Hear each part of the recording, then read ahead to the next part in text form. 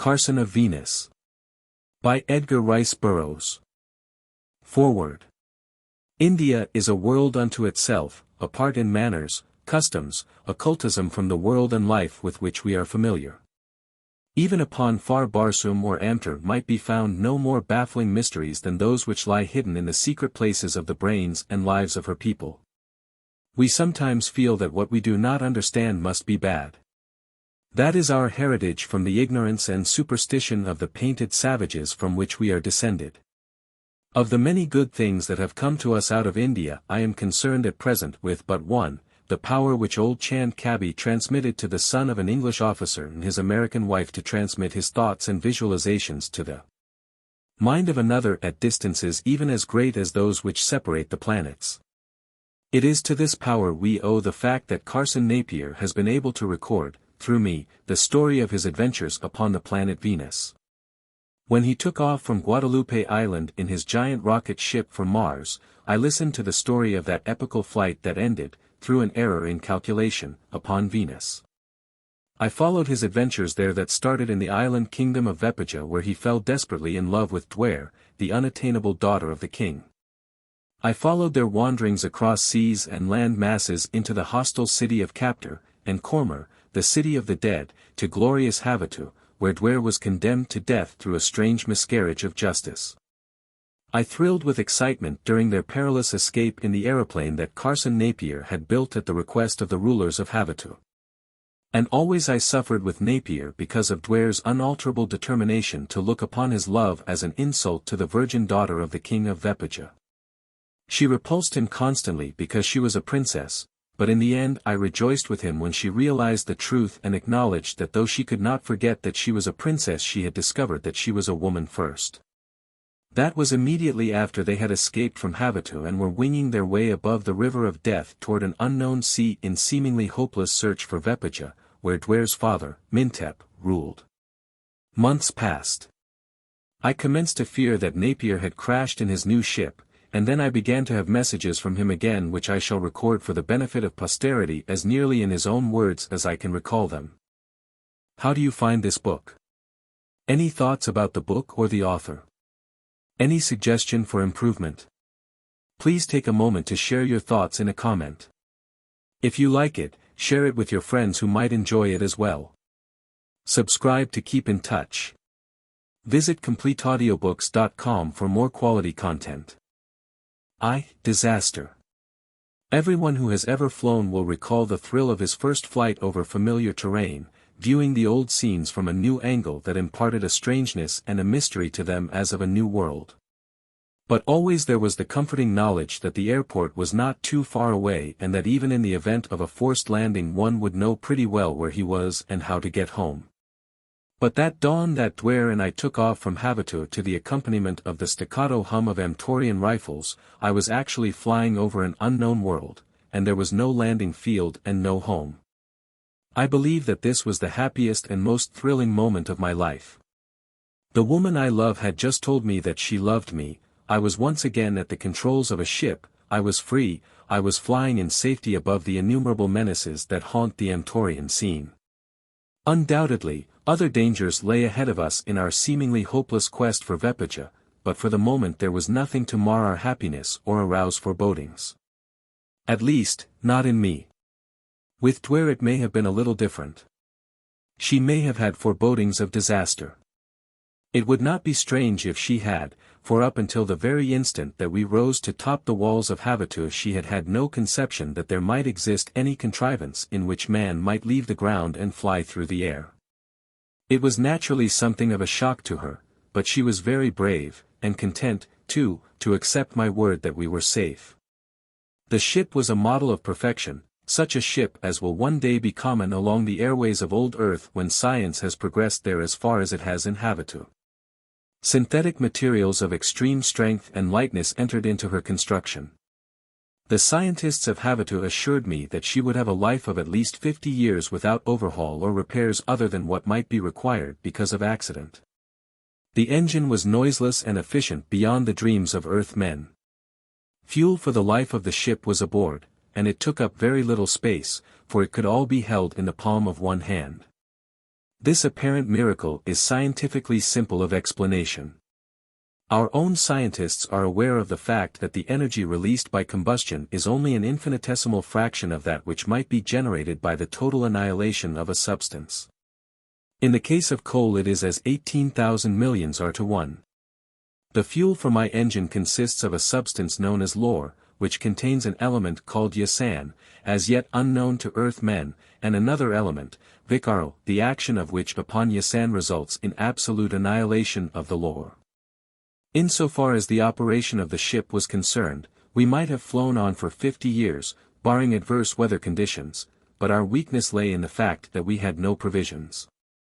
The precipitancy of our departure had precluded any possibility of provisioning the ship. We had escaped with our lives and what we had on, and that was all, but we were very happy. I didn't want to spoil it by questioning the future. But, really, we had a great many questions to ask of the future, and Duare presently raised one quite innocently enough. "Where are we going?" she asked. "To look for Vepija," I told her. "I am going to try to take you home." She shook her head. "No, we can't go there." "But that is the one place you have been longing to go ever since you were kidnapped by the clan Gon," I reminded her. "But not now, Carson. My father, the Jong, would have you destroyed. We have spoken of love to one another, and no man may speak of love to the daughter of the Jong of Vepija before she is 20. You know that well enough." "I certainly should," I teased her, "you have told me often enough." "I did it for your own safety, but nevertheless I always like to hear you say it," she admitted. "From the first?" I asked. "From the first. I have loved you from the first, Carson. You are an adept at dissimulation. I thought you hated me. And yet, sometimes I wondered. And because I love you, you must never fall into the hands of my father. But where can we go, Duare? Do you know a single spot in all this world where we should be safe? There is none. And in Vepija you, at least, will be safe. I shall have to take the chance of winning your father over." "It could never be done," she declared. "The unwritten law that decrees this thing is as old as the ancient empire of Vepija. You have told me of the gods and goddesses of the religions of your world. In Vepija the royal family occupies a similar position in the minds and hearts of the people, and this is especially true of the virgin daughter of a Jong. She is absolutely sacrosanct. To look at her is an offense. To speak to her is a crime punishable by death." "It's a crazy law," I snapped. "Where would you be now, had I abided by its dictates, dead? I should think your father would feel some obligation toward me." "As a father, he would. But not as a Jong." "And I suppose he is a Jong first," I said, a little bitterly. "Yes, he is a Jong first, and so we may not return to Vepija," she said with finality. What an ironical trick fate had played upon me. With many opportunities in two worlds to pick a girl for me to fall in love with, she had ended up by choosing a goddess. It was tough, yet I wouldn't have had it otherwise. To have loved Duare, and to know that she loved me, was better than a lifetime with any other woman. Duare's decision that we must not return to Vepija had left me in something of a quandary. Of course I didn't know that I could have found Vepija anyway, but at least it was something to aim at. Now I had nothing. Houtomai was the grandest city I had ever seen. But the unbelievable decision of the judges who had examined Duare after I had rescued her from the city of the dead, and our escape, made it impossible for us ever to return. To hunt for a hospitable city in this strange world seemed useless and hopeless. Venus is a world of contradictions, anomalies, and paradoxes. In the midst of scenes of peace and beauty, one meets the most fearsome beasts. Among a friendly, cultured people exist senseless and barbarous customs. In a city peopled by men and women of superintelligence and sweetness, the quality of mercy is utterly unknown to its tribunals. What hope had I, then, of finding a safe retreat for Duare and myself? I determined then to return Duare to Vepija, that she, at least, might be saved.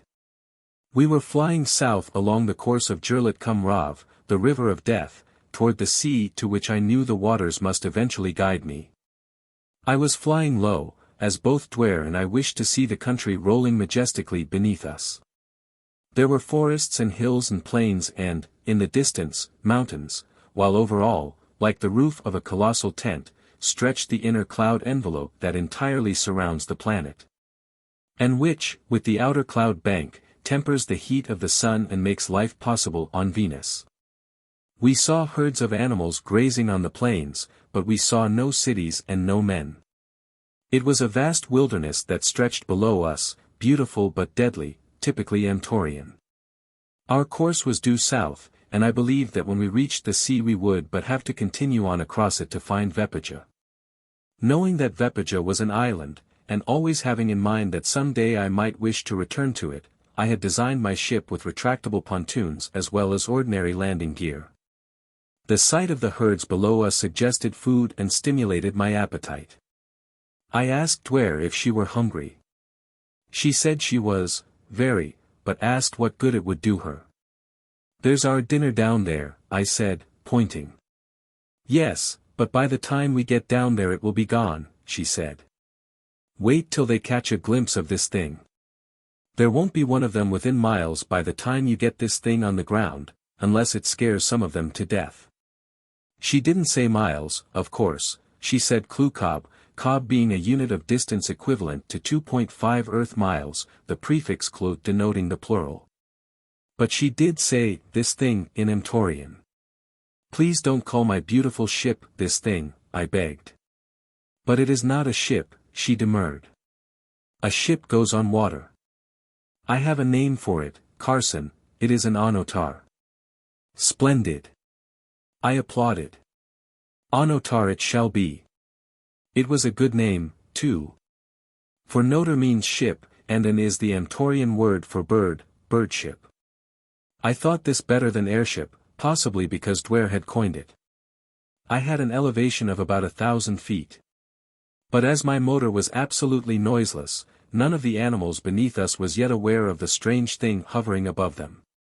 As I started to spiral downward, Duare gave a little gasp and touched my arm. She didn't seize it, as some women might have, she just touched it, as though the contact gave her assurance. It must have been rather a terrifying experience for one who had never even seen an airship before that morning. "What are you going to do?" she asked.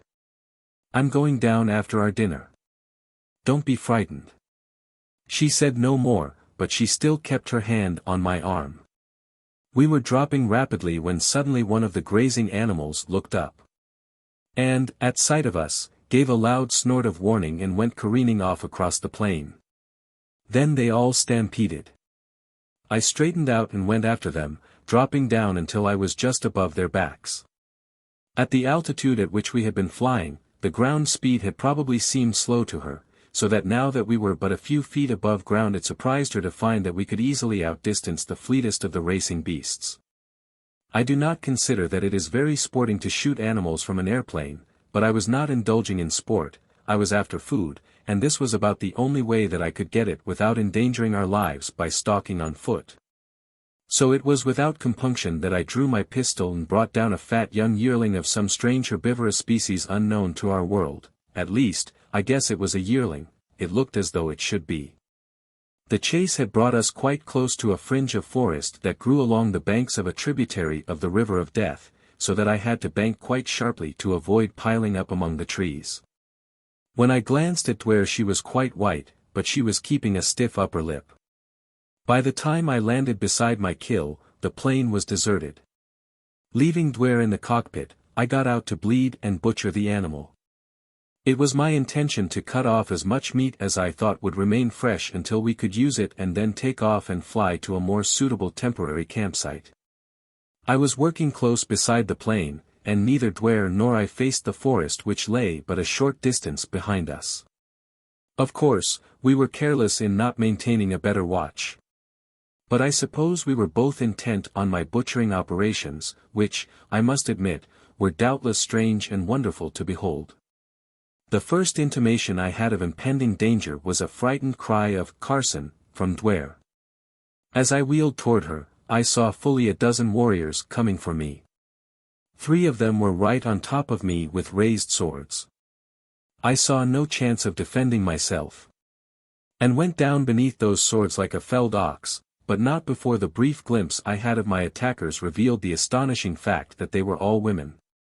I must have lain there unconscious for more than an hour, and when I regained consciousness I found myself alone. The warriors and Duare were gone. 2 Warrior women. I came at that moment to being as nearly spiritually crushed as I ever had been before in my life. To have Duare and happiness snatched from me after a few brief hours, at the very threshold of comparative security, completely unnerved me for the moment. It was the more serious aspect of the situation that gave me control of myself once more, the fate of Duare. I was pretty badly mussed up. My head and the upper part of my body were caked with dried blood from several nasty sword cuts. Why I had not been killed I shall never understand, and I am certain that my attackers had left me for dead. My wounds were quite severe, but none of them was lethal. My skull was intact. But my head ached frightfully, and I was weak from shock and loss of blood. An examination of the ship showed that it had not been damaged or tampered with. And as I glanced around the plain I saw that which convinced me that its presence there had doubtless saved my life, for there were several savage-appearing beasts pacing to and fro some 100 yards away eyeing me hungrily. It must have been to them, strange monster standing guard over me that kept them at bay. The brief glimpse I had had of the warrior women suggested that they were not mere savages but had attained at least some degree of civilization. Their apparel and arms bespoke that. From this I assumed that they must live in a village. And as they were on foot, it was reasonable to suppose that their village was at no great distance. I was sure that they must have come out of the forest behind the ship and therefore that it was in this direction I must search for Duare first.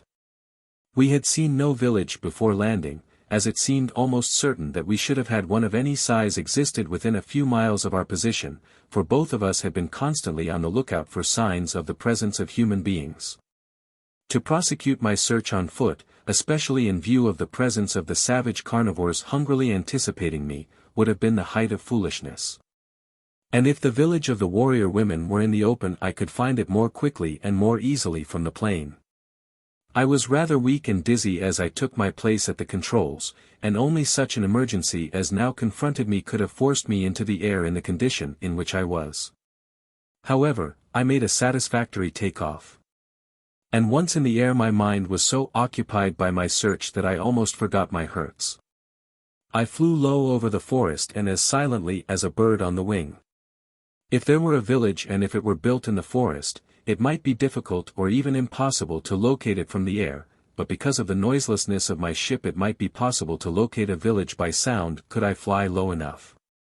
The forest was not of great extent, and I soon spanned it, but I saw no village nor any sign of one. Beyond the forest was a range of hills, and through a pass in them I saw a well-worn trail. This I followed. But I saw no village, though the landscape lay spread before me for miles around. The hills were cut with little canyons and valleys. It was rough country where one would least expect to find a village. And so I gave up the search in this direction and turned the nose of my ship back toward the plain where Duare had been captured, intending to start my search from there in another direction. I was still flying very low, covering once more the ground I had just been over, when my attention was attracted by the figure of a human being walking rapidly across a level mesa. Dropping still lower, I saw that it was a man. He was walking very rapidly and constantly casting glances behind. He had not discovered the ship. Evidently he was too much concerned with whatever was behind him, and presently I saw what it was, one of those ferocious lion-like creatures of Amter, a Tharbin. The beast was stalking him. But I knew that it would soon charge, and so I dropped quickly in a steep dive. Nor was I a moment too soon. As the beast charged, the man turned to face it with his pitifully inadequate spear, for he must have known that flight was futile. I had drawn my Amtorian pistol, charged with its deadly R-ray, and as I flattened out just above the Tharbin, narrowly missing a crack-up, I let him have it. I think it was more luck than skill that permitted me to hit him at all. And as he rolled over and over on the ground, I banked, circled the man and made a landing behind him. He was the first human being I had seen since the capture of Duare, and I wanted to question him. He was alone, armed only with primitive weapons. And, so, absolutely in my power. I don't know why he didn't run away, for that airship must have been an appalling thing to him, but he stood his ground even as I taxied up and stopped near him. It may have been that he was just paralyzed by fright. He was a small, rather insignificant-looking fellow wearing a loincloth so voluminous as to appear almost a short skirt. About his throat were several necklaces of colored stones and beads, while armlets, bracelets, and anklets similarly fabricated adorned his limbs. His long black hair was coiled in 2 knots, one upon either temple. And these were ornamented with tiny, colored feathers stuck into them like arrows in a target. He carried a sword, a spear, and a hunting knife. As I descended from the ship and approached him, he backed away. And his spear arm started back menacingly. "Who are you?" he asked. "I don't want to kill you, but if you come any closer I'll have to." "What do you want?" "I don't want to harm you," I assured him, "I just want to talk to you." We spoke in the universal language of Amter. "What do you want to talk to me about, but first tell me why you killed the Tharband that was about to kill and eat me?" "So that it wouldn't kill and eat you." He shook his head. "That is strange. You do not know me, we are not friends, so why should you wish to save my life?" "Because we are both men," I told him. "That is a good idea," he admitted. "If all men felt that way we would be treated better than we are. But even then, many of us would be afraid. What is that thing you were riding in? I can see now that it is not alive. Why does it not fall to the ground and kill you?" I had neither the time nor inclination to explain the science of aerodromics to him, so I told him it stayed up because I made it stay up. "You must be a very wonderful man," he said admiringly. "What is your name?" "Carson, and yours?"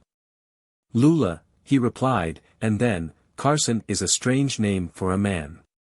It sounds more like a woman's name. More so than Lula." I asked, restraining a smile. "Oh, my, yes, Lula is a very masculine name. I think it is a very sweet name, too. Don't you?" "Very," I assured him. "Where do you live, Lula?" He pointed in the direction from which I had just come after abandoning hope of finding a village there. "I live in the village of Houtomai that is in the narrow canyon." "How far is it?" "About 2 Kooaad," he estimated. 2 Kooaad. That would be 5 miles of our system of linear measurement, and I had flown back and forth over that area repeatedly and hadn't seen any sign of a village. "A little while ago I saw a band of warrior women with swords and spears," I said. "Do you know where they live?" "They might live in Houtomai," he said, "or in one of several other villages." "Oh, we Samari have many villages, we are very powerful." Was one of the women large and powerful and with a deep scar on the left side of her face? I really didn't have much opportunity to observe them closely, I told him. "Well, perhaps not. If you'd gotten too close to them you'd be dead now, but I thought maybe Bund might have been with them, then I would have known that they were from Houtomai. Bund, you see, is my mate. She is very strong, and really should be chief." He said Jong, which means king, but chief seems a better title for the leader of a savage tribe, and from my brief intercourse with the ladies of the Samari I could vouch for their savagery. "Will you take me to Houtomai?" I asked. "Oh, mercy, no," he cried. "They'd kill you, and after your having saved my life I couldn't think of exposing you to danger." "Why would they want to kill me?" I demanded. "I never did anything to them and don't intend to." "That doesn't mean anything to the women of the Samari," he assured me. "They don't like men very well, and they kill every strange man they find in our country. They'd kill us, too, if they weren't afraid the tribe would become extinct. They do kill some of us occasionally, if they get mad enough. Bun tried to kill me yesterday, but I could run too fast for her.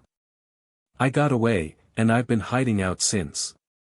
I think perhaps she's gotten over her anger by now. So I'm going to sneak back and see. Suppose they captured a strange woman, I asked, what would they do with her? They'd make a slave of her and make her work for them. Would they treat her well? They don't treat anyone well, except themselves, they live on the fat of the land, he said, resentfully. But they wouldn't kill her? I asked. You don't think they do that, do you? He shrugged. They might. Their tempers are very short. And if a slave makes a mistake, she'd certainly be beaten. Often they beat them to death. Are you very fond of Bund? I asked him. Fond of Bund? Who ever heard of a man being fond of a woman? I hate her. I hate them all. But what can I do about it? I must live. If I went to another country, I'd be killed. If I stay here and try to please Bund, I am fed and protected and have a place to sleep. And then, too, we men do have a little fun once in a while. We can sit around and talk while we're making sandals and loincloths, and sometimes we play games, that is, when the women are out hunting or raiding. Oh, it's better than being dead, anyhow. I'm in trouble, Lula. And I'm wondering if you won't help me. You know we men should stick together. What do you want me to do? He demanded. I want you to lead me to the village of Houtomai. He looked at me suspiciously, and hesitated. Don't forget that I saved your life, I reminded him. That's right, he said. I do owe you something, a debt of gratitude, at least. But why do you want to go to Houtomai? I want to see if my maid is there. She was stolen by some warrior women this morning. Well, why do you want to get her back? I wish someone would steal Bund. You wouldn't understand, Lula, I told him, but I certainly do want to get her back. Will you help me? I could take you as far as the mouth of the narrow canyon, he said, but I couldn't take you into the village. They'd kill us both. They'll kill you when you get there, anyway. If you had black hair you might escape notice, but that funny yellow hair of yours would give you away the very first thing. Now, if you had black hair, you could sneak in after dark and come into one of the men's caves. That way you might escape notice for a long time. Even if some of the women saw you, they wouldn't know the difference. They don't pay much attention to any but their own men. But wouldn't the men give me away? No. They'd think it was a great joke, fooling the women. If you were found out, we'd just say you fooled us, too. I wish you had black hair. I, too, wish then that I had black hair, if that would help me get into the village of Houtomai. Presently, a plan occurred to me. Lula, I asked, did you ever see an onotar before, nodding toward the ship? He shook his head. Never. Want to have a look at it? He said he'd like to. So I climbed into the cockpit, inviting him to follow me. When he had seated himself beside me, I buckled the safety belt across him to demonstrate it as I was explaining its purpose. Would you like to take a ride? I asked. Up in the air? He demanded. Mercy, I should say not. Well, just along the ground, then. Just a little way along the ground? Yes, I promised, just a little way along the ground, and I wasn't lying to him. I taxied around until we were headed into the wind, then I gave her the gun. Not so fast, he screamed, and he tried to jump out, but he didn't know how to unfasten the safety belt. He was so busy with it that he didn't look up for several seconds. When he did, we were 100 feet off the ground and climbing rapidly. He gave one look, screamed, and closed his eyes. You lied to me, he cried. You said we'd go just a little way along the ground. We ran only a little way along the ground, I insisted. I didn't promise that I wouldn't go into the air.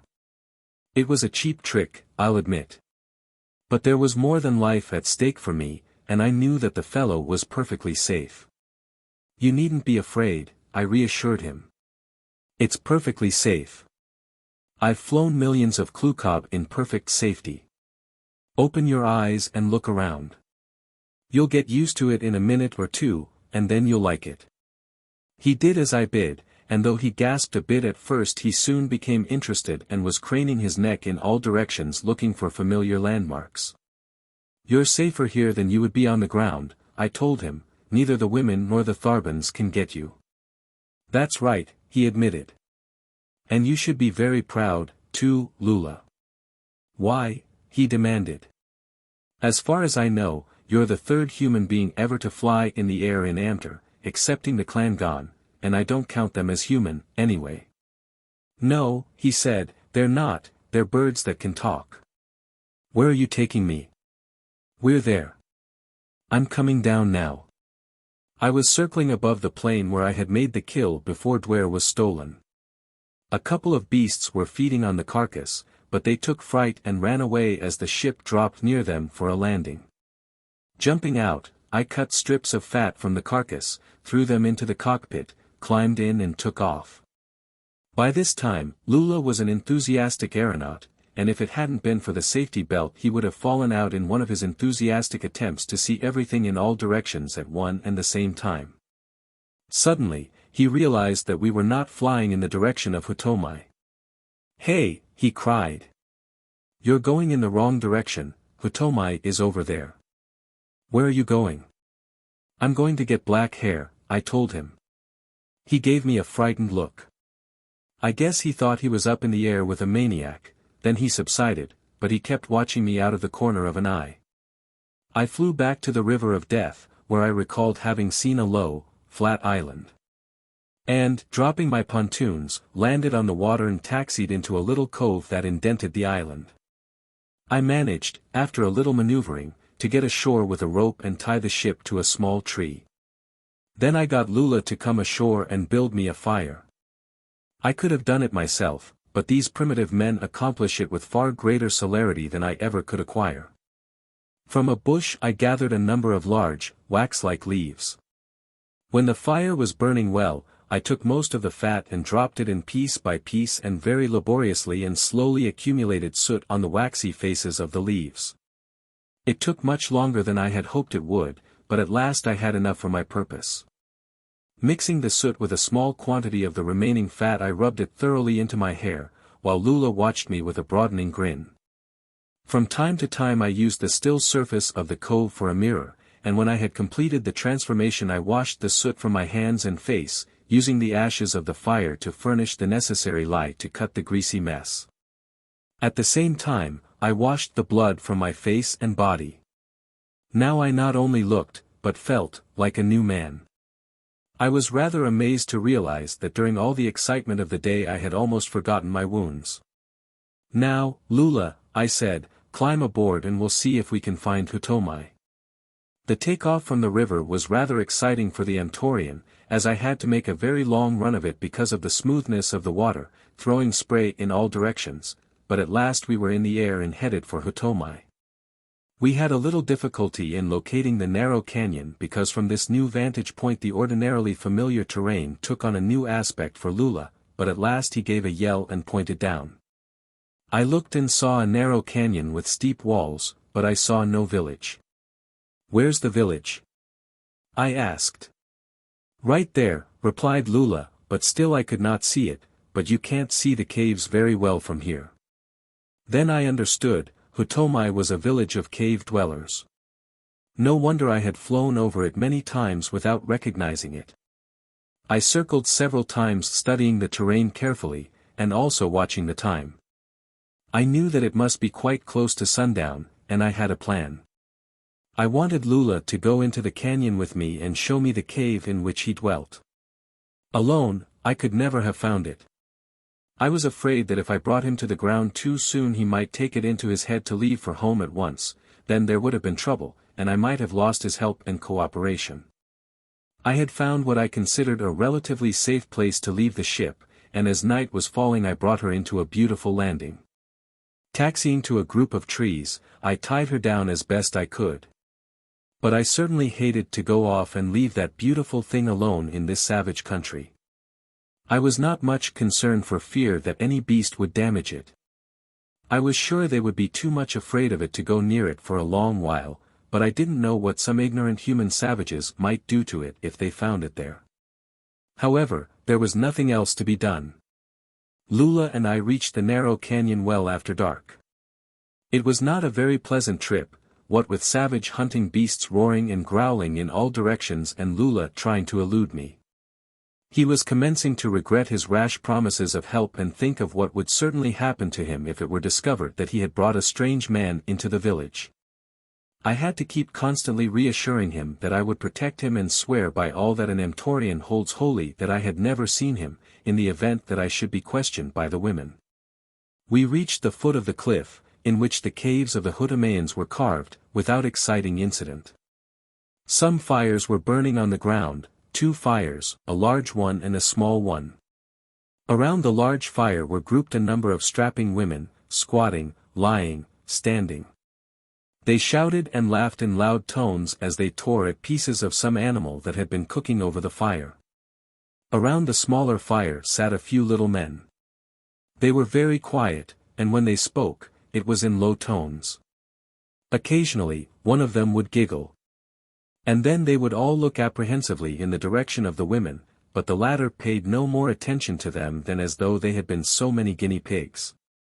To this group of men, Lula led me. Say nothing, he warned his unwelcome guest, and try not to call attention to yourself. I kept to the rear of those gathered about the fire, seeking always to keep my face in shadow. I heard the men greet Lula, and from their manner I judged that a bond of friendship, welded from their common misery and degradation, united them. I looked about in search of Duare, but saw nothing of her. "How is Bun's humor?" I heard Lula inquire. "As bad as ever," replied one of the men. "Were the raids and the hunting good today?" "Did you hear any of the women say?" continued Lula. "They were good," came the reply. "There is plenty of meat now, and Bun brought in a woman slave that she captured. There was a man with her, whom they killed, and the strangest contraption that anyone ever beheld. I think even the women were a little afraid of it from what they said. At any rate, they evidently got away from it as quickly as they could." "Oh, I know what that was," said Lula, "it was an onotar." "How do you know what it was?" demanded one of the men. "Why, can't you take a joke?" demanded Lula in a weak voice. I smiled as I realized how nearly Lula's vanity had caused him to betray himself. It was evident that while he may have trusted his friends, he did not therefore trust them implicitly.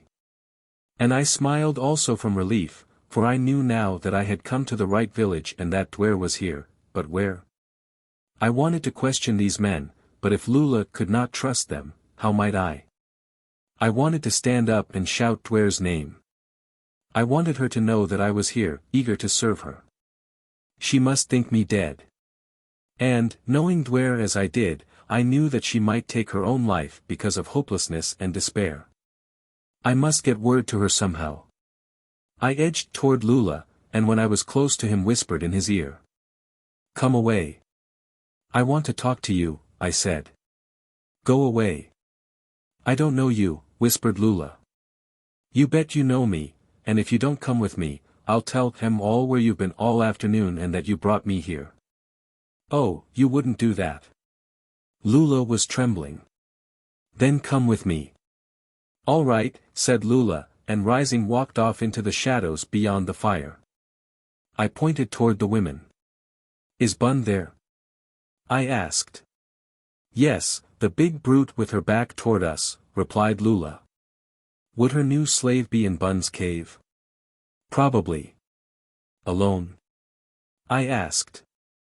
"No, another slave whom Bun could trust would be watching her, so that she couldn't escape." "Where is Bun's cave?" "High up, on the 3rd terrace." "Take me to it," I directed. "Are you crazy, or do you think I am?" demanded Lula. "You are allowed on the cliff, aren't you?" "Yes, but I wouldn't go to Bun's cave unless she sent for me." "You don't have to go there. Just come with me far enough to point it out to me." He hesitated, scratching his head. "Well," he said, finally, "that's as good a way as any to get rid of you. But don't forget that you promised not to tell them that it was I who brought you to the village." I followed him up a rickety ladder to the first and then to the second level, but as we were about to ascend to the third, two women started down from above. Lula became panicky. "Come," he whispered nervously and took me by the arm. He led me along a precarious footwalk that ran in front of the caves and to the far end of it. Trembling, he halted here. "That was a narrow escape," he whispered. "Even with your black hair you don't look much like a Samarian man, you're as big and strong as a woman, and that thing hanging at your side, that would give you away. No one else has one. You'd better throw it away." He referred to my pistol, the only weapon I had brought, with the exception of a good hunting knife. The suggestion was as bizarre as Lula was naive. He was right in saying that its possession might reveal my imposture, but on the other hand its absence might ensure my early demise. I did manage to arrange it, however, so that it was pretty well covered by my loincloth. As we were standing on the runway waiting for the two women to get safely out of the way, I looked down upon the scene below, my interest centering principally upon the group of women surrounding the larger fire. They were strapping specimens, broad-shouldered, deep-chested, with the sturdy limbs of gladiators. Their hoarse voices rose in laughter, profanity, and coarse jokes. The firelight played upon their almost naked bodies and their rugged, masculine faces, revealing them distinctly to me. They were not unhandsome, with their short hair and bronzed skins. But even though their figures were, in a modified way, those of women, there seemed not even a trace of femininity among them. One just could not think of them as women, and that was all there was to it. As I watched them, two of them got into an altercation. They started by calling each other vile names, then they went at it hammer and tongs, and they didn't fight like women. There was no hair pulling or scratching there. They fought like a couple of icemen. How different the other group around the smaller fire.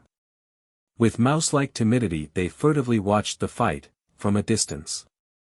Compared with their women, their bodies were small and frail, their voices soft, their manner apologetic. Lula and I didn't wait to ascertain the outcome of the fight.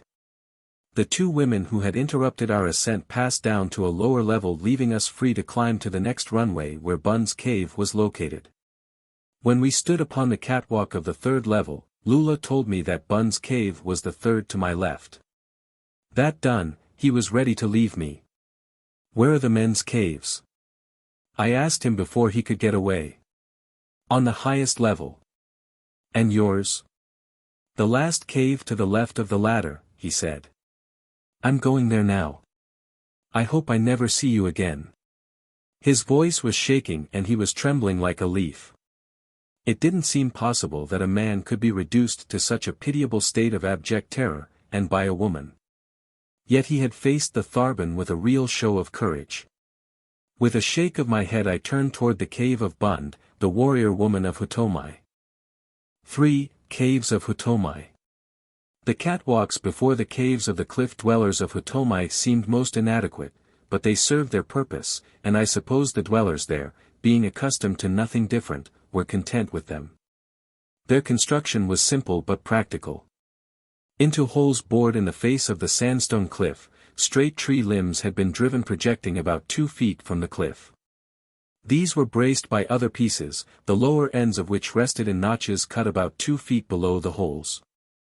Along the tops of these brackets, poles had been laid and lashed down with rawhide. The runways seemed rather narrow when one glanced down the face of the precipitous cliff, and there were no handrails. I couldn't help but think how embarrassing it might be to get into a fight on one of these catwalks. As these thoughts passed through my mind, I made my way to the mouth of the third cave to my left. All as quiet and the interior as dark as a pocket. "Hey! In there," I called. Presently a sleepy feminine voice answered. "Who's that? What do you want?" "Bund wants her new slave sent down," I said. I heard someone moving inside the cave, and almost immediately a woman with disheveled hair crawled to the entrance. I knew that it was too dark for her to recognize features.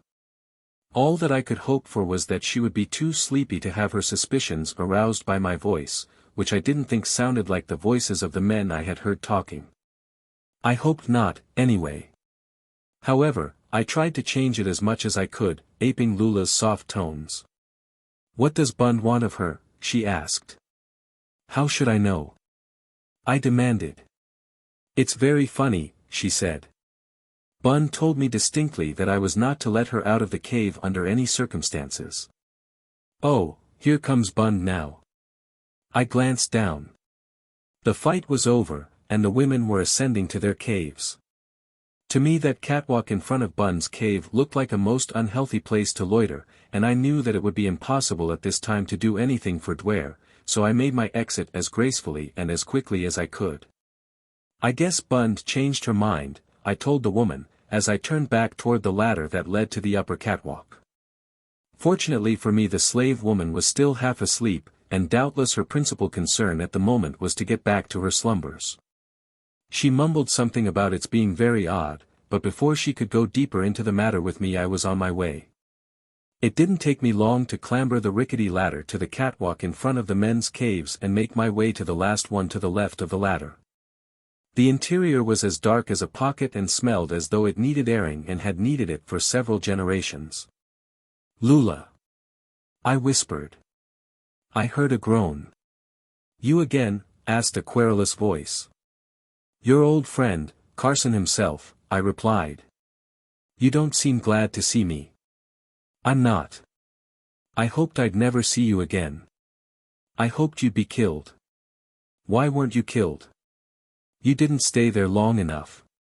"Why did you come away?" "I had to come up and see my old friend, Lula," I said. "And then you will go right away again?" "Not tonight. Maybe tomorrow." "I certainly hope tomorrow." He groaned again. "Don't let them see you coming out of this cave tomorrow," he begged. "Oh, why did I tell you where my cave was?" "That was very stupid of you, Lula, but don't worry. I won't get you in any trouble if you help me." "Help you? Help you get your mate away from Bund?" "Why, Bund would kill me." "Well, let's not worry about it until tomorrow. We both need sleep." "But say, Lula, don't betray me. If you do, I'll tell Bund the whole story." "One more thing. Do you occupy this cave alone?" "No. 2 other men are with me. They'll probably be up soon. Don't talk to me any more after they come." "You think they'd give us away?" "I don't know," he admitted, "but I'm not going to take any chances." After this we relapsed into silence. It wasn't long before we heard footsteps outside, and a moment later the other 2 men entered the cave. They had been carrying on a conversation, and they brought the tail end of it in with them. Beat me, so I didn't say any more about it, but just before we came up I heard the women talking about it. Nearly all were in their caves at the time. It was just before we went down to build the fires for the last meal, just before darkness came. I had come out of the cave to go down when I happened to look up and see it. "Why did your woman beat you?" "She said I was lying and that she didn't like liars, that she couldn't abide them and that if I'd tell a silly lie like that I'd lie about anything, but now 2 of the women said they saw it." "What did your woman say to that?" "She said I probably had a beating coming to me anyway." "What did the thing look like?" "Like a big bird, only it didn't flap its wings. It flew right over the canyon." The women who saw it said it was the same thing they saw sitting on the ground when they captured the new slave today and killed the yellow-haired man. That thing must have been the Onotar that Lula spoke of. But he said he was only joking. How could he joke about something he'd never seen? There's something funny about this. "Hey, Lula." There was no response. "Hey, you, Lula," the man called again. "I'm asleep," said Lula. "Then you'd better wake up. We want to know about this Onotar," insisted the man. "I don't know anything about it, I never saw it, I never went up in it." "Whoever said you went up in it? How could a man go up in the air in anything? It can't be done." "Oh, yes it can," exclaimed Lula. 2 men can ride in it, maybe 4. It flies all around wherever you want it to go. I thought you didn't know anything about it." "I am going asleep," announced Lula. You're going to tell us all about that Onotar, or I'll tell Bund on you. Oh, Vila. You wouldn't do that, cried Lula. Yes, I would so, insisted Vila. You'd better tell us everything. If I do, will you promise not to tell anyone? I promise. And you, Ellie? Will you promise? Asked Lula. I wouldn't tell anyone on you, Lula, you ought to know that, Ellie assured him. Now, go on and tell us. Well, I have seen it, and I've ridden in it, way up in the sky. Now you are lying, Lula, chided Vila. Honest to gracious, I'm not, insisted Lula, and if you don't believe me, ask Carson. I had been expecting the nitwit to spill the beans, so I wasn't greatly surprised. I think that if Lula had had an IQ rating it would have been about decimal 2. And who is Carson? Demanded Vila. He makes the Onotar go in the air, explained Lula. Well, how can we ask him? I think you are lying again, Lula. You are getting into a bad habit of lying, lately. I am not lying, and if you don't believe me you can ask Carson. He's right here in this cave. What? Demanded the two, in unison. Lula is not lying, I said. I am here. Also, Lula rode in the Onotar with me. If you two would like to ride, I'll take you up tomorrow, if you can get me out of here without the women seeing me. For a while there was silence, then Ellie spoke in a rather frightened voice. What would Jad say if she knew about this? He asked. Jad was the chief. You promised not to tell, Lula reminded him. Jad needn't know, unless one of you tells her, I said. And if you do, I'll say that all 3 of you knew it and that you were trying to get me to kill her. Oh, you wouldn't say that, would you? Cried Ellie. I certainly would. But if you'll help me, no one need ever know. And you can get a ride in the Onotar to boot. I'd be afraid, said Ellie.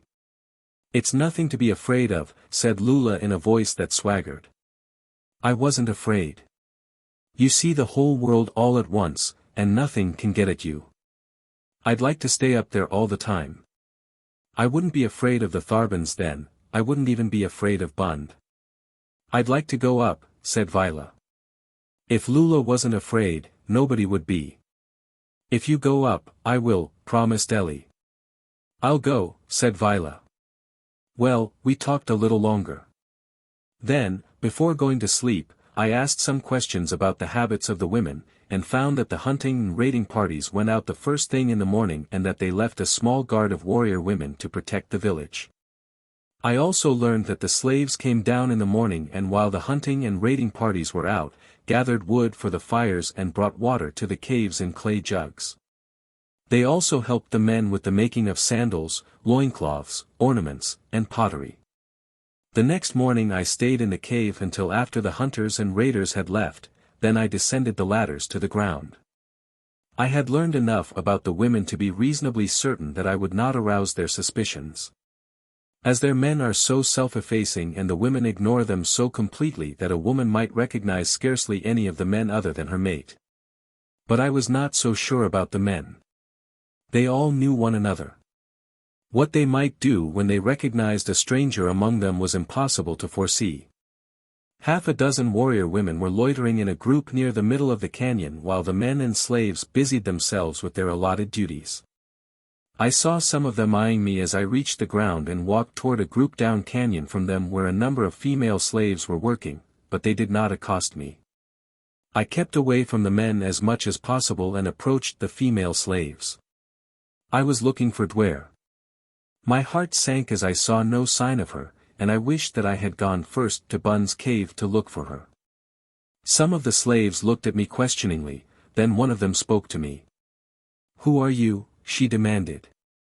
"You ought to know," I told her, and while she was puzzling that one out, I walked on. Presently I saw some slaves emerging from a little side gully with armfuls of wood, and among them I recognized Duare. My heart leaped at sight of her.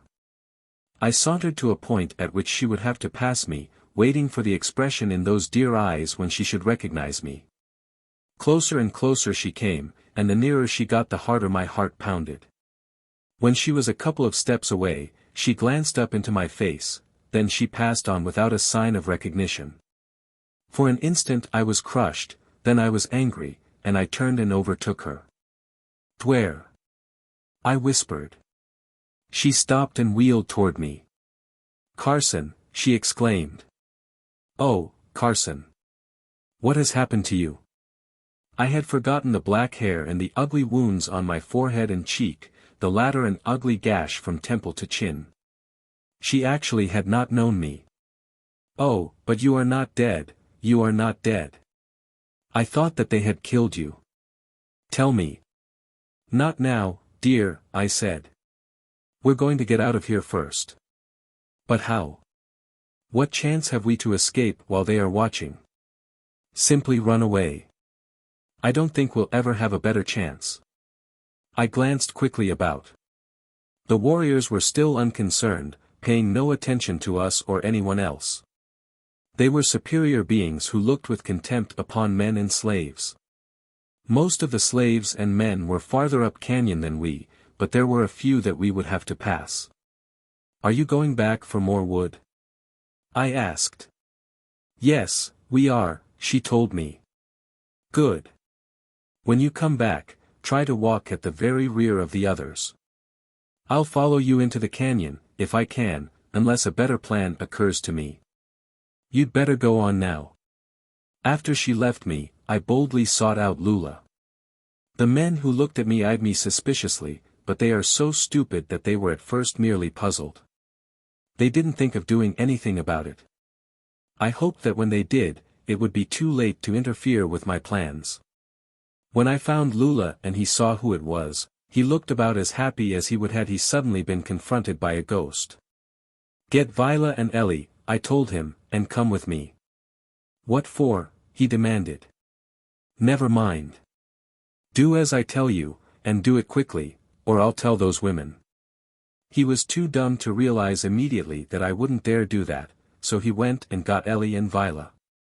"What do you want of us?" demanded the latter. "I'm going to take you for that ride in the Onotar, just as I promised you last night," I said. They looked at each other questioningly. I could see that they were afraid, probably frightened by the thought of flying, but more frightened of the women. Ellie choked. "I can't go today," he said. "You are coming with me whether you go up in the Onotar or not," I told them in no uncertain tones. "What do you want of us?" asked Vila. "Come with me, and I'll show you. And don't forget that if you don't do as I tell you I'll tell the women about that plan of yours to have me kill Jad." "Now, come." "You're a mean old thing," whined Vila. They had been kicked around so much all their lives and had developed such colossal inferiority complexes that they were afraid of everybody, and, if they weren't given too much time to think, would obey anyone's commands, so they came with me. The wood carriers had laid down their loads and were on their way back to the side gully for more as I herded my unwilling accomplices toward a point the slaves would have to pass. And as they approached, I saw, to my vast relief, that Duare was trailing the others. As she came opposite us, I gathered my three around her to hide her, if possible, from the sight of the warrior women. Then I directed them at a loitering gait downward toward the mouth of the narrow canyon. Right then I would have given a lot for a rear sight mirror. For I wanted to see what was going on behind us, but didn't dare look back for fear of suggesting that we were doing something we shouldn't be. It was a case of nonchalance or nothing, and not a cigarette of any brand among us. I never knew minutes to be so long, but finally we approached the lower end of the canyon, and then I heard the hoarse voice of a woman shouting at us. "Hi, there. Where are you going? Come back here." With that, the three men stopped in their tracks, and I knew that the jig was up as far as secrecy was concerned. I took Duare's hand, and we kept on down the canyon. Now I could look back. Lula, Vila and Ellie were marching back to their masters. And three of the women were coming down the canyon toward us. When they saw that two of us had ignored their command and were walking on, they commenced to shout again, and when we didn't pay any attention to them they broke into a trot. Then we took to our heels. I didn't doubt but that we could outdistance them, for they were not built for speed. However, We would have to get to the ship far enough ahead of them to give us time to untie her before they overtook us. As we turned out of the mouth of the narrow canyon into the wide canyon of which it is a branch, we came on fairly level ground sloping gently in the direction we were going. Groups of splendid trees dotted the landscape, and off there somewhere in the near beyond was the ship and safety. Then, squarely across our path and a couple of 100 yards away, I saw 3 tharbans. 4. A new land. The sight of those 3 great beasts barring our way was just about as discouraging as anything I have ever encountered. Of course I had my pistol. But the rays don't always kill immediately any more than bullets do, and even if I should succeed in killing them, the delay would permit the women to overtake us. I could hear them shouting, and I was afraid their voices might reach one of the hunting parties, so, all in all, I was in a tough spot. Fortunately, they hadn't come out of the narrow canyon yet. And I thought I saw a possible chance of eluding them and the tharbans. We were close to a group of trees, the dense foliage of which would form an excellent hiding place, so I hoisted Duare to a lower branch and swung up after her. Climbing well up, we waited. Through the foliage we could look out, though I doubted that anyone could see us. The 3 tharbans had witnessed our ruse and were coming toward the tree, but when the running warrior women hove into sight out of the mouth of the narrow canyon, the beasts paid no more attention to us, but turned their attention to the women instead. The sight of the tharbans brought the women to a sudden stop. I saw them looking around for us, and then, as the tharbans advanced, they retreated into the narrow canyon. The 3 beasts followed them, and the moment that all were out of sight, Duare and I dropped to the ground and continued on toward the ship. We could hear the roars and growls of the tharbans and the shouts of the women growing fainter in the distance as we almost ran in our eagerness to reach the onotar. What had appeared a few moments before almost a catastrophe had really proved our salvation, for now we had no need to fear pursuit from the village. My only immediate concern now was the ship, and I can tell you that I breathed a sigh of relief when we came in sight of it and I saw that it was intact. 5 minutes later we were in the air, and the adventure of Houtomai was a thing of the past. Yet, how near it had come to meaning death for me and a life of slavery for Duare. If the warrior women had taken but an extra moment to make sure that I was dead, how very different the outcome would have been. I shall always think that fear of the ship, a thing so strange to them, caused them to hurry away. Duare says that they talked much about the ship on the way back to the village and that it was evident that they were troubled by it, not being quite sure that it was not some strange beast that might pursue them. We had much to talk about as I circled in search of game, that I might make another kill, for I had not eaten for 2 days, and Duare only a few mean scraps while she was the slave of Bund. Duare kept looking at me and touching me to make sure that I was alive, so certain had she been that the Cimmerians had killed me. I should not have lived long, Carson, if you hadn't come, she said.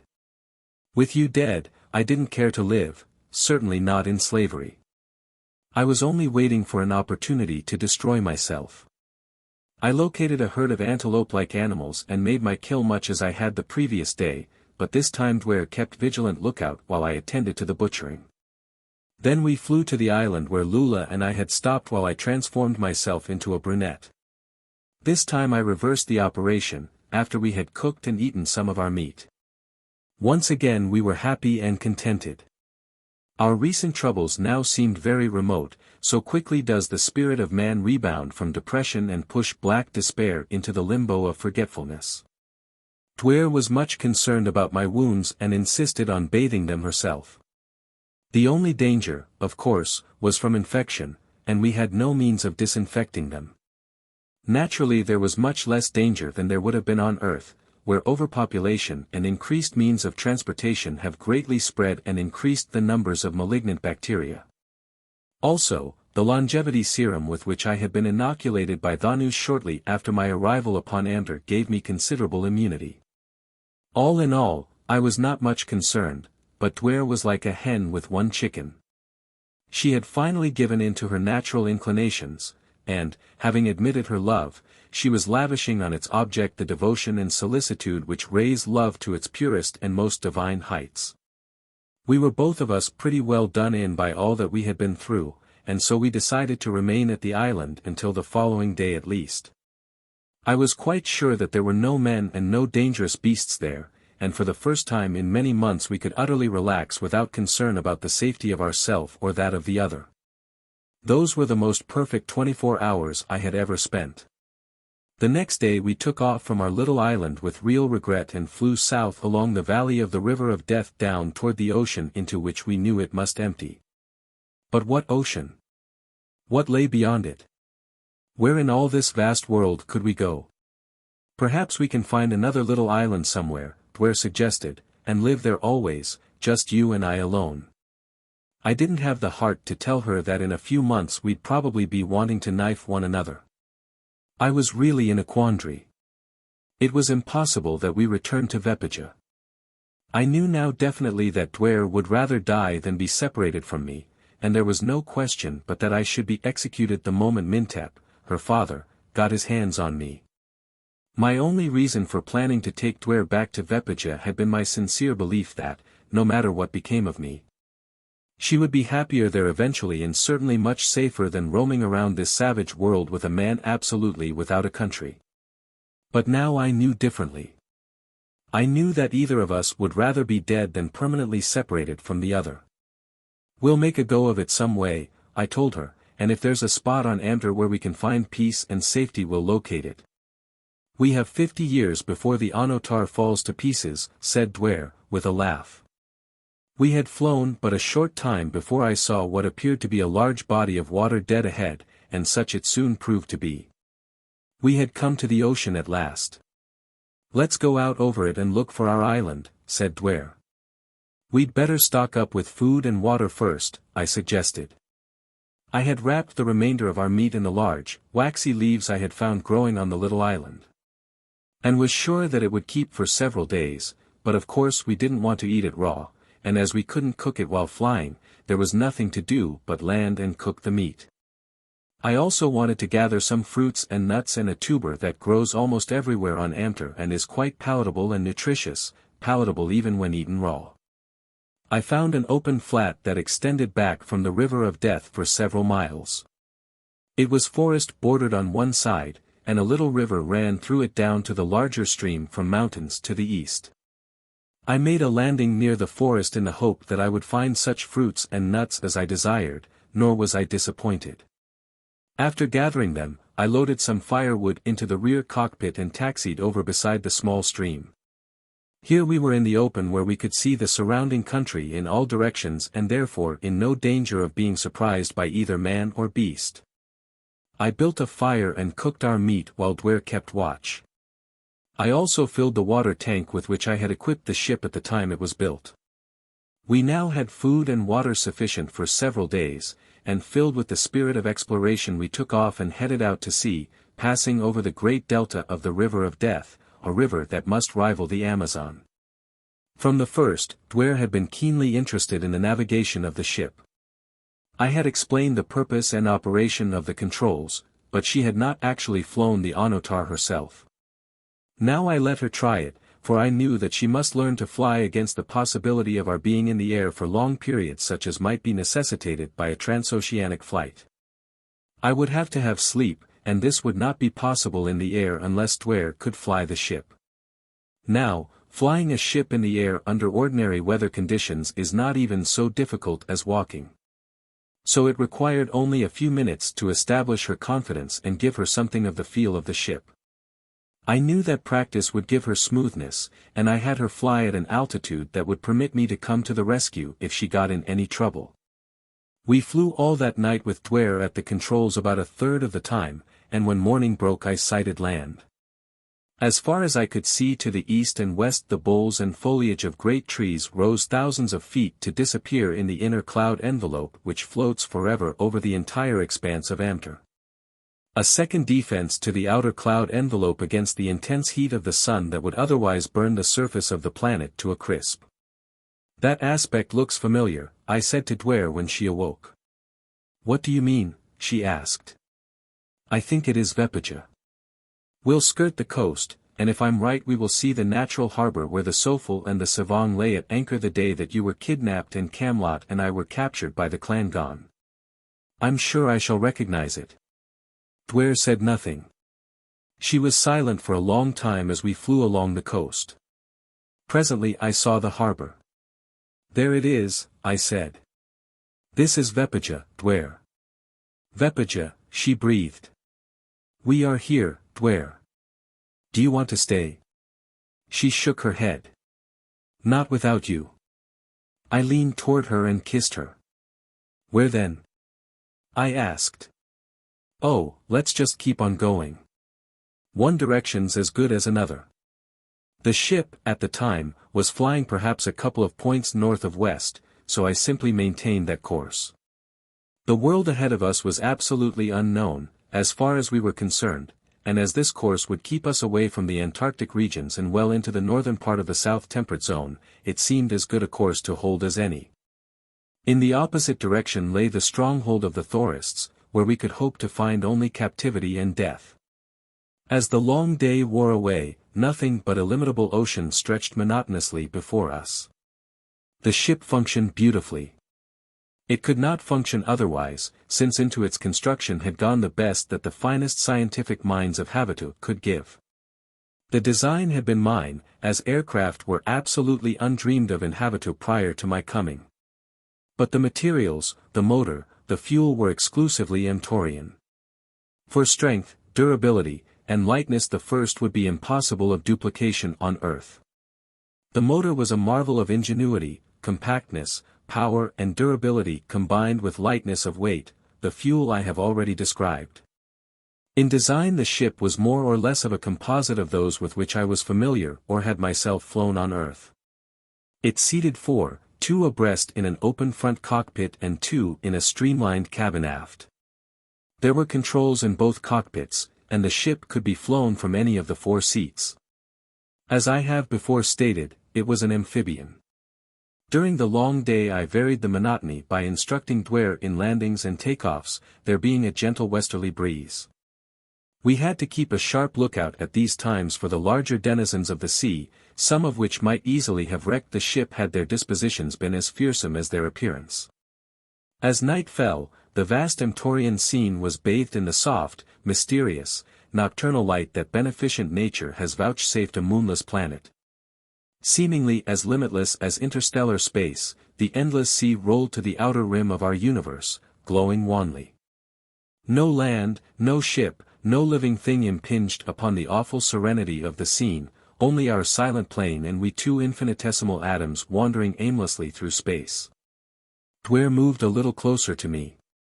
Companionship was good in this infinite loneliness.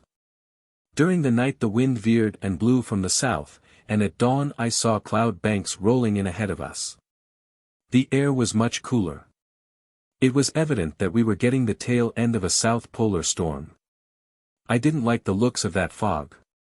I had blind flying instruments on the instrument board. But, even so, who would care to fly blind in a world concerning the topography of which he knew nothing? Nor was I particularly keen to chance wading the fog out on the surface of the sea. The chances are it would have been safe enough, but I had seen far too many leviathans cavorting about in the waters beneath us to incline me toward spending any more time on the surface of the water than was absolutely necessary. I determined to change our course and fly north ahead of the fog. It was then that Duare pointed ahead. "Isn't that land?" she asked. "It certainly has all the appearances of land," I said, after taking a long look. "Maybe it is our island," she suggested laughingly. "We'll go and have a look at it before the fog rolls over it. We can always beat that fog if it gets too thick." "Land will look pretty good again," said Duare. "Yes," I agreed. "We've been looking at an awful lot of water." As we approached the coastline we saw mountains in the distance and far to the northwest what appeared to be one of those giant tree forests such as cover almost the entire area of the island of VIII. "Oh, there's a city," exclaimed Duare. "So it is, a seaport. Quite a good-sized city, too. I wonder what kind of people live there." Duare shook her head. "I don't know. There is a land northwest of VIII that is called Amlot. I have seen it on the map. It lies partially in Tribunal and partially in Strabel. The maps show it as an island, a very large island, but of course nobody knows. Strabel has never been thoroughly explored. It seemed to me that none of Venus had ever been thoroughly explored, nor could I wonder. The most able men I had met here clung to the belief that it was a saucer-shaped world floating on a molten sea. They thought that its greatest circumference lay at what I knew to be the South Pole, and on their maps the equator was not even a dot. They never dreamed of the existence of another hemisphere. With maps based on such erroneous reasoning, everything was distorted, and because their maps were therefore useless, no navigator dared go far from familiar waters and seldom out of sight of land. As we approached the city I saw that it was walled and heavily fortified, and closer inspection revealed the fact that it was being beleaguered by a large force. The hum of Amtorian guns came faintly to our ears. We saw the defenders on the walls. And, beyond the walls, we saw the enemy, long lines of men encircling the city, each lying behind his shield. These shields are composed of metal more or less impervious to both our rays and T-rays. And their use must result in far more mobile attacking forces than could have been possible were the men facing earthly bullets. It practically amounted to each man carrying his own trench. The troops could be maneuvered almost anywhere on the field of battle while under fire, with a minimum of casualties. As we passed over the city, firing practically ceased on both sides. We could see thousands of faces upturned toward us, and I could imagine the wonder and amazement that the ship must have engendered in the minds of those thousands of soldiers and civilians. Not one of whom could possibly have conceived the nature of this giant, bird-like thing speeding silently above them.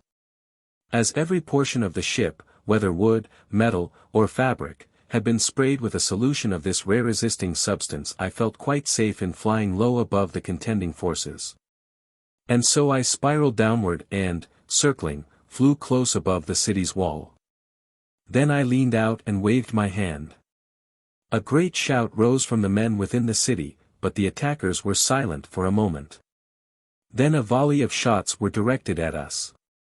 The ship might have been coated with rare-resisting material, but Duare and I were not, and so I zoomed to a safer altitude and turned the ship's nose inland to reconnoiter farther. Beyond the lines of the infesting forces we flew over their main camp, beyond which a broad highway led toward the southwest, from which direction troops were marching toward the camp. And there were long trains of wagons drawn by huge, elephantine animals, and men mounted on strange beasts, and big T-ray guns, and all the other impedimenta of a great army on the march. Turning toward the north, I reconnoitered in search of information. I wanted to know something about this country and the disposition of its inhabitants. From what I had already seen, their dispositions seemed unequivocally warlike. But somewhere there might be a peaceful, hospitable city where strangers would be treated with consideration. What I was looking for was a single individual whom I might question without risking injury to Duare or myself. For to have made a landing among those fighting men would probably have been fatal, especially among comrades of the contingent that had fired on us. The attitude of the defenders of the city had been more friendly. But still I couldn't risk a landing there without knowing something about them, nor did it seem the part of wisdom to land in a beleaguered city that, from the number of its attackers, might be taken any day. Duare and I were looking for peace, not war. I covered a considerable area of territory without seeing a human being, but at last I discovered a lone man coming out of a canyon in the hills several miles north of the big camp I have mentioned. As I dropped toward him, he turned and looked up. He did not run, but stood his ground, and I saw him draw the pistol at his hip. "Don't fire," I called to him as I glided past. "We are friends." "What do you want?" he shouted back. I circled and flew back, landing a couple of 100 yards from him. "I am a stranger here," I shouted to him. "I want to ask for information." He approached the ship quite boldly, but he kept his weapon in readiness for any eventuality. I dropped down from the cockpit and went forward to meet him, raising my right hand to show that it held no weapon. He raised his left. He wasn't taking any chances, but the gesture signified a friendly attitude, or at least not a belligerent one. A half-smile touched his lips as I descended from the ship. "So you are a human being, after all," he said. At first I didn't know but that you were a part of that thing, whatever it is. Where are you from? What do you want of me? We are strangers here, I told him. We do not even know in what country we are. We want to know the disposition of the people here toward strangers, and if there is a city where we might be received hospitably. This is the land of Amlot, he said, and we are in the kingdom of Corva. What city is that back by the sea? There was fighting going on there. You saw fighting, he demanded. How was it going? Had the city fallen? He seemed eager for news. The city had not fallen, I said, and the defenders seemed in good spirits. He breathed a sigh of relief. Suddenly his brow clouded. How do I know you're not a Zani spy? He demanded. I shrugged. You don't, I said, but I'm not. I don't even know what a Zani is. No, you couldn't be, he said presently. With that yellow hair of yours I don't know what you could be, certainly not of our race. Well, how about answering some of my questions? I inquired with a smile. He smiled in return. That's right. You wanted to know the disposition of the people of Corva to strangers and the name of the city by the sea. Well, before the Zanis seized the government, you would have been treated well in any Corvan city. But now it is different. Sanara, the city you asked about, would welcome you. It has not yet fallen under the domination of the Zanis. They are trying to reduce it now, and if it capitulates the last stronghold of freedom in Corva will have fallen. You are from Sanara? I asked. Yes, at present. I had always lived in Amlot, the capital, until the Zanis came into power. Then I couldn't go back, because I had been fighting them. I just flew over a big camp south of here, I said. Was that a Zani camp? Yes. I'd give anything to see it. How many men have they? I don't know. But it's a large camp, and more soldiers and supplies are coming in from the southwest. From Amlot, he said. Oh, if I could but see that. You can, I told him. How? He demanded. I pointed toward the ship. He looked just a little bit taken aback, but only for a second. All right, he said. You will not regret your kindness. May I ask your name? Mine is Tamon. And mine is Carson. He looked at me curiously. What country are you from? I have never before seen an Amtorian with yellow hair. It is a long story, I said. Suffice it to say that I am not an Amtorian, I am from another world. We walked toward the ship together, he, in the meantime, having returned his pistol to its holster. When we reached it, he saw Duare for the first time. I could just note a faint expression of surprise, which he hid admirably. He was evidently a man of refinement. I introduced them, and then showed him how to enter the rear cockpit and fasten his lifebelt. Of course I couldn't see him when we took off, but he afterward told me that he believed his end had come. I flew him directly back to the Zani camp and along the highway toward Amlot. This is wonderful, he exclaimed time and again. I can see everything. I can even count the battalions and the guns and the wagons. Tell me when you've seen enough, I said. I think I've seen all that's necessary. Poor Sanara. How can it withstand such a horde? And I may not even be able to get back and make my report. The city must be surrounded by troops by now. I just barely got out an axe ago. An axe is equivalent to 20 days of Amtorian time, or slightly over 22 days, 11 hours of Earth time. The city is entirely surrounded, I told him. I doubt that you could possibly pass through the lines even at night. Would you? He hesitated. Would I what? I asked, though I guessed what he wished to ask me. But no, he said, it would be too much to ask of a stranger. You would be risking your life and that of your companion. Is there any place large enough for me to land inside the walls of Sanara? I asked. He laughed. You guessed well, he said. How much space do you require? I told him. Yes, he said, there is a large field near the center of town where races were held. You could land there easily. A couple of more questions, I suggested. Certainly. Ask as many as you please. Have you sufficient influence with the military authorities to ensure our safety? I am, of course, thinking of my mate. I cannot risk harm befalling her. I give you the word of a nobleman that you will both be safe under my protection, he assured me. And that we shall be permitted to leave the city whenever we choose, and that our ship will not be molested or detained.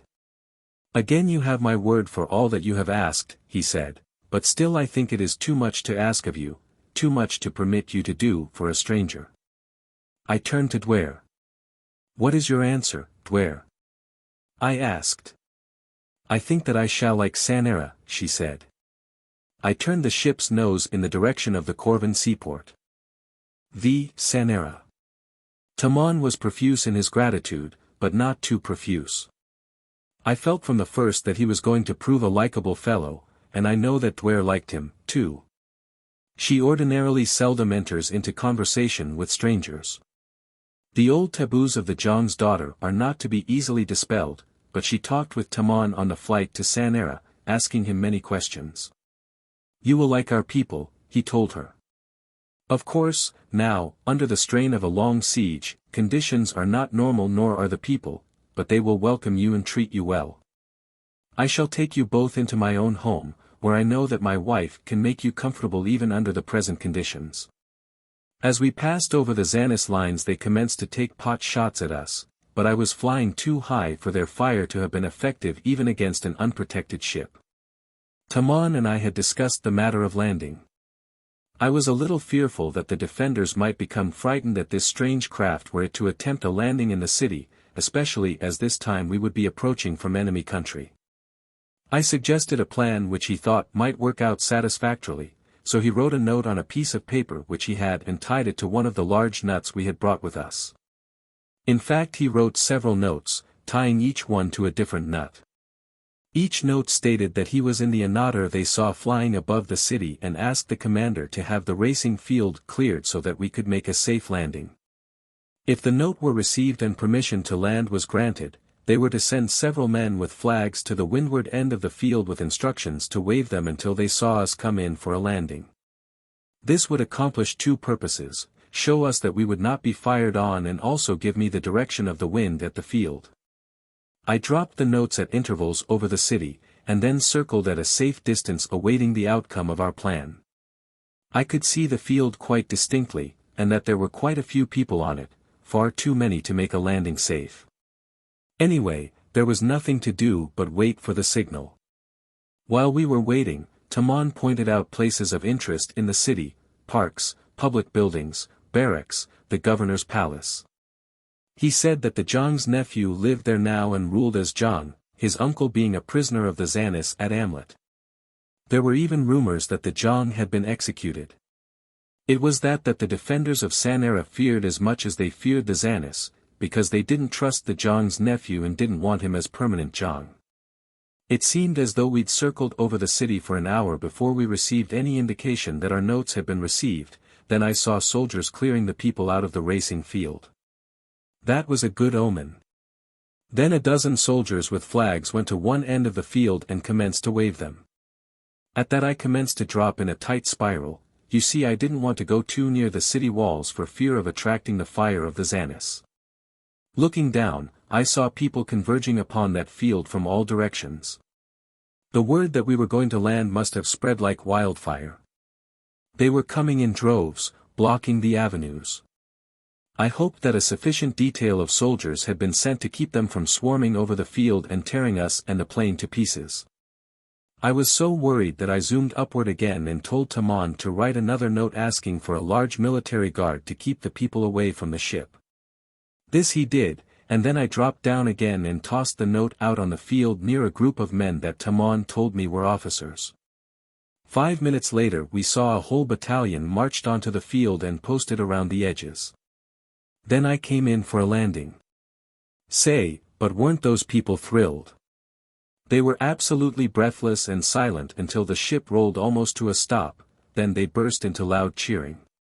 It certainly made me feel pretty good to realize that we were welcome somewhere in the world, for our situation had previously seemed utterly hopeless, realizing, as we did from past experience, that strangers are seldom welcome in any Amtorian city.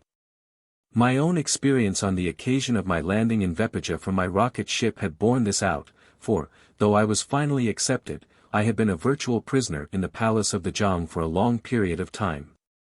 After Tamon alighted from the ship, I started to help Duare out, and as she stepped onto the wing in full view of the crowd the cheering stopped and there was a moment of breathless silence, then they burst forth again.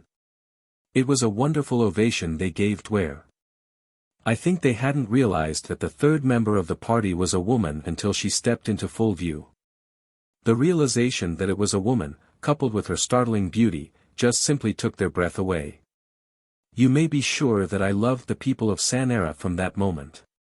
Several officers had approached the ship, and there were greetings and introductions of course. I noted the deference they accorded Tamon, and I realized my good fortune in having placed a really important man under obligations to me. Just how important a personage he really was, I was not to learn until later. While we had been circling the field I had noticed a number of the huge animals, such as I had seen drawing the gun carriages and army wagons of the Zanis, standing at one side of the field behind the crowd. Several of the beasts were now brought onto the field and up to the ship, or as close as their drivers could urge them, for they were quite evidently afraid of this strange thing. I now got my first close view of a ganter. The animal was larger than an African elephant and had legs very similar to those of that animal, but here the likeness ceased. The head was bull-like and armed with a stout horn about a foot long that grew out of the center of the forehead. The mouth was large, and the powerful jaws were armed with very large teeth. The coat, back of the shoulders, was short and a light tawny yellow marked with white splotches like a pinto horse. While covering the shoulders and short neck was a heavy dark mane, the tail was like that of a bull. 3 enormous horny toes covered the entire bottoms of the feet, forming hoofs. The driver of each animal sat on the mane above the shoulders. And behind him, on the creature's long, broad back was an open howdah capable of seating a dozen people. That, at least, describes the howdah of the first beast I noted closely. I saw later that there are many forms of howdahs, and in fact the one on the animal that was brought to carry Duare, Tamon, and me from the field was a very ornate howdah seating 4. Along the left side of each ganter a ladder was lashed, and when the drivers had coaxed their mounts as close as they could to the ship each driver dropped to the ground and set his ladder up against his beast's side. Up these ladders the passengers climbed to the howdahs. I watched the whole procedure with interest, wondering how the driver was going to regain his seat if he lashed the ladder back to the ganter side or what he would do with the ladder if he used it to climb back onto the ganter. Well, I soon had my curiosity satisfied. Each driver lashed his ladder back in place against the ganter side, then he walked around in front of the ganter and gave a command. Instantly the animal lowered its head until its nose almost touched the ground, which brought its horn into a horizontal position about 3 feet above the ground.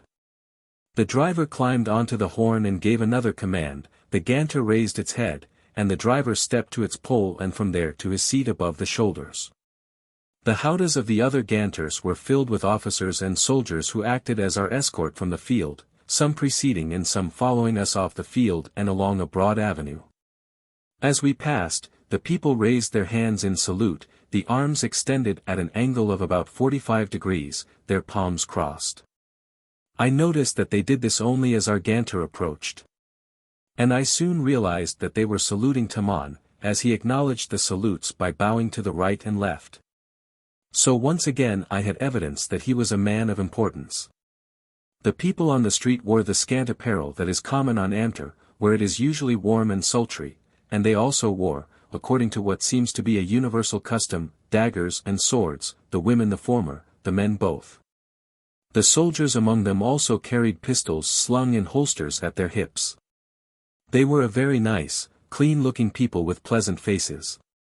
The buildings facing the avenue were stuccoed, but of what materials they were built, I did not know. The architectural lines were simple but most effective, and notwithstanding the simpleness of the designs, the builders had achieved a diversity that gave pleasing contrasts. As we proceeded and turned into another avenue, the buildings became larger and more beautiful, but still the same simplicity of line was apparent. As we were approaching a rather large building, Tamon told me it was the palace of the governor, where the nephew of the Zhang lived and ruled in the absence of his uncle.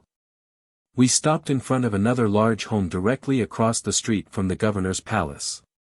A guard of soldiers stood before an enormous gate built in the center of the front wall, which was flush with the sidewalk. They saluted Tamon, and swung the gate open. Our escort had previously moved back across the avenue, and now our driver guided his huge mount through the gateway along a wide corridor into an enormous courtyard where there were trees and flowers and fountains. This was the palace of Tamon. A small army of people poured from the building, whom, of course, I could not identify but whom I learned later were officers and officials of the palace, retainers, and slaves. They greeted Tamon with the utmost deference, but their manner indicated real affection. "Inform the Tanjong that I have returned and am bringing guests to her apartments," Tamon directed one of the officers. Now Tanjong means, literally, daughter of a Zhang, in other words, a princess. It is the official title of the daughter of a living Zhang, but it is often used through life as a courtesy title after a Zhang dies. A Tanjong, son of a Zhang, is a prince. Tamon himself showed us our apartments, knowing that we would wish to freshen ourselves up before being presented to the Tanjong. Women slaves took Duare in hand and a man slave showed me my bath and brought me fresh apparel. Our apartments, consisting of 3 rooms and 2 baths, were beautifully decorated and furnished. It must have been like heaven to Duare, who had known nothing of either beauty or comfort since she had been stolen from her father's palace over a year before. When we were ready, an officer came and conducted us to a small reception room on the same floor but at the opposite end of the palace. Here Tamon was awaiting us. He asked me how we should be introduced to the Tanjong, and when I told him Duare's title I could see that he was both pleased and surprised. As for myself, I asked him to introduce me as Carson of Venus. Of course the word Venus meant nothing to him, as the planet is known to the inhabitants as Amter. We were then ushered into the presence of the Tanjong. The formality of introductions on Amter are both simple and direct, there is no circumlocution. We were led into the presence of a most beautiful woman, who arose and smiled as we approached her. "This is my wife, Jahara, Tanjong of Korva," announced Tamon, then he turned to Duare. "This is Duare, Tanjong of Vepaja, wife of Carson of Venus, and, indicating me, this is Carson of Venus." It was all very simple. Of course Tamon didn't say wife, there is no marriage among any of the peoples I have known on Amter. A couple merely agree between themselves to live together, and they are ordinarily as faithful to one another as married couples on earth are supposed to be. They may separate and take other mates if they choose, but they rarely do. Since the serum of longevity was discovered, many couples have lived together for 1,000 years in perfect harmony, possibly because the tie that bound them was not a fetter. The word that Tamon used instead of wife was Oljiganja, love woman. I like it. During our visit with Tamon and Jahara we learned many things concerning them and Korva. Following a disastrous war, in which the resources of the nation had been depleted, a strange cult had arisen, conceived and led by a common soldier named Memphis. He had usurped all the powers of government, seized Amlot, the capital, and reduced the principal cities of Korva with the exception of Sanara, to which many of the nobility had flocked with their loyal retainers. Memphis had imprisoned Jahara's father, Kooaad, hereditary Zhang of Korva, because he would not accede to the demand of the Zanis and rule as a figurehead dominated by Memphis. Recently rumors had reached Sanara that Kooaad had been assassinated, that Memphis would offer the Zhangship to some member of the royal family, that he would assume the title himself, but no one really knew anything about it. We also inferred, though no direct statement to that effect was made, that the Zhang's nephew, Muso, acting Zhang, was none too popular. What we didn't learn until much later was that Tamon, who was of royal blood, was directly in line for the throne after Muso, and that Muso was intensely jealous of Tamon's popularity with all classes of people. When we had picked Tamon up behind the enemy lines, he had been returning from a most hazardous assignment upon which Muso had sent him, possibly in the hope that he would never return. Food was served in the apartments of Jahara. And while we were eating, an officer of the Jong was announced. He brought a gracefully worded intimation that Muso would be glad to receive us immediately if Tamon and Jahara would bring us to the palace and present us. It was, of course, a command. We found Muso and his consort, Ilana, in the audience room of the palace surrounded by a considerable retinue. They were seated on impressive thrones, and it was evident that Muso was taking his Jongship very seriously. So great was his dignity that he did not condescend to smile, though he was courteous enough. The closest his equilibrium came to being upset was when his eyes fell on Duare. I could see that her beauty impressed him, but I was accustomed to that. It usually startled people. He kept us in the audience chamber only long enough to conclude the formalities, then he led us into a smaller room. I saw the strange thing in which you fly as it circled above the city, he said. What do you call it? And what keeps it in the air? I told him that Duare had christened it an onotar, and then I explained briefly the principle of heavier-than-aircraft flight. Has it any practical value? He asked. In the world from which I come, airlines have been established that transport passengers, mail, and express between all the large cities and to every portion of the world. Civilized governments maintain great fleets of planes for military purposes. But how could an onotar be used for military purposes? He asked. For reconnaissance, for one thing, I told him. I flew Tamon over the enemy camp and along its line of communication. They can be used for destroying supply bases, for disabling batteries, even for direct attack upon enemy troops. How could your ship be used against the Zanis? He asked. By bombing their lines, their camp, and their supply depots and trains we might lower their morale. Of course, with but a single ship we could not accomplish much. I am not so sure of that, said Tamon. The psychological effect of this new engine of destruction might be far more effective than you imagine. I agree with Tamon, said Muso. I shall be glad to serve the Jong of Korva in any way, I said. Will you accept a commission under me? He asked. It will mean that you must swear allegiance to the Jong of Korva. Why not? I asked.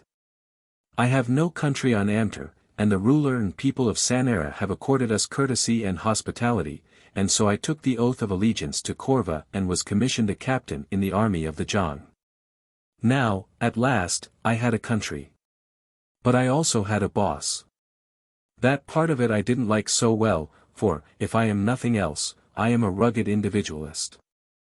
6. A spy. The next few weeks were filled with interest and excitement. The Sanarans manufactured both R-ray and T-ray bombs as well as incendiary bombs, and I made almost daily flights over the enemy lines and camp.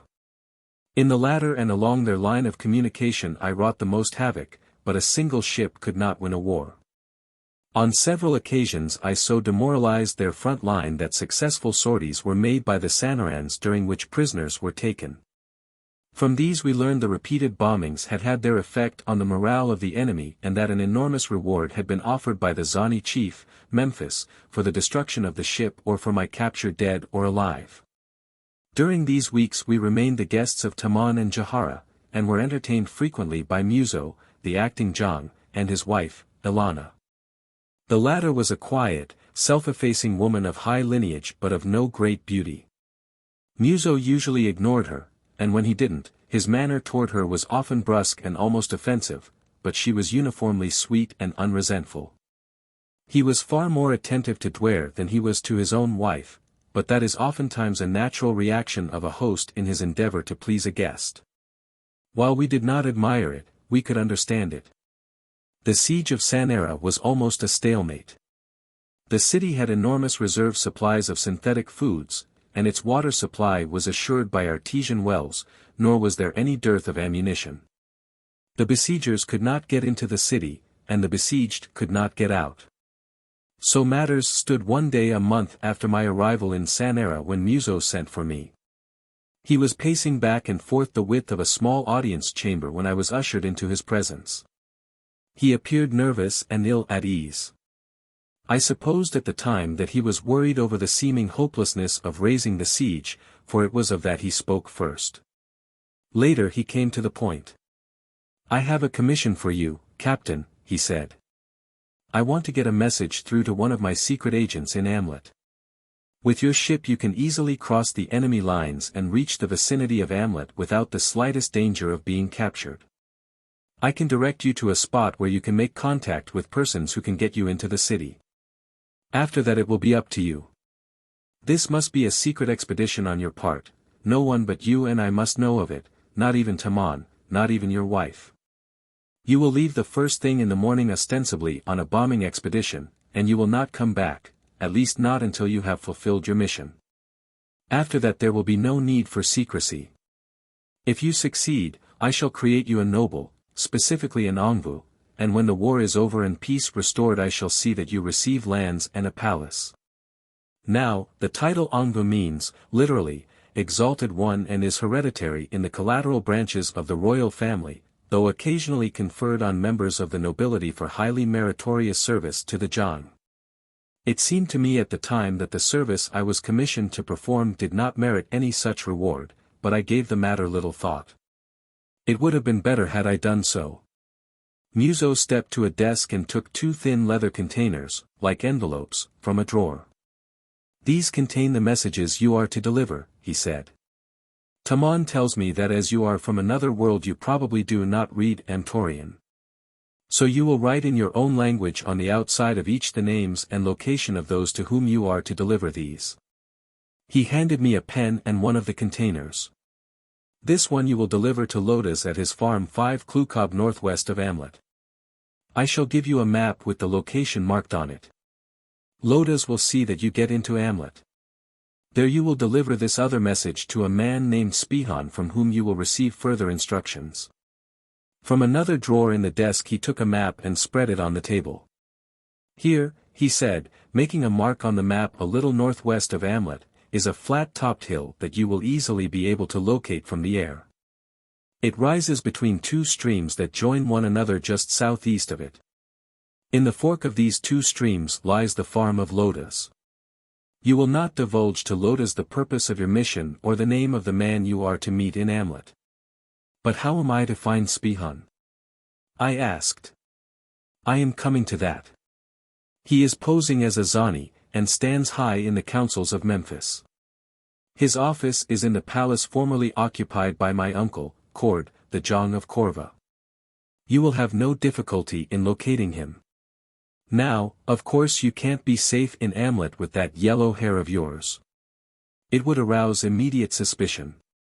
With black hair you will be safe enough if you do not talk too much, for, while they will know that you are not a member of the Zani party, that will arouse no suspicion as not all of the citizens of Amlot are members of the party. Even though they may be loyal to Memphis.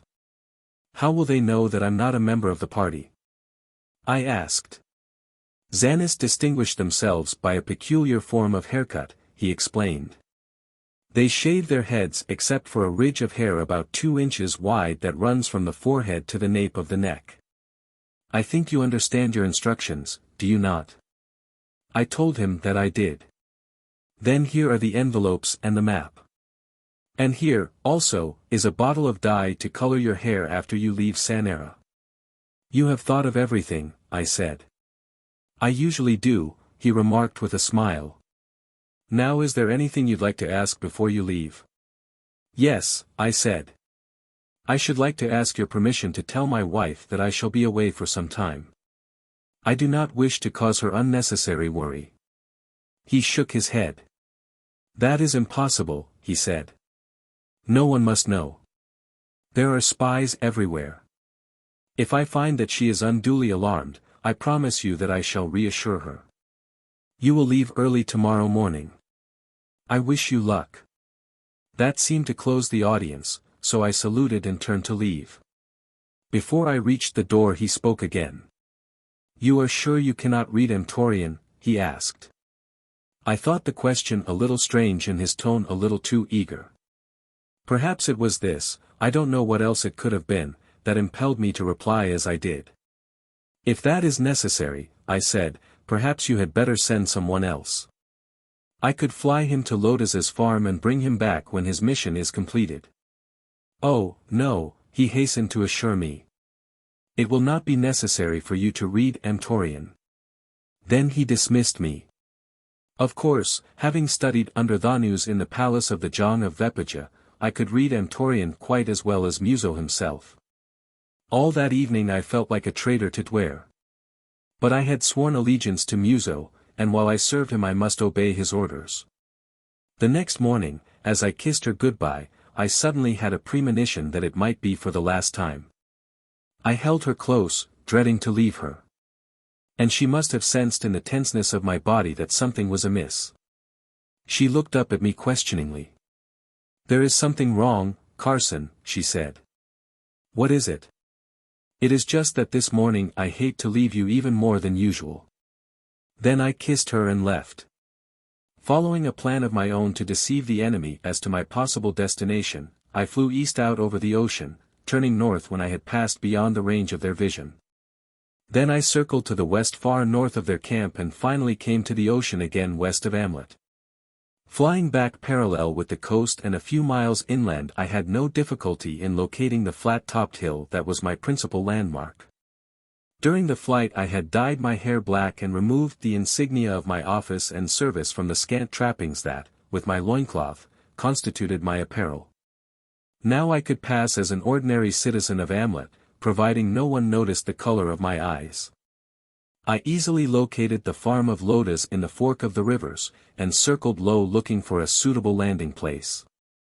As I did so, a number of men working in the fields dropped their tools and ran toward the house, from which several other persons came to observe the ship.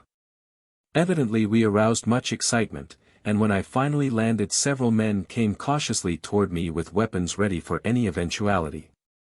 I climbed down from the cockpit and advanced to meet them, holding my hands above my head to assure them that my intentions were friendly.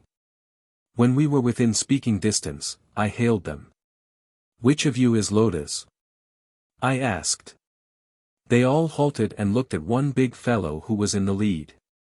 "I am Lotus," he replied. "Who are you? And what do you want of Lotus?" "I have a message for you," I said, holding out the leather envelope. He came forward rather hesitantly and took it from me. The others waited while he opened and read it. "All right," he said finally, "come to the house with me." "First I'd like to make my ship fast in a safe place," I told him. "Where would you suggest?" "It should be protected from the wind and be somewhere where it can be watched at all times." He looked at it rather dubiously for a moment, then he shook his head. "I haven't a building large enough to hold it," he said, "but you can put it between those two buildings over there. It will be protected from the wind there." I looked in the direction he indicated and saw two large buildings, probably barns, and saw that they would answer as well as anything he had to offer. So I taxied the ship between them, and with the help of Lotus and his fellows fastened it down securely. "Let no one ever touch it or go near it," I cautioned Lotus. "I think no one will wish to go near it," he said feelingly. It must have looked like some monster from another world to those simple Amtorian rustics. The ship tied down, the hands returned to the fields, and Lotus led me to the house, two women who had run out to enjoy the excitement accompanying us. The house, a long narrow building running east and west, had a veranda extending its full length on the south side and was windowless on the north. The side from which the prevailing warm winds came and the occasional hot blasts from the equatorial regions. Lotus led me into a large central room that was a combination living room, dining room, and kitchen. In addition to a huge fireplace there was a large clay oven, the former necessitated during the winter months when the colder winds came from the Antarctic. At the door of the room Lotus sent the women away, saying that he wished to speak with me alone. He seemed nervous and fearful, and when we were alone he drew me to a bench in a far corner of the room and sat close to me, whispering in my ear. "This is bad business," he said. "There are spies everywhere. Perhaps some of the men working for me were sent by Memphis. He has spies spying upon everyone and spies spying upon spies.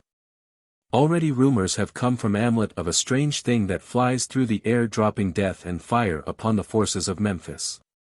At once my workers will know that it is this thing that you came in. They will be suspicious, they will talk. If there is a spy among them he will get word to Memphis, and that will be the end of me. What am I to do? What did the message tell you to do? I asked. It told me to get you into Amlot, that was all. Are you going to do it? I would do anything for Kooaad, my Jong, he said simply. Yes, I shall do it, but I shall probably die for it. Perhaps we can work out a plan, I suggested. If there is a spy here or if your men talk too much, it will be as bad for me as for you. Is there any place near here where I could hide my ship, some place that it would be reasonably safe? If Memphis hears of it, it will not be safe here, said Lotus, and I appreciated the truth of his statement. He thought for a moment, then he shook his head. The only place that I can think of is an island off the coast just south of us. What sort of an island? I asked. Any clear, level land on it? Oh, yes, it is a very flat island. It is covered with grass. No one lives there. It is seldom that anyone goes there, never since the revolution. How far offshore is it? It lies very close. I row to it in a few minutes. You row to it? You have a boat? Yes, once a year we row over to pick the berries that grow there. The women make jam of them that lasts all the rest of the year. Fine! I exclaimed. Now I have a plan that will remove all suspicion from you. Listen. For 10 minutes I talked, explaining every detail of my scheme. Occasionally Lotus slapped his knee and laughed. He was hugely pleased and relieved. Lotus was a big, simple, good-natured fellow. One couldn't help but like and trust him. I didn't want to get him in any trouble, on his own account, and, too, I knew that any trouble I got him into I would have to share. We decided to put my plan into execution immediately, so we left the house, and as we passed the women, Lotus spoke to me angrily. Get off my farm, he cried. I'll have nothing to do with you. We went at once to the ship and cast off the ropes, then I taxied it out toward the field where I had landed. Lotus followed on foot, and when we were within earshot of some of the men, he shouted at me loudly. Get out of here. I'll have nothing to do with you. Don't ever let me see you on my farm again. The farm hands looked on in wide-eyed amazement, that grew wider-eyed as I took off. As I had done when I took off from Sanara I flew in a direction opposite that I intended going, and when I was out of sight circled back toward the ocean. I found the island Lotus had described and landed easily. Some high bushes grew on the windward side, and behind these I made the ship fast. I worked on it until dark, and had it so securely fastened down that I didn't believe that anything short of a hurricane could blow it away. I had brought a little food with me from Sanara, and, after eating, I crawled into the cabin and settled myself for the night. It was very lonely out there with only the wind soughing through the bushes and the surf pounding on the shore of that unknown sea. But I slept and dreamed of Duare. I knew that she must be worrying about me already, and I felt like a dog to have treated her so. I hoped that Muso would soon tell her that I had but gone on a mission for him. At the worst, I hoped to be home by the second day. I awoke early and crossed the island to the shoreward side, and about half an hour later I saw a huge ganter approaching, drawing a wagon behind him. As he came nearer I recognized Lotus perched upon the animal's back. I waved to him, and he waved back. Leaving his conveyance near the shore, Lotus climbed down to a little cove, and presently I saw him pushing a crude boat into the water. Soon I was in it with him, and he was rowing back to the mainland. How did our little scheme work? I asked him. Oh, fine, he said, with a broad grin.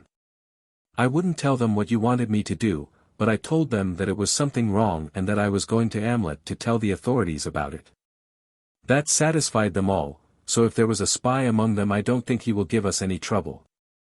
You are a very smart man to have thought of this plan. Once in the cove, we pulled the boat up onto a little ledge and climbed up to the waiting conveyance, a four-wheeled, box-like cart loaded with hay and vegetables. Lotus forked some of the hay to one side and told me to lie down in the depression he had made, then he forked the hay back on top of me. It was about 10 miles to Amlot, and of all the uncomfortable 10 miles I ever rode those took first prize. The hay was soft enough to lie on, but the seeds got in my ears and nose and mouth and under my harness and loincloth, and I almost suffocated beneath the pile of hay on top of me. The motion of the cart was eccentric, to say the least. It pitched and wobbled and bumped over a road that must have been new when longevity serum was invented, but never had a shot of it. The gait of the ganter was much faster than I had anticipated. He evidently had a long, swinging walk. And we must have made at least 6 miles an hour, which is somewhere between the speed of a horse's walk and trot. But at last we got to Amlot. I knew that, when we came to a stop and I heard men's voices questioning Lotus. Finally I heard one say, "Oh, I know this farmer. He brings stuff into the city often. He's all right." They let us go on then, and I could tell by the sound of the wheels that we were rolling over a pavement. I was inside the walls of Amlot. I hoped the remainder of my mission would prove as readily fulfilled as this first part of it, and there was no reason to believe that it would not. If it did, I should be back with Duare by the following day. We must have driven a considerable distance into the city before we stopped again. There was a short wait during which I heard voices, but they were low, and I could not overhear what was being said. Then there was a creaking sound as of the hinges of a heavy gate, and immediately we moved forward a short distance and stopped again. Once more the hinges groaned, and then I heard Lotus's voice telling me to come out. I didn't need a second invitation. Throwing the hay aside, I stood up. We were in the courtyard of a one-story house. A man was standing with Lotus looking up at me. He didn't seem very glad to see me. "This is my brother, Horgen," said Lotus, and, "Horgen, this is, say, what is your name, my friend? Wasn't it in the message I brought?" I asked, pretending surprise. No, it wasn't. Perhaps it would be as well, I thought, if I didn't publicize my true name too widely. "Where I come from," I said, "I would be called Homo sapiens. Call me Homo," so Homo I became. "This is bad business," said Horgen. "If we are found out, the Zani guard will come and take us off to prison, and there we shall be tortured and killed. No, I do not like it." "But it is for the Jong," said Lotus, as though that were ample reason for any sacrifice. "What did the Jong ever do for us?" demanded Horgen. "He is our Jong," said Lotus simply. "Horgen, I am ashamed of you." "Well, let it pass. I will keep him this night, but tomorrow he must go on about his business. Come into the house now where I can hide you." "I do not like it. I do not like it at all. I am afraid. The Zani guard do terrible things to one whom they suspect." And so I went into the house of Horgen in Amlot, a most unwelcome guest. I sympathized with the two brothers, but I could do nothing about it. I was merely obeying the orders of Muso. 7. Zerka. Horgen gave me a little room on the court and told me to stay there so that no one would see me, then he and Lotus left me. It was not long before Lotus returned to say that he was going to take his produce to market and then start home. He wanted to say goodbye to me and wish me luck. He was a fine, loyal fellow. The hours dragged heavily in that stuffy little room. At dusk Horgen brought me food and water. He tried to find out what I had come to Amlot for, but I evaded all his questions. He kept repeating that he would be glad to get rid of me, but at last he went away. After I had eaten I tried to sleep, but sleep didn't seem to want to come. I had just finally started to doze when I heard voices. They came from the adjoining room, and the partition was so thin that I could hear what was said. I recognized Horgen's voice, and there was the voice of another man. It was not Lotus. I tell you it is bad business, Horjin was saying. Here is this man about whom I know nothing. If it is known that he is hiding here I shall get the blame, even though I don't know why he is hiding. You are a fool to keep him, said the other. What shall I do with him, demanded Horjin. Turn him over to the Zani guard. But still they will say that I had been hiding him, groaned Horjin. No, say that you don't know how he got into your house, that you had been away, and when you came back you found him hiding in one of your rooms. They will not harm you for that. They may even give you a reward. Do you think so? Asked Horjin. Certainly. A man who lives next to me informed on a neighbor, and they gave him a reward for that. Is that so?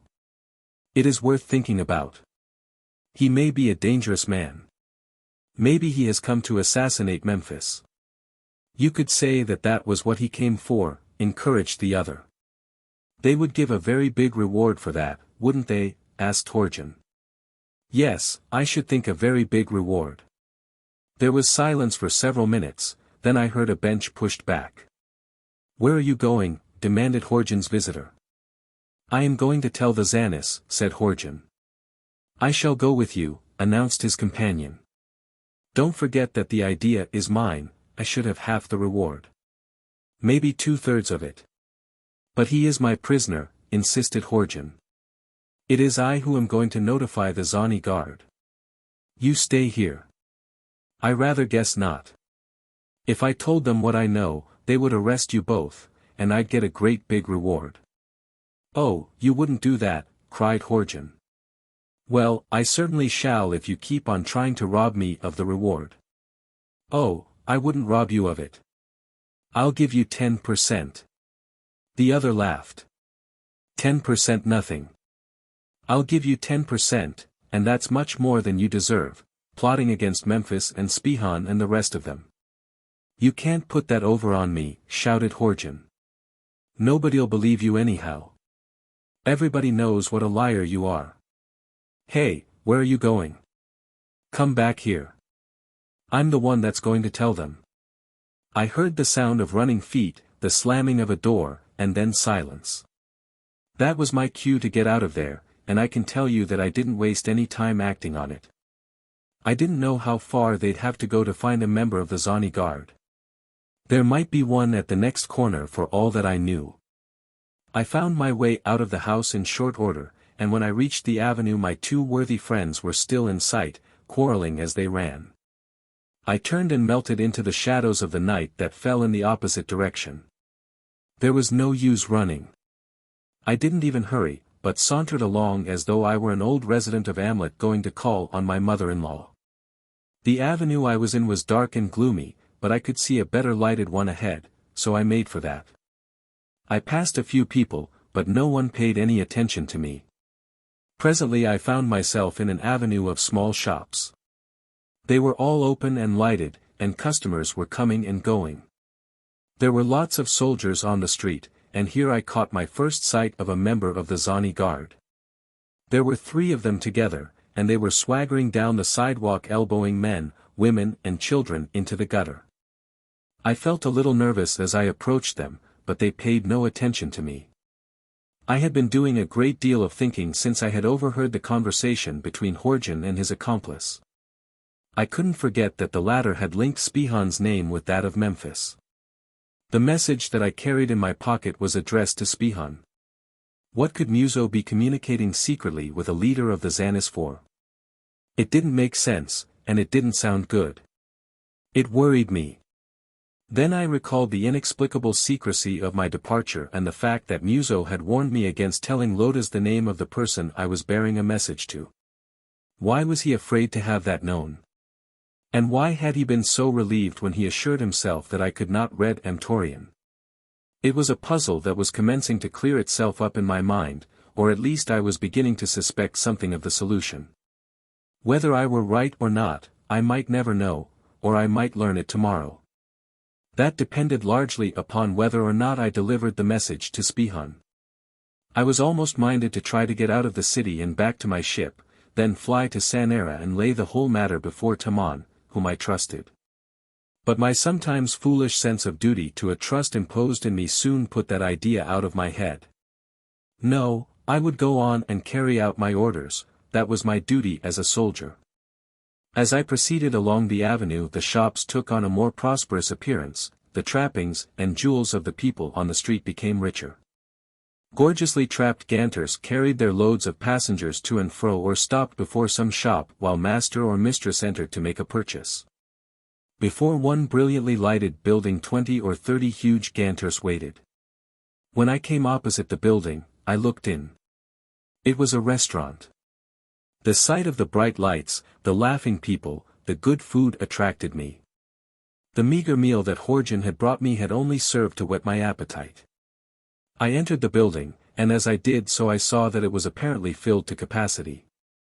I stood for a moment looking about for a vacant table, and was about to turn and walk out when an attendant came up to me and asked me if I wished to dine. I told him I did, and he led me to a small table for two where a woman was already seated.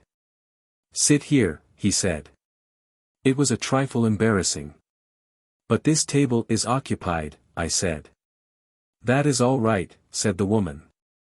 "You are welcome to sit here." There was really nothing else for me to do but thank her and take the vacant chair. "This is very generous of you," I said. "Not at all," she assured me. I had no idea, of course, that the attendant was bringing me to someone else's table. It was very presumptuous of him. She smiled. She had a very lovely smile. In fact, she was a very good-looking woman. And, like all the civilized women of Amter that I had seen, apparently quite young.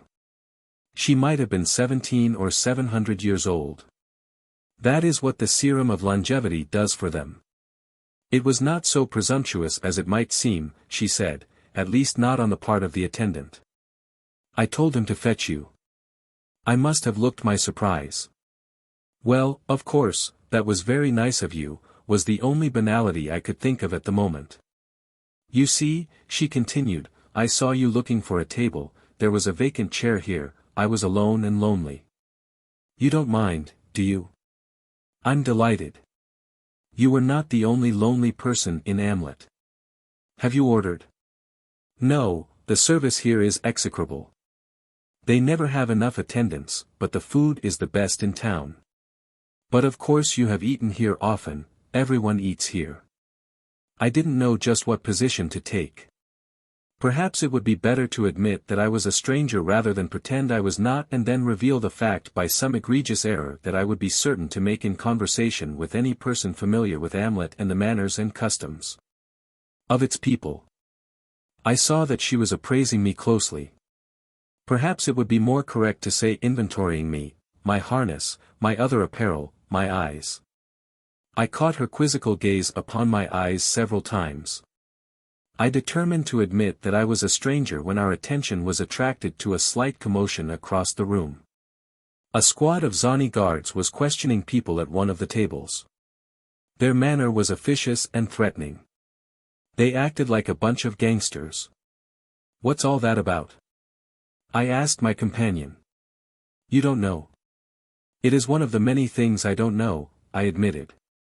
"About Amlet," she concluded for me. "They are looking for traitors and for Atorians. It goes on constantly in Amlet nowadays. It is strange you have never noticed it. Here they come now." Sure enough, they were heading straight across the room for our table, and their leader seemed to have his eyes on me. I thought then that he was looking for me in particular. Later I learned that it is their custom to skip around a place, examining a few people in each. It is more for the moral effect on the citizens than for anything else. Of course they do make arrests, but that is largely a matter of the caprice of the leader unless a culprit has been pointed out by an informer. The leader barged right up to me and stuck his face almost into mine. "Who are you?" he demanded. "Give an account of yourself."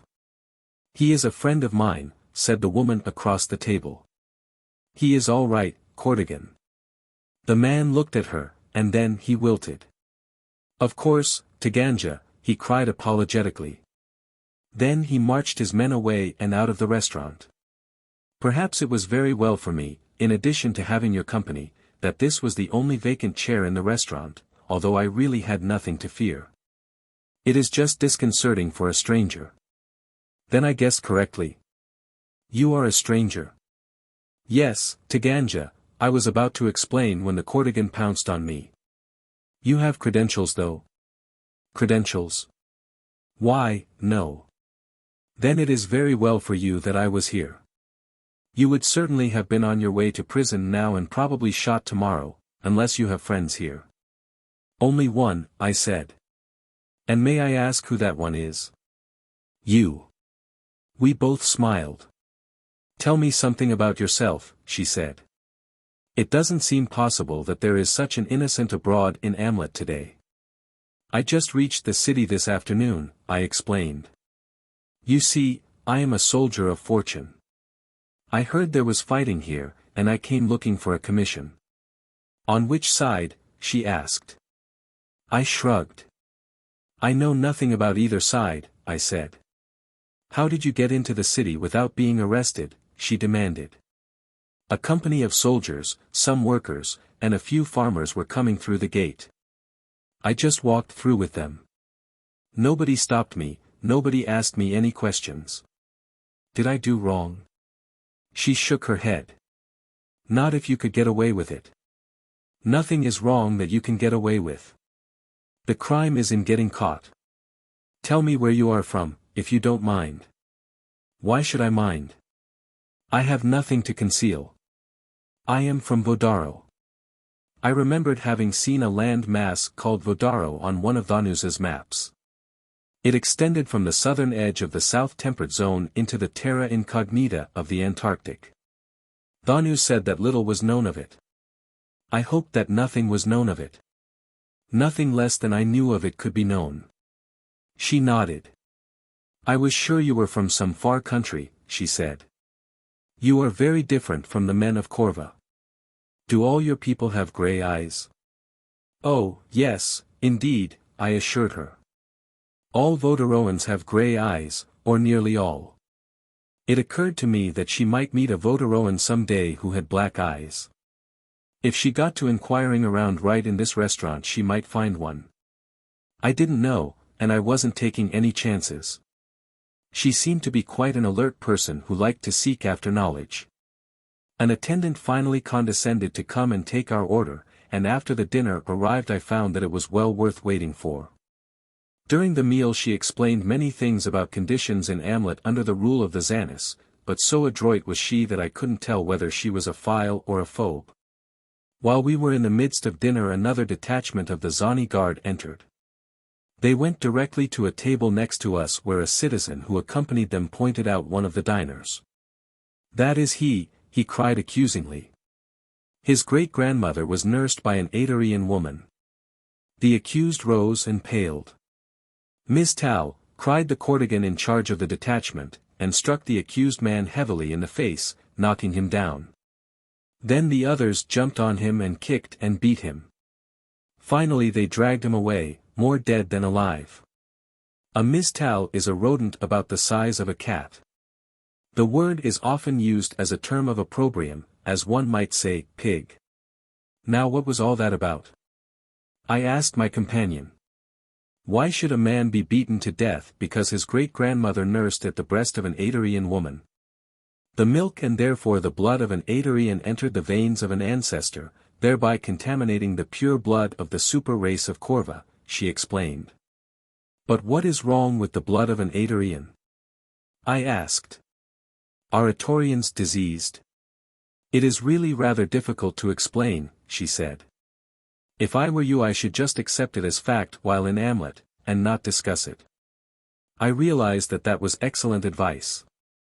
From what I had seen in Amlot I was convinced that the less one discussed anything the better off he would be and the longer he would live. You haven't told me your name, said the Taganja. Mine is Zerka. I couldn't safely give her my own name, and I didn't dare use Homo any longer because I was sure I had been reported by Horjan and his good friend, so I had to think of another name quickly. Vodo, I said quickly, thinking that Vodo of Vodaro sounded almost colossal. And in your own country you must be a very important man, she said. I could see she was trying to pump me, and I saw no use in saying I was a streetcar conductor or an author or anything like that. They wouldn't sound important enough. And, anyway, as long as I was launched on a career of deception, I might as well make a good job of it. I am the Tanjong of Odaro, I told her, but please don't tell anyone. I'm traveling incognito. A Tanjong is the son of a ruling Jong, a prince. But how in the world did your government ever permit you to travel alone like this? Why, you might be killed. From what I have seen of Amlot, I can readily agree with you, I said, laughing. As a matter of fact, I ran away. I got tired of all the pomp and ceremony of the court. I wanted to live my life as a man. That is very interesting, she said. If you want to take service here, perhaps I can help you. I am not without influence. Come and see me tomorrow. The driver of any public ganter knows where my palace is. Now I must be going. This has been quite an adventure. You have kept me from utter boredom. I noticed that she said utter. I walked to the door with her, where two warriors saluted her and followed us to the curb, one of them summoning the driver of a ganter, her private conveyance. Where do you stop? She asked me, as she waited for her ganter. I haven't stopped yet, I told her. You know I am a stranger here. Can you suggest a good place? Yes, come with me, I'll take you there. The ornate howdah on the broad back of her ganter seated four in the front compartment, 2 and 2, facing one another. Behind this was another seat where the 2 armed guards rode. As the great beast strode majestically along the avenue, I watched with interest the night life of this Amtorian city. Previously I had been in Kooaad, the tree city of Vepija, in the forest city of Captor, in Kormer, the city of the dead, and in lovely Houtomai. The latter and this city of Amlot were, of all of them, the only cities in the true sense of the word. And while Amlot could not compare with Houtomai, it was yet a city of life and activity. Though the hour was late, this main avenue was thronged with people. Lines of gaily caparisoned ganters moved in both directions carrying their loads of passengers gay and laughing, grave and serious. Everywhere the Zani guardsmen were in evidence, their strange headdress distinguishing them from all others, a 2-inch ridge of hair from forehead to nape. Their apparel was distinctive too, because of its ornateness. Shops and restaurants, gambling houses and theaters, brilliantly lighted, lined the avenue. Amlot did not seem like a city at war. I mentioned this to Zerka. It is our way of keeping up the morale of the people, she explained. As a matter of fact, the last war, which brought on the revolution, left us disillusioned, bitter, and impoverished. We were compelled to give up our entire navy and merchant marine. There was little life and less laughter on the avenues of Amlot.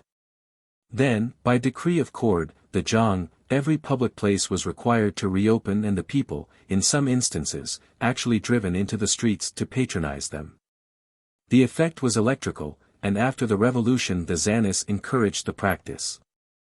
It has been most helpful in maintaining the spirit of the people. Well, here we are at the traveler's house. Come and see me tomorrow. I thanked her for her courtesy to me and for the pleasant evening she had given me. The driver had placed the ladder against the ganter side, and I was about to descend, when she laid a hand on my arm.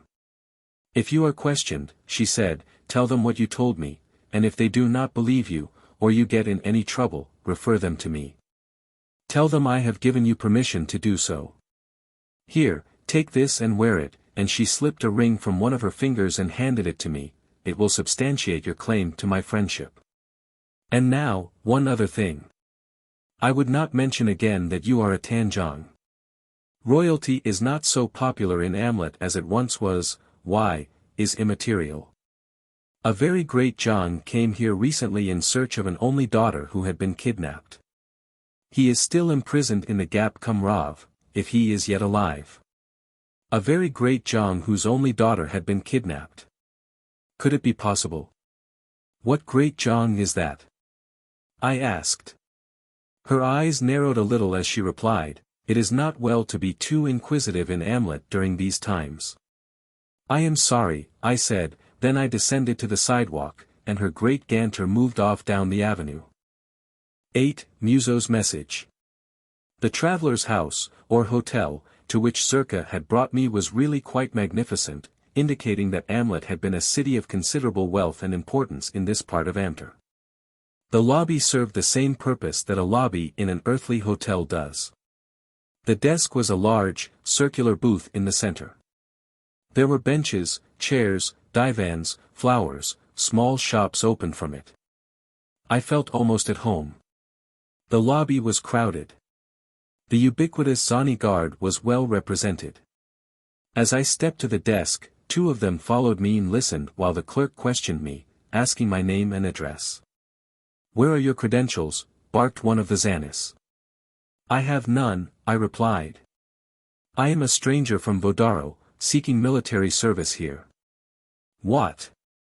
No credentials, you mistel? You are probably a dog of a spy from Sanara." He bellowed so loud that the attention of everyone in the lobby was attracted, and all about us there fell a silence that seemed to me the silence of terror. "This is what you need," he yelled, and struck at me. I am afraid I lost my temper, and I know I did a very foolish thing. I parried his blow and struck him heavily in the face, so heavily that he sprawled backward upon the floor fully 10 feet from me. Then his companion came for me with drawn sword. "You had better be sure what you are doing," I said, and held out the ring Zerka had given me so that he could see it. He took one look at it and dropped the point of his weapon. "Why didn't you say so?" he asked, and his tone was very different from what that of his fellow had been. By this time the latter had staggered to his feet and was trying to draw his sword. He was quite groggy. "Wait," his companion cautioned him, and went and whispered in his ear, whereupon they both turned and left the lobby like a couple of whipped dogs. After that the clerk was the personification of courtesy. He inquired about my luggage, which I told him would arrive later. Then he called a strapping porter who had a chair-like contraption strapped to his back. The fellow came and knelt before me and I took my seat in the chair, for it was obvious that that was what was expected of me. Then he stood up, took a key from the clerk and ran up 3 flights of stairs with me, a human elevator, and the only sort of elevator known to Amlot. The fellow was a veritable composite of Hercules and Mercury. I tried to tip him after he had set me down in my room, but he couldn't understand my good intentions. He thought I was trying to bribe him to do something that he shouldn't do. I am sure he reported me as a suspicious character after he returned to the desk. My room was large and well furnished, a bath opened from it. A balcony in front overlooked the city out to the ocean, and I went out there and stood for a long time thinking over all that had occurred to me, but mostly thinking of Duare. I also thought much on my strange encounter with the Tagangja Zerka. I couldn't quite convince myself that her interest in me was wholly friendly, yet I really had no reason to doubt it, except, perhaps, that she seemed a woman of mystery. It is possible that I doubted her sincerity because of my own deceitfulness. Yet what else could I have done? I was in an enemy city, where, if the truth about me were even suspected, I should have received short shrift. As I could not tell the truth, I had to lie. And while I was lying, I might as well make a good job of it, I reasoned. I was sure that I had completely deceived her. Had she also deceived me? I knew the city was full of spies. What better way to entice a stranger into unwary admissions than through a beautiful woman? It is as old as espionage itself. The possibility that Duare's father, Mintep, might be a prisoner here gave me the most concern and resolved me to remain until I had definitely established the truth or falsity of my suspicions. The reference to Spihan, made by Horgen's companion, that linked closely with the leader of Zainism the name of the man to whom I bore a message from Muso was also good for considerable conjecture. I was frankly apprehensive that all was not as it should be. There was a way to discover, perhaps. I took the leather envelope containing Muso's message from my pocket pouch, broke the seals, and opened it. This is what I read. Muso, the John. Addresses Spihan at Amlot. May success attend your ventures and old age never overtake you. Muso dispatches this message to Spihan by Carson of Venus, who cannot read Amtorian. If Sanara were to fall into the hands of Memphis, this unfortunate civil war would be ended. That would be well if Muso were to be Jong of Corva after the fall of Sanara. If Memphis wishes all this to happen, let 3 blue rockets be shot into the air before the main gate of Sanara on 3 successive nights. On the 4th night let a strong force approach the main gate secretly, with stronger reserves held nearby. Then Muso will cause the main gates to be thrown open for the purpose of permitting a sortie. But there will be no sortie. The troops of Memphis may then enter the city in force. Muso will surrender, and the bloodshed may cease. Muso will make a good Jong, conferring always with Memphis. The Zanis shall be rewarded. It would be regrettable, but best, if Carson of Venus were destroyed in Amlot. May success be yours. Muso. Jong. I turned a little cold at the thought of how near I had been to delivering that message without reading it. I hadn't realized that I had been carrying my death warrant around on me as innocently as a babe in the woods. I looked around for some means of destroying it, and found a fireplace in one corner of the room. That would answer the purpose nicely. I walked to it, carrying the document. And, taking my little pocket firemaker from my pouch, was about to set fire to it when something caused me to hesitate. Here was a valuable document, a document that might mean much to Tamon and to Corva if it were properly utilized. I felt that it should not be destroyed, yet I didn't like the idea of carrying it around with me. If I could but find a hiding place. But where?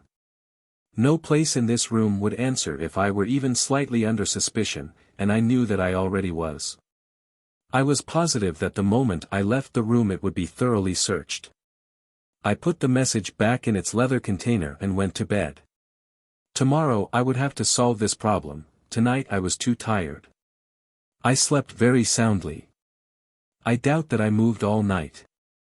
I awoke about the 2nd hour, which would be about 6:40 a.m. Earth time. The Amtorian day is 26 hours, 56 minutes, 4 seconds of Earth time.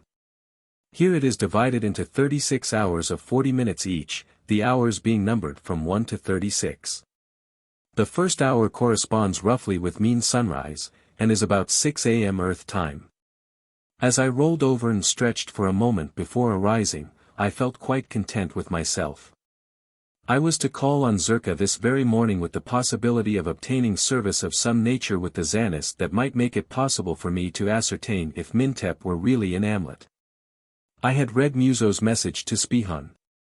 So that was no longer a menace to me. My only real problem now was to find a suitable hiding place for it, but I have so much confidence in myself that I did not apprehend any great difficulty in doing so. Stepping out of bed, I walked to the balcony for a breath of fresh air and a look at the city by daylight. I saw that the traveler's house stood much closer to the waterfront than I had imagined. There was a beautiful landlocked harbor lying almost at my feet. Innumerable small boats lay at anchor or were moored to quays. They were all that the enemy had left to the conquered nation. A new day was before me. What would it bring forth? Well, I would bathe, dress, have breakfast, and see. As I crossed to the bath, I saw my apparel lying in disorder on the floor. I knew that I had not left it thus, and immediately I became apprehensive. My first thought, naturally, was of the message, and so the first thing that I examined was my pocket pouch. The message was gone. I went to the door. It was still locked as I had left it the night before. I immediately thought of the 2 Zani guardsmen with whom I had had an altercation in the lobby.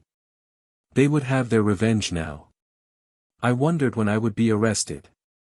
Well, the worst they could do would be to take me before Spihan, unless he had already issued orders for my destruction. If I were not immediately arrested, I must try to escape from the city. I could not serve Mintep now by remaining.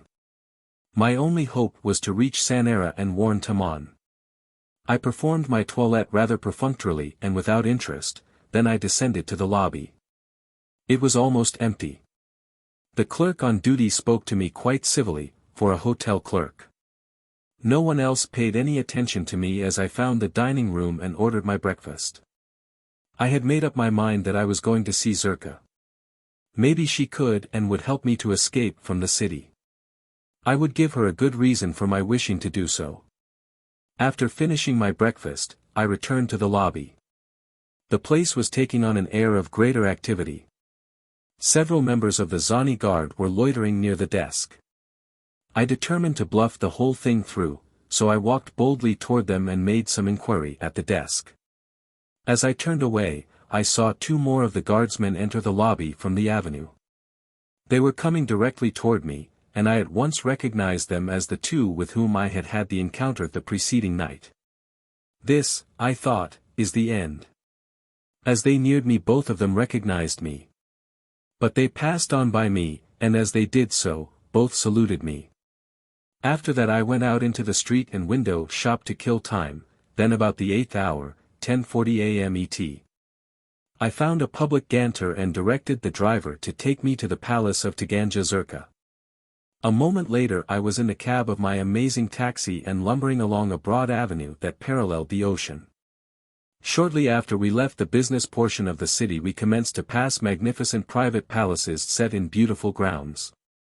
Finally we stopped in front of a massive gate set in a wall that surrounded the grounds of one of these splendid residences. My driver shouted, and a warrior opened a small gate and came out. He looked up at me questioningly. "What do you want?" he asked. "I have come at the invitation of the Taganja Zerka," I said. "What is your name, please?" he asked. "Vodo," I replied. I almost said homo. "The Taganja is expecting you," said the warrior as he threw open the gates. The palace was a beautiful structure of white marble, or what looked like white marble to me. It was built on three sides of a large and beautiful garden, the fourth side being open to the ocean, down to the shore of which the flowers, shrubbery, and lawn ran.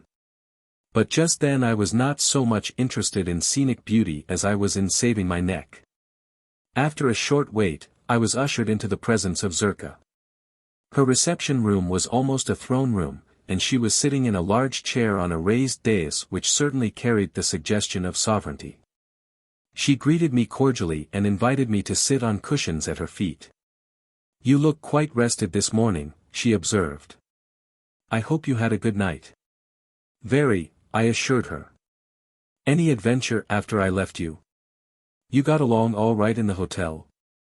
I had a feeling she was pumping me. I don't know why I should have, unless it was my guilty conscience, but I did.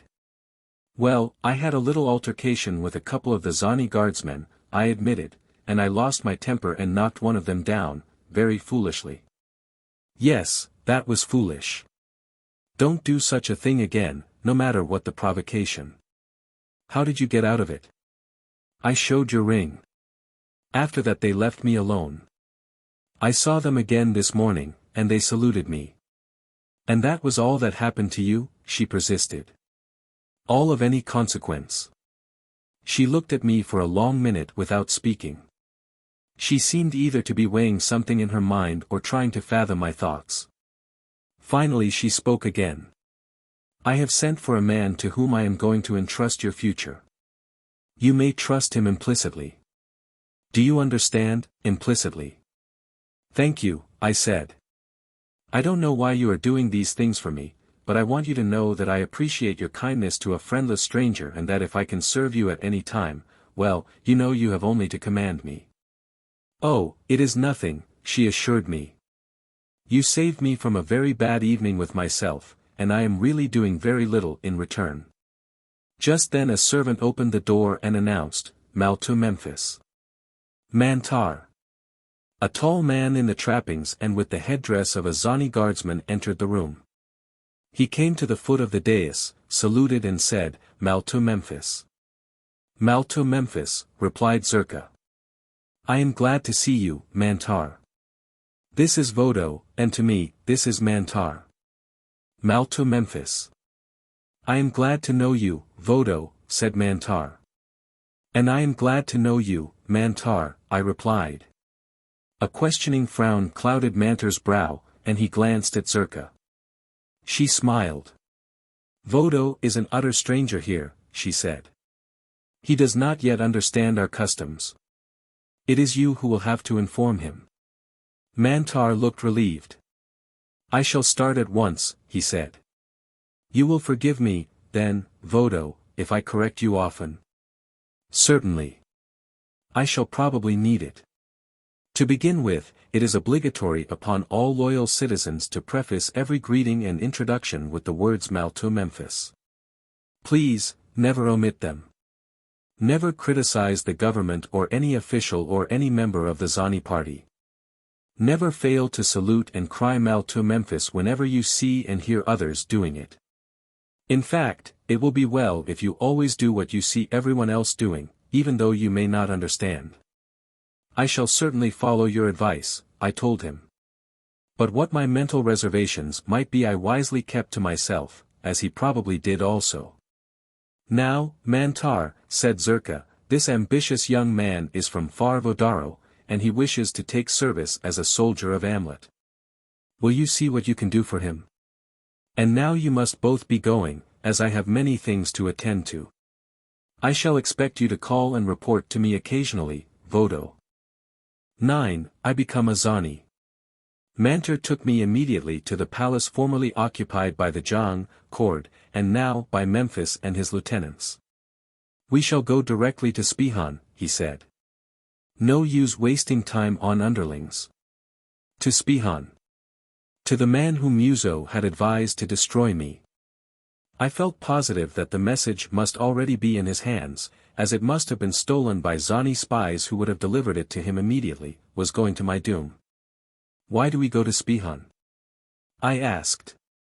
Because he is head of the Zani Guard, which also includes our secret police. Zerka suggested that I find you a berth in the guard. You are fortunate indeed to have such a friend as the Taganja Zerka. Otherwise, if you had been given service at all, it would have been at the front. Which is not so good since Muso enlisted the services of this fellow called Carson of Venus with his diabolical contrivance that flies through the air and rains bombs on everyone. Flies through the air? I asked, in simulated surprise. Is there really such a thing? What can it be? We really don't know much about it, Mantar admitted. Of course everyone at the front has seen it, and we learned a little from some prisoners we took who were members of a Sanaran party making a sortie against our first line. They told us the name of the fellow who flies it and what little they knew of him and of the thing he calls an onotar, but that really was not much. Yes, you will be fortunate if you get into the guard. If you are an officer, it is something of a sinecure, but you'll have to watch your step. You must hate everything we Zanis hate and applaud everything that we applaud, and under no circumstances must you ever even look critical of anything that is Zani. To demonstrate what I mean, we were listening to a speech by our beloved Memphis one evening.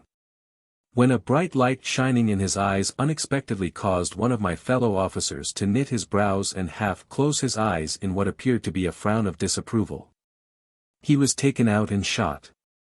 I shall be very careful, I assured him, and you may believe me that I meant it. The palace of the former Jang was, indeed, a magnificent structure. But I'm afraid I didn't fully appreciate it as I walked through its corridors toward the office of Spihan, my mind was on other things. We arrived at last at a waiting room just outside the office of the great man, and there we waited for about half an hour before we were summoned into the presence. Men were coming and going to and from the waiting room in a constant stream. It was a very busy place. Most of them wore the Zani uniform and sported the Zani coiffure, and as they came and went the air was filled with To Memphises and Zani salutes. At last we were ushered into the presence of Spihan. Like nearly all civilized Amtorians, he was a handsome man, but his mouth was a shade too cruel and his eyes a little too shifty for perfection. Mantar and I each said To Memphis and saluted. Spihan said To Memphis. Greetings, Mantar. What brings you here? He barked the words like a human terrier. To Memphis. This is Vodo, announced Mantar. I bring him to you at the suggestion of the Taganja Zerka, his good friend. She recommends him for a commission in the guard. But he is not even a Zani, expostulated Spihan. He is not even from Amlot, said Mantar, but he wishes to be a Zani and serve our beloved Memphis. From what country do you come? Demanded Spihan. From Vodaro, I replied. Have you any Adarian blood in your veins? Had I should have been killed in Vodaro, I cried. And why? He asked. And why, may I ask, Spihan, do you kill Atorians? I demanded. Naturally, because they have large ears, he replied. We must keep the blood of Corvins pure. You have answered your own question, Spihan, I told him. We Vodaroans are very proud of our pure blood, so we, too, kill the Atorians because they have large ears. Excellent, he exclaimed. Will you swear to love, honor, and obey our beloved Memphis, give your life for him, if necessary, and hold him and the Zani party above all else? I swear. I said, but I had my fingers crossed. Then we all saluted and said, Mal to Memphis. You are now a Zani, he announced.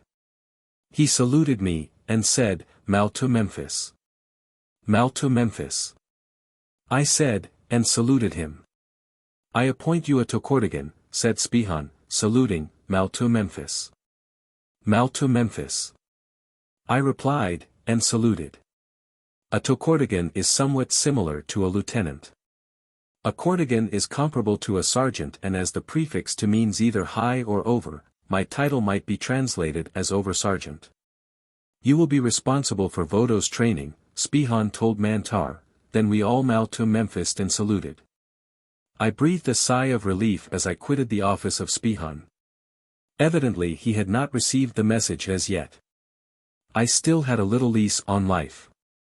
Mantar now took me to the officers' quarters adjoining the barracks of the Zani Guard, which are situated close to the palace. And here a barber gave me an approved Zani haircut, after which I went with Mantar to be outfitted with the regulation uniform and weapons of a Tokortigan of the Zani Guard. On the way back from the outfitters I heard a great commotion ahead of us on the broad avenue along which we were walking. People lining the curbs were shouting something that I could not understand at first, but presently recognized as the incessant chant of the Zanis, Mal to Memphis. As the sound approached I saw that the shouts were being directed at a procession of giant ganters. Our beloved Memphis comes this way, said Mantar. When he approaches, stand at salute and shout Mal to Memphis as loud as you can until he has passed. Presently I saw men standing on their heads in the street and along the curbs, and each of them was shouting Mal to Memphis at the top of his lungs. Only the women and the members of the Zani Guard did not stand on their heads, but everybody shouted, and everybody saluted who was not using his hands to keep him from falling down. They commenced when the first elephant came within a few yards of where they stood, and continued until the last elephant had passed them by the same distance. They all seemed absolutely devoid of any sense of humor. When the procession came abreast of me I saw such ornately housed and trapped ganters as I had never before seen. In the gilded howdah of one of them sat a small, insignificant-looking man in the uniform of a Zani Kortigan. It was Memphis. He looked actually frightened, and his eyes were constantly darting from side to side, warily. I guessed, what I learned later, that he was in mortal fear of assassination, and with good reason.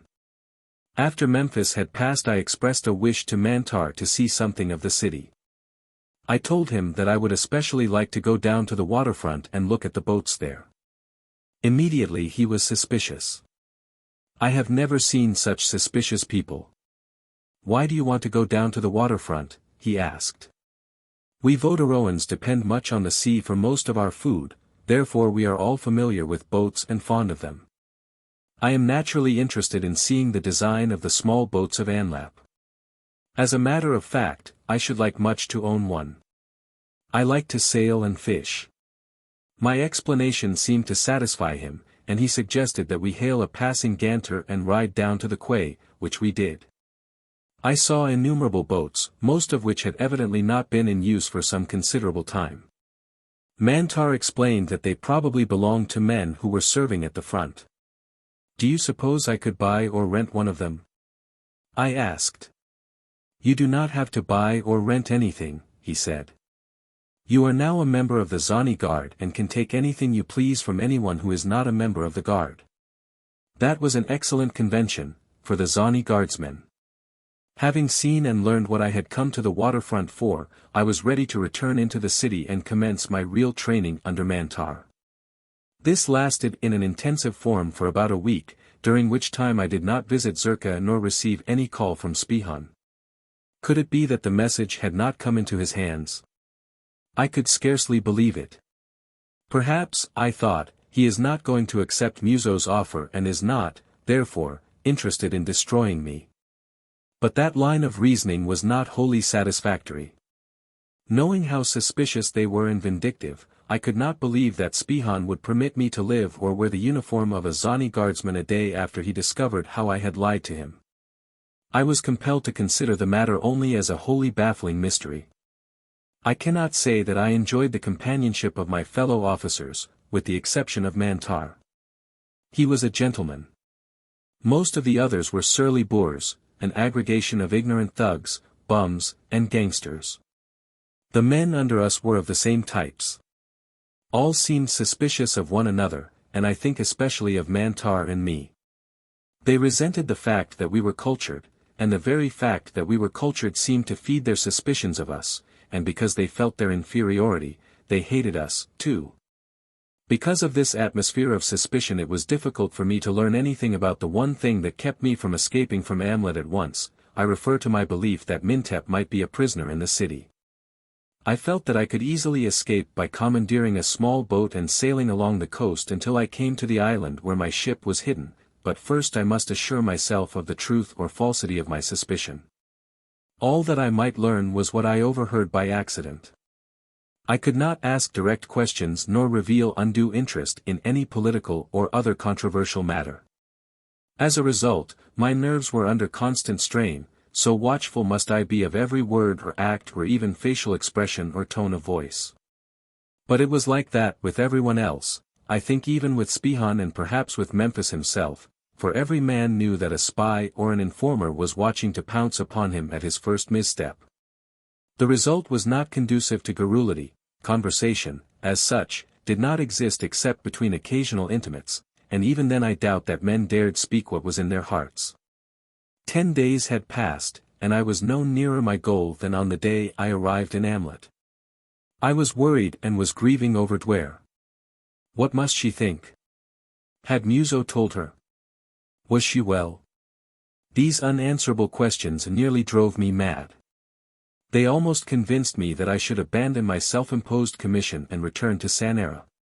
But when I thought of the happiness it would bring to Duare were she to be reunited with her father or her grief were she to know that he might be a prisoner in Amlot and in constant danger of being destroyed, I could only remain and do what I considered my duty.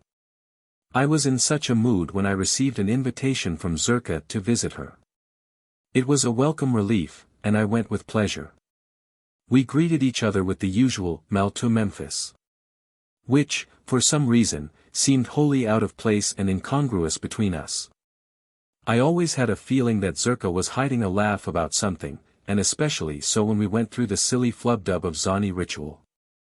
Hers was a most engaging personality that seemed to me to be wholly out of harmony with the stupidities of Zainism.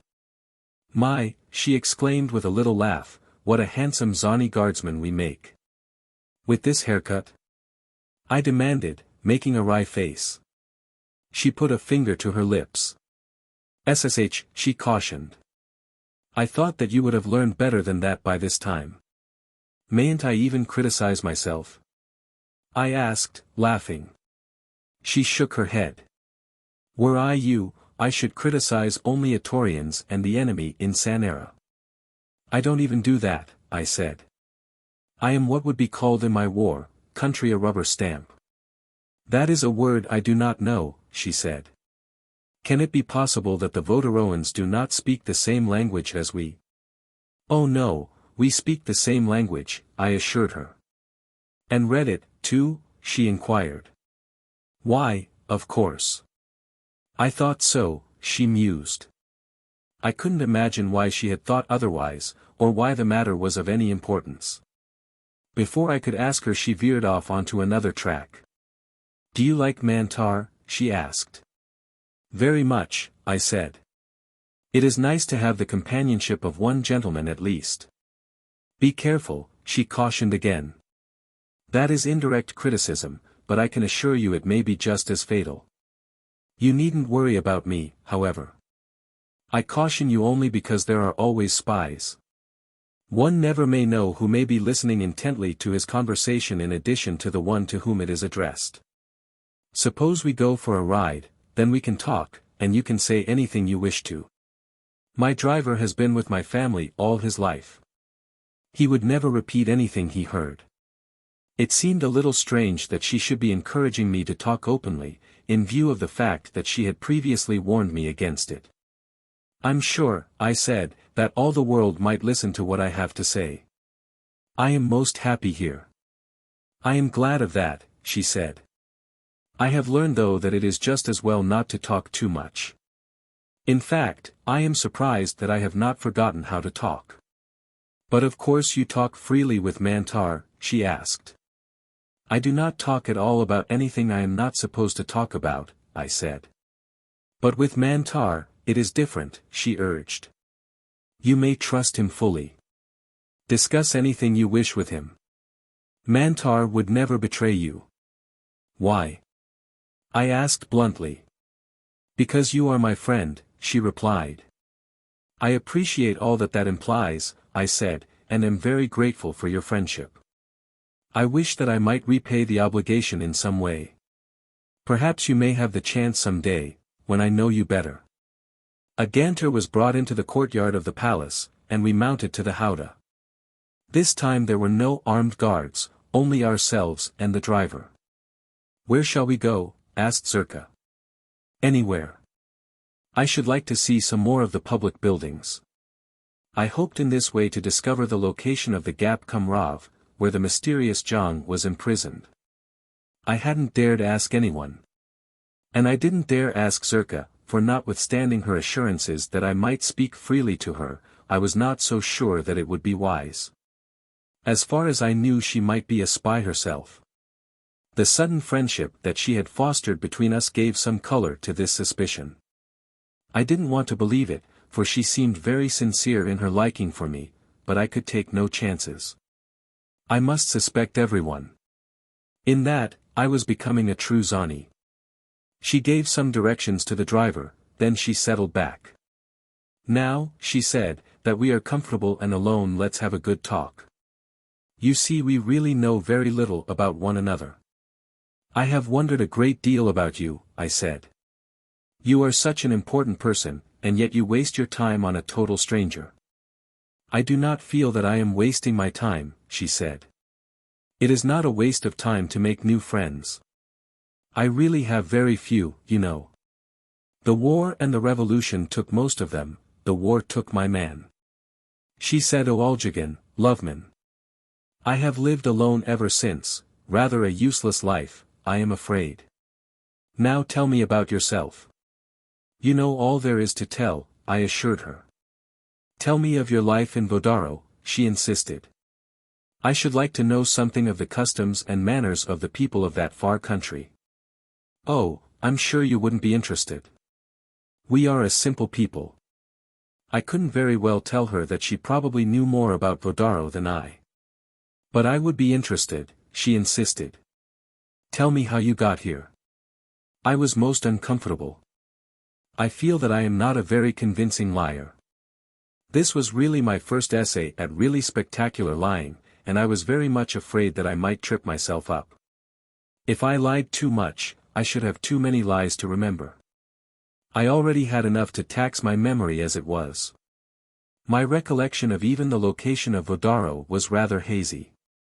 The country was shown on a map I had seen in the library of Dhanus at Kooaad. I remembered that fact concerning it. And that was about all, except that it was supposed to run far back into Karbal, the cold country. I had to answer Zerka's question, and my explanation of how I got to Amlot would have to be uncheckable. It was necessary to do a lot of thinking in a split second. One of our merchants had chartered a small ship and had loaded it with furs with which he expected to trade for merchandise in foreign countries. We sailed north for a month without encountering land until we sighted Amlot. Here we were overtaken by a terrific storm which wrecked the ship. I was washed ashore, the sole survivor. A kindly farmer took me in, and from him I learned that I was in the kingdom of Corva, on Amlot. He also told me about the war raging here, and brought me as far as the city gates with a load of farm produce. The rest, I have told you. And what was the name of this kindly farmer? She asked. He should be rewarded. I never learned his name, I said. She looked at me with the oddest expression that made me feel that she knew I was lying. But perhaps it was only my guilty conscience that suggested that fear. Anyway, she didn't say anything more about the matter, for which I was deeply grateful. As we approached one of the main avenues of the city, I saw men standing on their heads shouting, "Mal to Memphis," and others saluting and shouting the same stereotyped mandatory laudative. Our beloved Memphis must be abroad, I said. She shot me a quick glance, but I maintained a perfectly serious demeanor. Yes, she said, and don't forget to stand up and salute and acclaim him. There is to be a review of troops outside the city. A new unit is going to the front. Our beloved Memphis is on his way to review them now. Would you be interested in seeing it? I told her that I would, so after Memphis's cortege passed, we fell in behind and followed it out onto the plain beyond the city. After Memphis had taken his place and the shouting had died out and men had stopped standing on their heads, Zerka directed our driver to move to a point where we could watch the ceremonies advantageously. A large body of troops was massed at some distance to the left, and at a signal from Memphis, transmitted by trumpet to the waiting troops. They broke into column of companies and advanced toward the great man so that they would pass before him at the proper distance. It was so similar to the passing in review of troops in civilized countries on earth that it was rather startling, but when I gave the matter thought, I could not conceive any more practical way of reviewing troops. When the first company was at about 100 yards from Memphis, the step was changed. The entire company, in unison, took 3 steps forward, hopped once on the left foot, took 3 more steps forward, leaped straight up to a height of about 2 feet, and then repeated.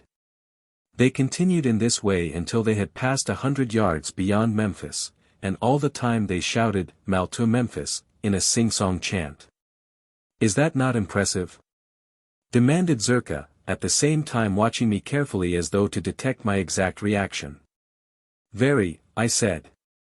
It is an innovation sponsored by our beloved Memphis, explained Zerka. I could easily imagine that that might be so, I replied. The prison of death. I had enjoyed my long visit with Zerka. We had eaten again at the same restaurant in which we had met, we had gone to one of the amazing theaters of Amlot, and we had finally gotten home about the 19th hour, which would be about 2 a.m. Earth time.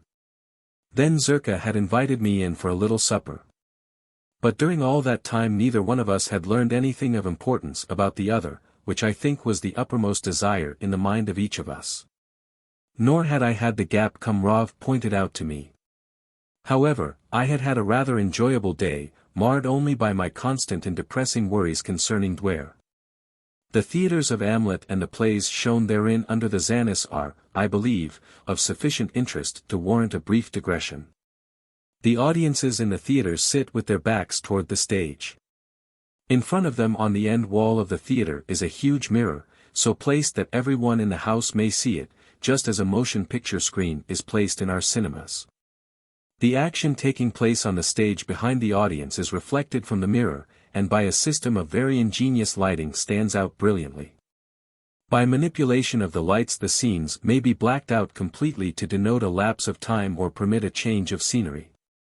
Of course the reflections of the actors are not life-size, and therefore the result gives an illusion of unreality reminiscent of puppet shows or the old days of silent pictures.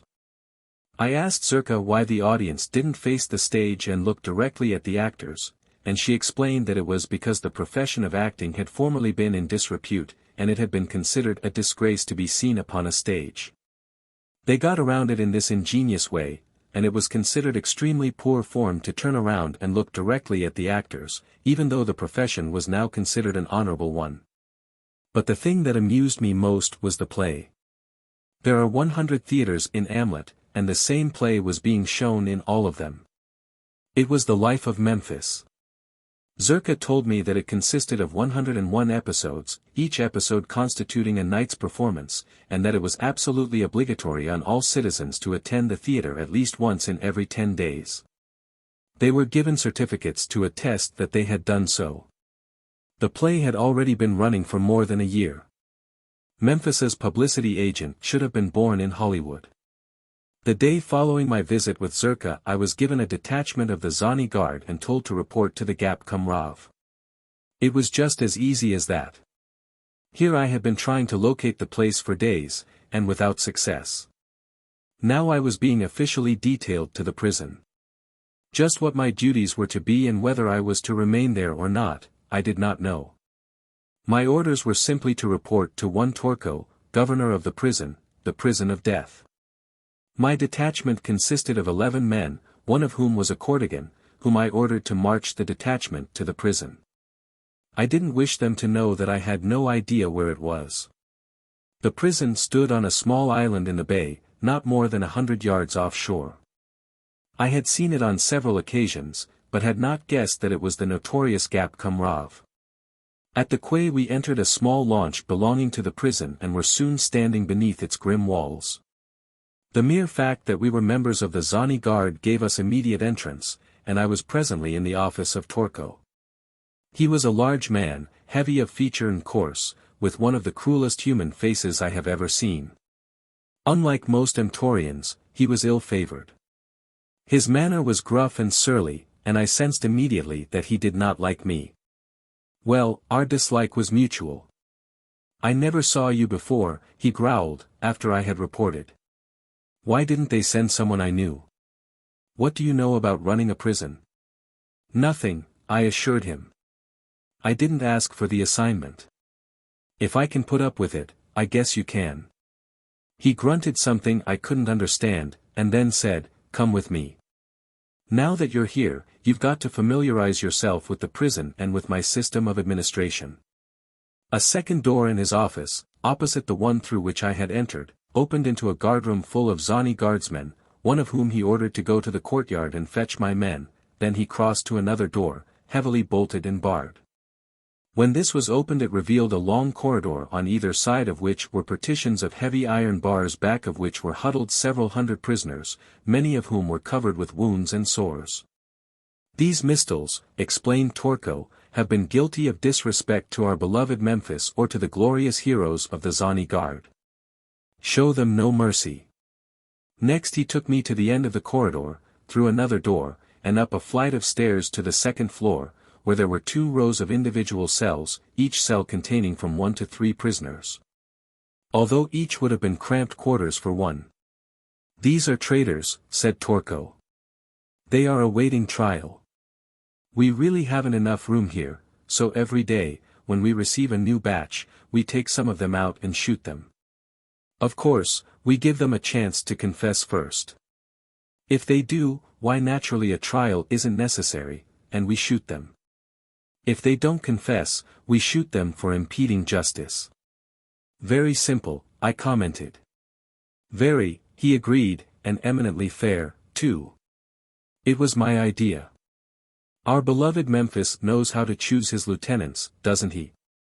He looked very pleased at that, and really smiled.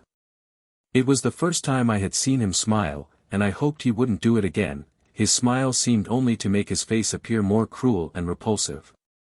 "Well," he exclaimed, "I guess I was wrong about you. You talk like a good man and an intelligent one.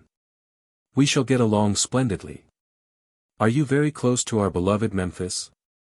"I'm sorry to say that I'm not," I told him. "I merely serve him." "Well, you must know someone who is," he insisted. I was about to reply, telling him that I was afraid I knew no one who had the ear of Memphis, when he caught sight of the ring hanging on a chain around my neck. It was too small to fit on any of my fingers. I wore it thus. "I should say you do know someone close to Memphis," he exclaimed. "The Tagangja Zerka. Man! But are you lucky?" I did not reply, as I had no stomach to discuss Zerka with this beast. But he insisted. She was bright to come over to the Zanis, he said. Most of her kind were killed, and those that did come over are usually under suspicion, but not to Ganja Zerka. They say Memphis has the utmost confidence in her and often consults her in matters of policy. It was her idea to have the Zani guard patrol the city constantly looking for traitors and beating up citizens who couldn't give a good account of themselves. Playing the life of our beloved Memphis constantly in all the theaters was also her idea, as was that of having civilians stand on their heads and cheer whenever our beloved Memphis passed. Even the expression our beloved Memphis was coined by her. Oh, she's a brilliant one. Memphis owes her a lot. All this was most illuminating. I had always felt that Zerka applauded Memphis with her tongue in her cheek. I had even doubted her loyalty to him or to the Zani cause. Now I didn't know what to think, but I certainly congratulated myself upon the fact that I had not confided in her. Somehow, I felt a little sad and depressed, as one does when disillusioned, especially if the disillusionment concerns a friend he has admired. Now, continued Torko, if you should put in a good word for me with the Tagangja, it would be sure to reach the ear of our beloved Memphis. How about it, my excellent friend? Wait until I know you better, I said. Then I shall know what to report to the Tagangja. This was almost blackmail, but I felt no compunction. You'll have nothing but the best to report of me, he assured me, we shall get along splendidly. And now I'll take you down to the courtroom where the trials are conducted and show you the cells where our beloved Memphis keeps his favorite prisoners. He led me down into a dark basement and into a large room with a high bench running across one end. Behind the bench were a number of seats, the whole being raised a couple of feet above the floor level. Around the sides of the room were low benches, which evidently served as seats for spectators. The rest of the room was devoted to an elaborate display of the most fiendish instruments of torture the mind of man might conceive. I shall not dwell upon them. It is enough to say that all were horrible and many of them absolutely unmentionable. All my life I shall be trying to forget them and the hideous things I was forced to see perpetrated there upon both men and women. Torko made a wide, sweeping gesture, proudly. These are my pets, he said. Many of them are my own invention. Believe me, just a look at them usually gets a confession, but we give them a taste of them anyway. After they have confessed? I asked. Why certainly. Is it not a treasonable thing to cheat the state of the usefulness of these ingenious contrivances that have cost so much in thought and money to produce? Your logic is unimpeachable, I told him. It is evident that you are a perfect Zani. And you are a man of great intelligence, my friend, Vodo. And now, come with me, you shall see some more of this ideal plant. He led me into a dark corridor beyond the torture chamber. Here were small cells, feebly illuminated by a single dim light in the central corridor. A number of men were confined, each in a cell by himself. It was so dark that I could not distinguish the features of any of them, as all remained in the far corners of their cramped quarters, and many sat with their faces hidden in their hands, apparently oblivious of the fact that we were there. One was moaning, and another shrieked and gibbered, his mind gone. That one, said Torko, was a famous physician. He enjoyed the confidence of everyone, including our beloved Memphis. But can you imagine how heinously he betrayed it? No, I admitted, I cannot. Did he attempt to poison Memphis? What he did was almost as bad. He was actually apprehended in the act of alleviating the agony of an Adarian who was dying of an incurable disease. Can you imagine? I am afraid, I said, that my imagination is permanently incapacitated. There are things that transcend the limits of a normal imagination. Today you have shown me such things. He should have been executed. But when he went mad, we felt that he would suffer far more if he lived. We were right. We Zanis are always right. Yes, I agreed, it is the indisputable privilege of all Zanis to be always right. He took me next down a dark corridor to another room at the far side of the building. There was nothing here but an enormous furnace and a foul odor. Here is where we burn the bodies, Torko explained, then he pointed to a trap door in the floor. Be careful not to step on that, he cautioned. It is not very substantial. We dumped the ashes down there into the bay. The chute is quite large. If the door gave way with you, you'd land in the bay. I spent a week undergoing a sort of training in inhumanity, and then Torko obtained a leave of absence, and I was left in charge as acting governor of the prison of death. During the time that he was away I did what I could to alleviate the sufferings of the inmates of that hideous sink of misery and despair. I permitted them to clean up their foul cells and themselves, and I gave them quantities of good food. There were no trials while I was in charge and only one execution, but that was ordered by a higher authority, in fact, by Memphis himself. I received word about the 11th hour one day that Memphis would visit the prison at the 13th hour, 2 p.m. E.T. As I had never met the great man and had no idea how to receive him or conduct myself, I was in something of a quandary, as I knew that a single error, however unintentional, would affront him and result in my execution. At last it occurred to me that my courtigan might help me out. He was more than anxious to display his knowledge, and so, as the 13th hour approached, I anticipated the coming event with considerable assurance. With a number of warriors as an escort, I waited at the quay with the prison launch, and when Memphis hove in sight with his retinue, I lined up my men and we saluted and To Memphised him in orthodox style. He was quite affable as he greeted me with condescending cordiality. I have heard of you, he said. If you are a protégé of Taganja Zerka, you must be a good Zani. There is only one good Zani, I said. He thought I meant him. And he was pleased. The courtigan had the remaining guardsmen lined up in the guardroom, and as we passed through, every one saluted and shouted, To Memphis, at the top of his voice. I wondered at the time how Memphis could listen to such forced acclaim without feeling like the ass he was, but I suppose an ass doesn't mind being an ass, or doesn't realize it. The great man asked to be taken into the basement, where his own particular prisoners were incarcerated. He took only me and two of his aides with him, one of the latter being his present favorite, an effeminate-looking man, bejeweled like a woman. When we reached the room where the prisoners' cells were located, Memphis directed me to show him the cell of Kooaad, the former Jong of Korva. Torko has not told me the names of any of these prisoners, I explained. He said it was your wish that they remain nameless. Memphis nodded. Quite right, he said, but of course the acting governor of the prison should know who they are, and keep the knowledge to himself. You wish to speak to me, Memphis? Asked a voice from a nearby cell. That is he, said Memphis. Unlock his cell. I took the master key from my belt and did as Memphis bid me. Come out, commanded he. Kooaad was still a fine-looking man, though wasted by confinement and starvation.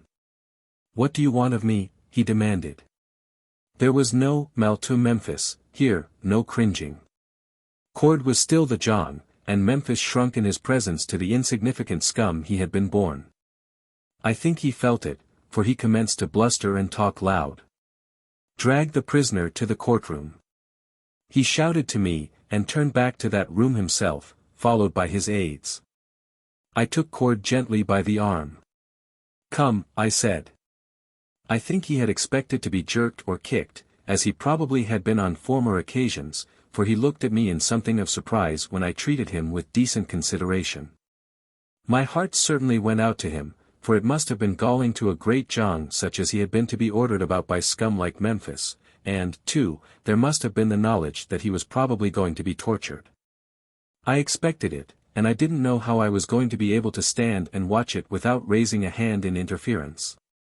Only my knowledge that it would have done him no good and resulted in my own death and, consequently, the defeat of all my own plans, convinced me that I must hide my indignation and accept whatever was forthcoming.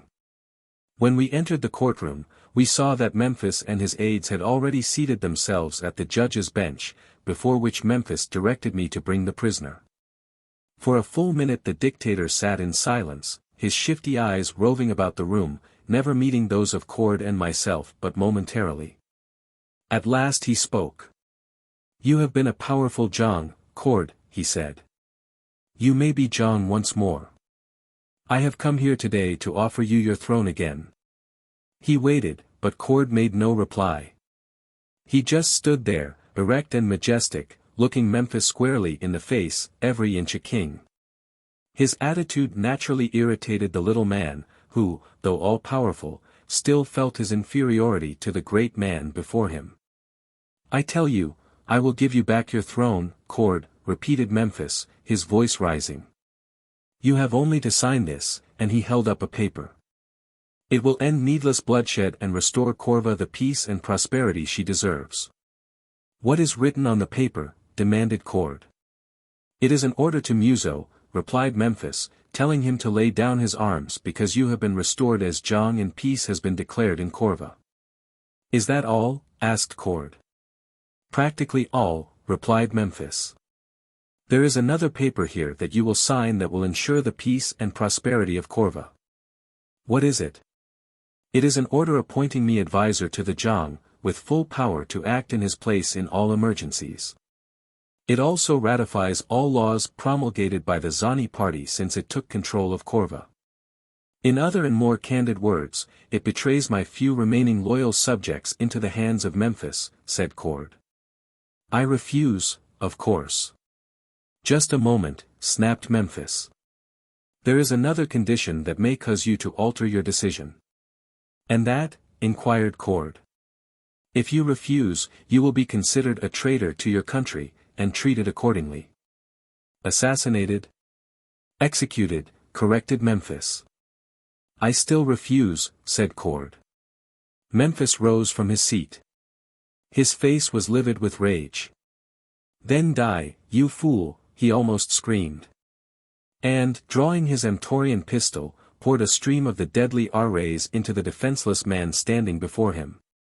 Without a sound, Kooaad, Jong of Corva, sank lifeless to the floor. 11. The net draws closer. The next day, as I was making my rounds of the prison, I took it upon myself to inquire of a number of the prisoners as to the nature of the offenses that had resulted in such drastic punishment. For to be imprisoned in Gap Cum Rav was, indeed, real punishment. I found that many of them had expressed their opinions of Memphis and the Zanis too freely, and that supposed friends had informed upon them. Many did not know what the charges against them were, and quite a few were there because of old grudges held against them by members of the Zani Guard. One man was there because an officer of the Zani Guard desired his woman. Another because he had sneezed while, standing upon his head, he should have been shouting Mal to Memphis. The only hope any of them had of release was through bribery or the influence of some member of the Zani party, but this latter was difficult to obtain because of the fear the Zanis themselves felt of directing suspicion upon themselves. These inquiries I had made were of the prisoners in the big tanks on the main floor. My interest lay in the dim corridors below ground, where I thought that Mintep might be confined. I had not dared reveal any interest in these prisoners for fear of directing suspicion upon myself, for I knew that there were constantly informers among the prisoners, who won favors and sometimes freedom by informing upon their fellow prisoners. Torko had told me that I was not even to know the names of the prisoners on that lower level, but I was determined to learn if Mintep was among them, and finally I hit upon a plan that I hoped would serve my purpose. With difficulty, I wrote some very bad verse in Amtorian, which I sang to a tune that had been popular in America when I left the earth. In two of the verses was the message I wished to use to elicit a sign from Mintep that he was a prisoner there, and thus to locate his cell. To allay suspicion, I formed the habit of singing my song as I went about my daily duties. But I sang it at first only on the upper floors. My courtigan and some of the other members of the guard showed an interest in my song, and asked me questions about it. I told them that I didn't know the origin or significance of it, that the words meant nothing to me, and that I only sang it because I was fond of the tune. In addition to my essay at poetry, I had been busy along another line of endeavor. The cell and door locks of the prison were not all alike, but there was a master key which opened any of them. In Torko's absence, I carried this master key. And one of the first things I did after it came into my possession was to take it into the city and have 2 duplicates made. I had no definite plan in mind at the time wherein they might figure. But, though I took considerable risk in having them made, I felt that eventually they must be of the utmost value in releasing Mintep, if it developed that he was a prisoner in Gap Kumrav. You can scarcely realize the caution I was forced to observe in everything that I did, in order not to arouse suspicion, to incur enmities, or engender envy, for every citizen of Amlot was a spy or a potential informer. Yet I had to make haste, for I knew that over my head hung constantly that Damoclean message from Muso. Who had it? Why had they not struck? I was accustomed to wandering around the prison alone, inspecting the cells, the guardroom, the kitchen. So it would arouse no comment where I discovered anywhere, and the fact that I was almost constantly humming or singing my foolish song was, I felt, evidence that there was nothing irregular or surreptitious about my activities. It was the day before Torko's return that I determined to try to ascertain definitely if Mintep were imprisoned at the lower level. With this idea in mind, I went singing through the prison, feeling, as usual, like a loony. Down to the basement I went, through the courtroom, and into the dim precincts of the forbidden cells. I went to the furnace and passed along the corridor where the cells were, and there I sang the 2 verses that I had written to arouse Mintep's interest and, perhaps, beguile an acknowledgement, if he were there. These are the verses to which I refer, roughly translated into English. Mourned by a nation. By her kinsman sought.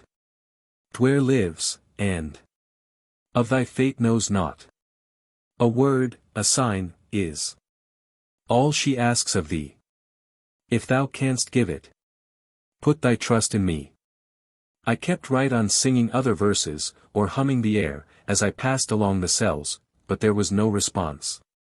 Clear to the end of the corridor I went, and then turned back.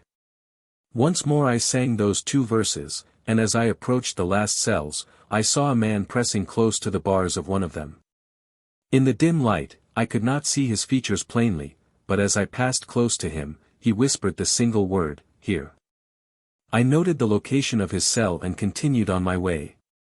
With Torko, I occupied my office next to the guardroom, and when I arrived there, I found my cortigan waiting with some new prisoners. One of my duties was to receive all prisoners, question them, and assign them to cells. A clerk kept a record of all such matters. All I was supposed to do, according to Torko, was to insult and browbeat the prisoners. There were 3 of them, and they lined them up in front of my desk. As I looked up at them, I immediately recognized one of them as Horjan, the brother of Lotus, and, to my horror, I saw recognition slowly dawn in his eyes. Or at least I thought I did. "What is your name?" I asked. "Horjan," he replied. "Why are you here?" "Some time ago I reported a stranger hiding in my home," he replied. "When the guard came, they found no one, the man had escaped. They were very angry with me.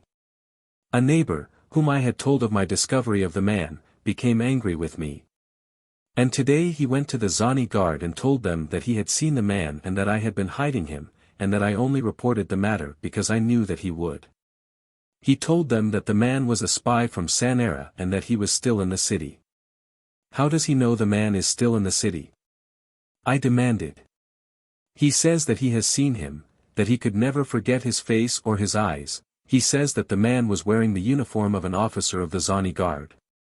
I knew that Horjan's friend had not seen me, and that this was merely Horjan's way of communicating to me the fact that he had recognized me. "It would be too bad if your friend bore false witness against an officer of the Zani guard," I said. "If anyone did that, it would be necessary to torture him before killing him.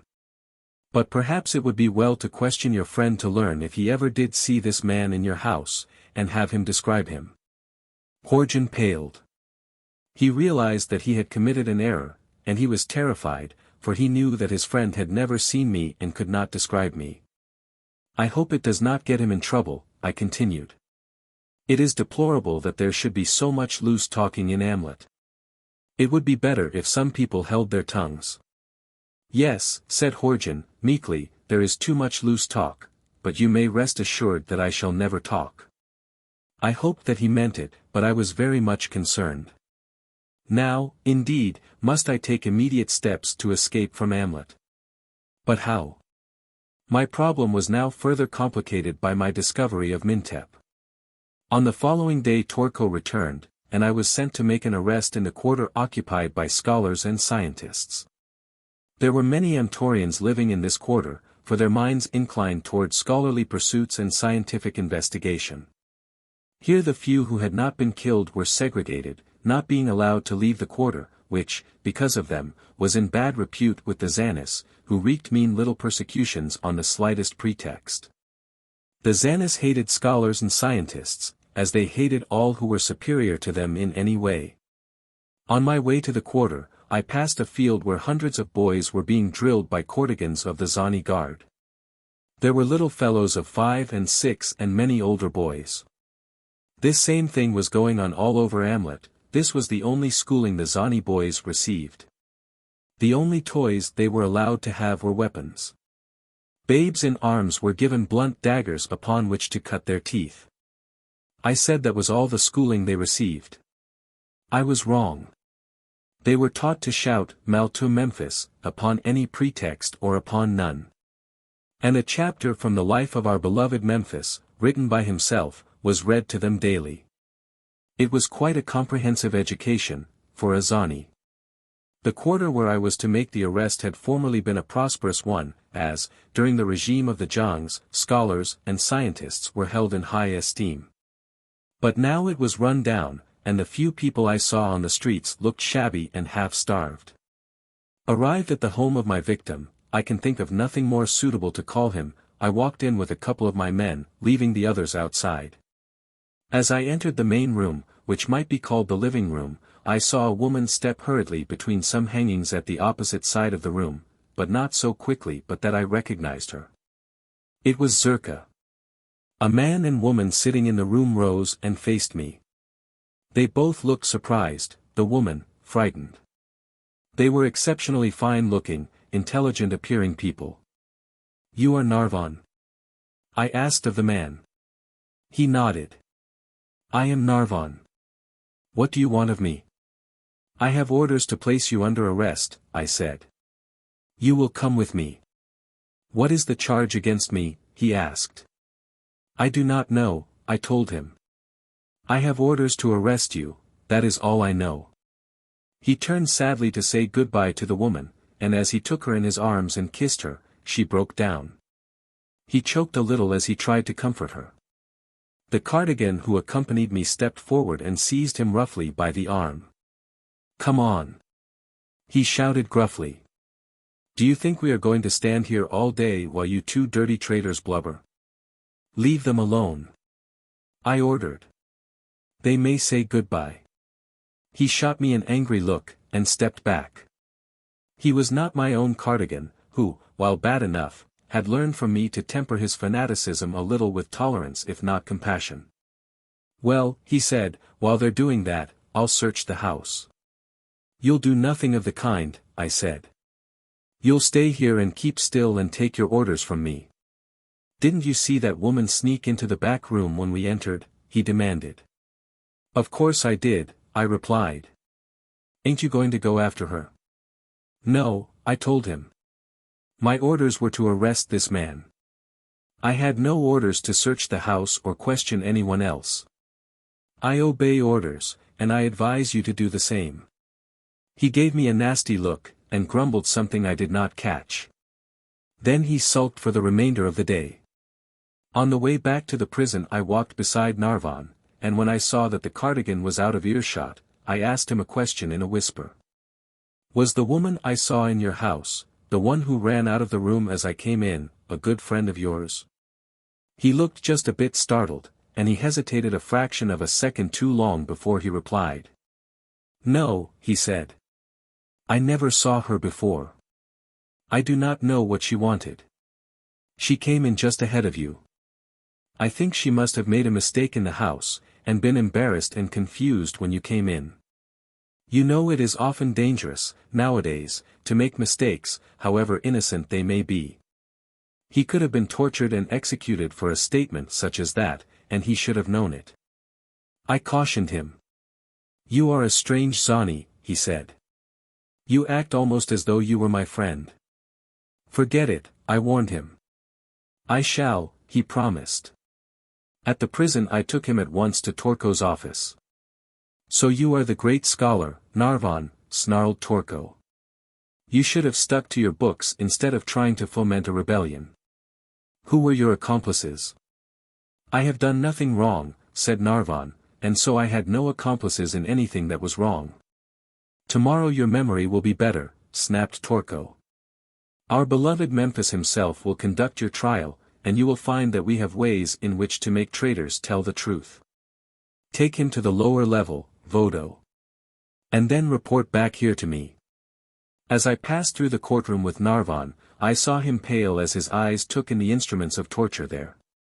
You will not name your accomplices, will you? I asked. He shuddered and seemed to shrink suddenly. I do not know, he admitted. I have never been able to endure pain. I do not know what I shall do. I only know that I am afraid, oh, so terribly afraid. Why can they not kill me without torturing me? I was very much afraid, myself, afraid for Zerka. I don't know why I should have been, she was supposed to be such a good Zani. Perhaps it was the fact that she had run away from men in the uniform of the Zani guard that aroused my suspicions. Perhaps it was because I had never been able to reconcile my belief in her with the knowledge that she was a Zani. Quite a little, too, because Narvan had so palpably tried to protect her. When I returned to Torko's office, the cardigan who had been with me when I made the arrest was just leaving. Torko was scowling ominously. I have heard bad reports of your conduct during my absence, he said. That is strange, I said, unless I have made an enemy here, then you might hear almost anything, as you know. The information has come from different sources. I am told that you were very soft and lenient with the prisoners. I was not cruel, if that is what is meant, I replied. I had no orders to be cruel. And today you did not search a house where you knew a woman to be hiding, the home of a traitor, too. I had no orders to search the house or question anybody, I retorted. I did not know the man was a traitor, I was not told what his offense had been. Technically, you are right, he admitted, but you must learn to have more initiative. We arrest no one who is not a menace to the state. Such people deserve no mercy. Then you whispered with the prisoner all the way to the prison. I laughed outright. The cardigan doesn't like me because I put him in his place. He became a little insubordinate. I will not stand for that. Of course I talked with the prisoner. Was there anything wrong in that? The less one talks with anyone, the safer he is, he said. He dismissed me then. But I realized that suspicions were aroused, and there was that brother of Loda's just full of them, and of real knowledge concerning me, too, and primed to spill everything he knew or suspected at the first opportunity. Whatever I was going to do, I must do quickly if I were ever going to escape. There were too many fingers ready to point at me, and there was still the message from Muso. I asked permission to go fishing the next day. And as Torko loved fresh fish, he granted it. You'd better stay around until after our beloved Memphis has left the prison, he said. We may want your help. The next day Narvan was tried before Memphis, and I was there with a detail of the guard, just ornamentally. We lined up at attention at each end of the bench where Memphis, Spihan, and Torko sat.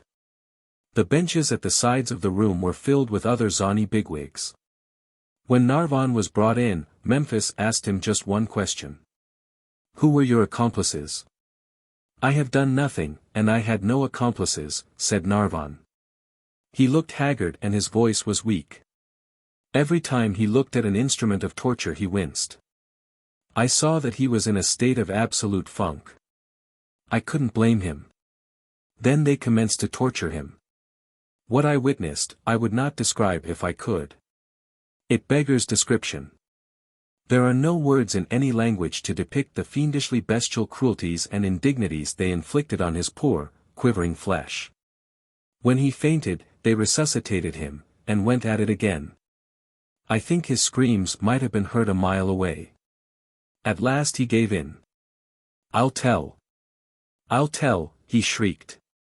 Well, demanded Memphis. Who are they? There was only one, whispered Narvan, in a weak voice that could scarcely be heard. Louder, cried Memphis. Give him another turn of the screw. Then maybe he'll speak up. It was the Taganja Z, then he fainted as they gave the screw another turn. They tried to revive him again, but it was too late, Narvan was dead. 12. Hunted. I went fishing, and I caught some fish, but I couldn't forget how Narvan died. I shall never forget it. Nor could I forget his dying words. Coupled with what I had seen in his house, I knew the name that had died in his throat. I wondered if any of the Zanis there had guessed what I knew. Not only did I fish, but I did some reconnoitering and a great deal of thinking. I wondered what to do about Zerka. Should I risk Mintep's life to warn her, with considerable likelihood that I might be arrested with her? Really, there was but one answer. I must warn her, for she had befriended me. I sailed around close to the prison, for there were certain things I must know about the outside of the place. I knew all that was necessary about the inside. After satisfying myself on the points concerning which I had been in doubt, I came ashore, and went to my quarters in the barracks. Here I found an order relieving me of duty at the prison. I guess Torko had found me too soft for his purposes. Or was there something else, something far more sinister behind it? I felt a net closing about me. As I sat there in my quarters with this most unpleasant thought as my sole company, a guardsman came and announced that the commandant wished me to report to him at once. This, I thought, is the end. I am about to be arrested. I contemplated flight, but I knew how futile such an attempt would be, and so I went to the commandant's office and reported.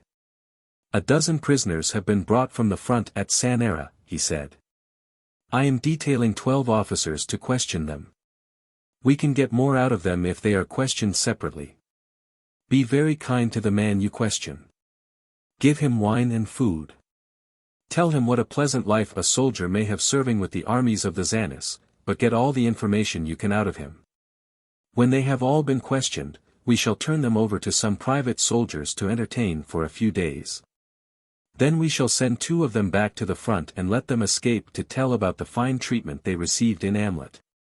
That will mean many desertions. The other 10 will be shot. The Zanis were full of cute little tricks like that. Well, I got my man and took him to my quarters. I plied him with food, wine, and questions. I wanted to know about Sanara on my own account, but I didn't dare let him know how much I knew about the city and conditions there. I had to draw him out without him suspecting me. It chanced that he was a young officer, a nice chap, well connected. He knew everyone and all the gossip of the court and the important families. There were certain questions that it would be quite natural for any Zani to ask. Those relative to the defenses of the city and other military matters he answered glibly, so glibly that I knew he was lying, and I admired him for it. When I asked him about Muso, he talked freely. It was evident that he didn't like Muso. He's turned his woman out, he volunteered. Her name is Ilana.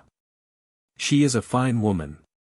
Everyone is very much incensed over it, but what can anyone do? He is John. The woman he has selected in Ilana's place does not want to take it. It is common talk that she loathes Muso, but he is John, and if he orders her to come, she will have to come, because she has no man. He was killed here in Amlot. Muso sent him here on a dangerous mission. Everyone believes that he sent him to his death purposely. I felt myself turning cold. The next question on my lips withered in my dry mouth.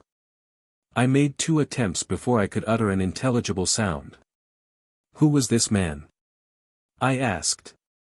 He was the man who used to fly over your lines and drop bombs on you, he replied. His name was Carson of Venus, odd name. I had asked my last question of that man.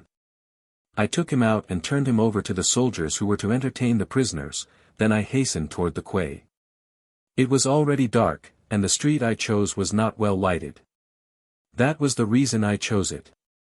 I had almost reached the quay, when I ran into a detachment of the Zani guard in command of an officer. The latter hailed me from the opposite side of the street. Then he crossed toward me, leaving his detachment behind. "I thought I recognized you," he said. "It was Mantar. I have an order for your arrest. They are scouring the city for you. I have been in my quarters. Why didn't they look there? Torko said you had gone fishing. Why am I being arrested?" I asked. "They think you are a Sanaran spy. A prisoner named Horjan informed on you. He said he found you hiding in his house just the day before you applied for a commission in the guard." "But Zerka?" I asked. "Won't they suspicion her? It was she who sponsored me." "I had thought of that," he said. "Well, what are you going to do with me?" I asked. "Are you going to turn me in?" "I wish you would tell me the truth," he said. "I am your friend, and if what Zerka and I have suspected for long is true, I will help you." I recalled that Zerka had told me I could trust this man implicitly. I was lost anyway. They had enough against me to torture and murder me. Here was a straw. I clutched it. "I am Carson of Venus," I said. "I came here with a message for Spihan from Muso. It was stolen from me." "Where were you going when I stopped you?" he asked. "I was going back to Sanara, where my friends and my heart are," I told him. "Can you get there?" "I think I can." "Then go. It is fortunate for you that none of my detail knew Vodo by sight. Good luck." He turned and crossed the street, and I went on toward the quay. I heard him say to his cardigan. "He says that Vodo is in his quarters at the barracks. We shall go there." I reached the quay without further incident, and found the same boat I had used for fishing earlier in the day and on several other occasions. It was a small boat with a single sail, scarcely more than a canoe. As I put off, I heard the sound of running feet along the quay, and then I saw men approaching. A voice cried, "Stop! Come back here," but I set my sail and got under way. Then I heard the staccato brrr of our rays, and a voice crying, "Come back here, Vodo. You can't get away." For reply I drew my own pistol and fired back at them. I knew that would disconcert their aim and give me a better chance to escape with my life. Long after I could no longer see them, they stood there firing out into the night. I thought of Mintep with regret, but there was something far more precious at stake than his life or that of any man. I cursed Muso for his duplicity, and prayed that I might reach Sanara in time. If I did not, I could at least kill him. And that I promised to do. Presently I heard the sound of a launch behind me, and knew that I was being pursued. Inside the harbor the breeze was light and fitful. If I couldn't reach the open sea ahead of my pursuers, I should have to depend upon eluding them in the darkness. In this I might be successful, or I might not. I couldn't hope to outdistance a launch even with a good wind, and about my only hope was to escape detection until I was able to discern from the sound of the launch in which direction they were searching for me. I felt that they would naturally assume that I would head northeast up the coast in the direction of Sanara, whereas my destination lay southwest, the little island where I had grounded my ship. Nor was I mistaken, for presently I heard the sound of the launch receding to my left, and I knew that it was making for the open sea by way of the easterly side of the harbor's mouth. With a sigh of relief, I kept to my course. And presently rounded the headland at the west side of the harbor and turned into the open sea. The offshore breeze was no better than that which I had had in the harbor, but I continued to hug the shore because I had one last duty to perform in Amlot before I continued on my way. I owed much to Zerka, and I could not leave without warning her of the danger which threatened her. I knew where her palace was situated on the shore of the ocean with its gardens running down to the water line. It would delay me no more than a few minutes to stop there and warn her. I felt that I could do no less. The conditions were ideal, low tide and an offshore wind. Silently and smoothly my light craft skimmed the surface of the water. The faint luminosity of the Amtorian night revealing the shoreline as a black mass dotted with occasional lights that shone from the windows of the palaces of the rich and powerful. Even in the semi-darkness, I had no difficulty in locating Zerka's palace. I ran in as close as I could on the tack I was holding, then dropped my sail and paddled for the shore. Beaching my craft, I drew it well up toward the sea wall, where only a very high tide could have reached it, then I made my way up to the palace. I knew that I was undergoing considerable risk, for, if Zerka were under suspicion, as I feared might be the case, she would doubtless be under surveillance. There might be watchers in the palace grounds, or even in the palace itself. For all I knew, Zerka might already be under arrest, for Narvan's dying confession was not cut off quickly enough to hide from me the identity of the accomplice he had almost named. Of course, I had already been suspicious of the truth. I did not think that the Zanis were, and so there was a possibility that they had not connected Zerka's name with that which the dying man had almost spoken. In any event, I must take this chance. I went directly to the great doors that opened onto the terrace overlooking the gardens and the sea. On enter there are no doorbells, nor do people knock on doors, they whistle. Each individual has his own distinctive notes, sometimes simple, sometimes elaborate. At entrance doorways there are speaking tubes into which one whistles, and it was with some perturbation that I now whistled into the mouthpiece of the tube at the great doors of the Taganja's palace. I waited for several minutes. I heard no sound within the building. The silence was ominous. I was, nevertheless, about to repeat my whistle when the door swung partly open, and Zerka stepped out onto the terrace. Without a word, she took my hand and hurried me down into the garden where trees and shrubbery cast black shadows.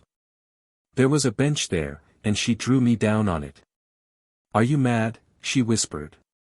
"They were just here looking for you. The doors on the avenue had scarcely closed behind them when I heard your whistle. How did you get here? If you can get away again, you must leave at once. There are probably spies among my servants." "Oh, why did you come?" "I came to warn you." "Warn me? Of what?" "I saw Narvan tortured," I said. I felt her stiffen. "And?" "Memphis was trying to wring the names of his accomplices from him." Did he speak?" she asked breathlessly. "He said, the Taganja. And died with the beginning of her name on his lips." I do not know that Memphis suspected, for he had not seen what I had in the house of Narvan, but I feared that he might suspect, and so I came here to take you to Sanara with me. She pressed my hand. "You are a good friend," she said. "I knew that you would be, and it was first proved to me when you prevented that Cardigan from searching the back room of Narvan's house. Now you have proved it again. Yes, you are a very good friend, Carson of Venus." That name on her lips startled me. "How did you know?" I asked. "When did you find out?" "The morning after we dined together that first time in the evening of the day that you entered Amlot." "But how?" I insisted. She laughed softly. "We are all suspicious here in Amlot, suspicious of everyone. We are always searching for new friends, expecting new enemies. The instant that I saw you in that restaurant I knew that you were not of Amlot, probably not of Corva, but if you were of Corva, the chances were excellent that you were a spy from Sanara. I had to find out. Oh, how many times I have laughed when I recalled your stories of Vodaro. Why, you didn't know the first thing about that country. But how did you find out about me?" I demanded. "I sent an emissary to your room in the traveler's house to search your belongings while you slept. He brought me Muso's message to Spihun." "Oh, so that is why that was never used against me," I exclaimed. "It has had me worried ever since it disappeared, as you may well imagine. I wanted to tell you, but I couldn't. You have no idea how careful we have to be." "You were very careless in going to the house of Narvan," I said. "We hadn't the slightest reason to believe that Narvan was suspected. Now that I know how loyal you are, I don't mind telling you that we are planning a counter-revolution that will overthrow the Zanis and restore Kooaad to the throne." "That can never be done," I said. "Why?" she demanded. "Kooaad is dead." She was horrified. "You are sure?" she asked. I saw Memphis assassinate him. I told her the story briefly. She shook her head sadly. There is so much less to fight for now, she said. Muso might easily be as bad as Memphis. Muso is a traitor to his own country, I said. That message I brought you proves it clearly. I wish that I had it now to take back to Sanara with me. The army would rise against him, and with Kooaad dead, the people would rally around the man they love and make him John. Who is that? She asked. Tamon, I said. Tamon. But Tamon is dead. Tamon dead? How do you know? My heart sank at the thought. Duare and I would have no powerful friend in Sanara. We heard some time ago from a captured Sanaran officer that Muso had sent him to Amlot on a dangerous mission and that he had never returned to Sanara. It was a foregone conclusion that he must be dead. I breathed a sigh of relief. He was returned safely to Sanara before I left there, and unless he has been killed since I came to Amlot, he is still alive. You shall have the message, she said. I kept it. But how do you expect to escape from Amlot and get back through the Zani lines in safety? Do you forget that Carson of Venus is the mistral that flies over Zani troops and drops bombs on them? I asked. But the thing you fly in? You haven't that here. It is not far away. I am praying that nothing has happened to it. That was the chance I had to take. You are so lucky that I am sure you will find it just as you left it. And, speaking of luck, how in the world did you ever get out of the city, with the entire Zani guard looking for you? They are absolutely turning the city inside out, I am told. I was stopped by a detachment of the guard on my way to the quay. Fortunately for me, it was commanded by Mantar. He is a good friend, thanks to you. He is one of us, she said. I suspected you both almost from the first, notwithstanding your Memphises and your Zani salutes. I was so sure of you that I was a little freer than usual. Somehow, I knew you were all right, you just couldn't have been a Zani at heart. We shouldn't be sitting here talking, I told her. Go get Muso's message and a few of your belongings, and we'll be on our way to Sanara.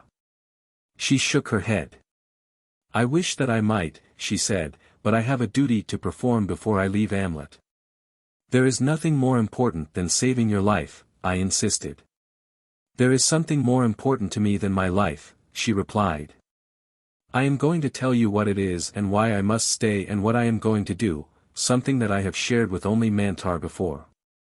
Mantar and my man were the closest of friends. They were officers in the same regiment of the Zhang's guard. When Memphis formed the Zani party during the last disastrous war, my man was one of his bitterest foes. It was in the last battle of the war that my man was supposed to have been killed. His body was never found. But he was not killed in battle.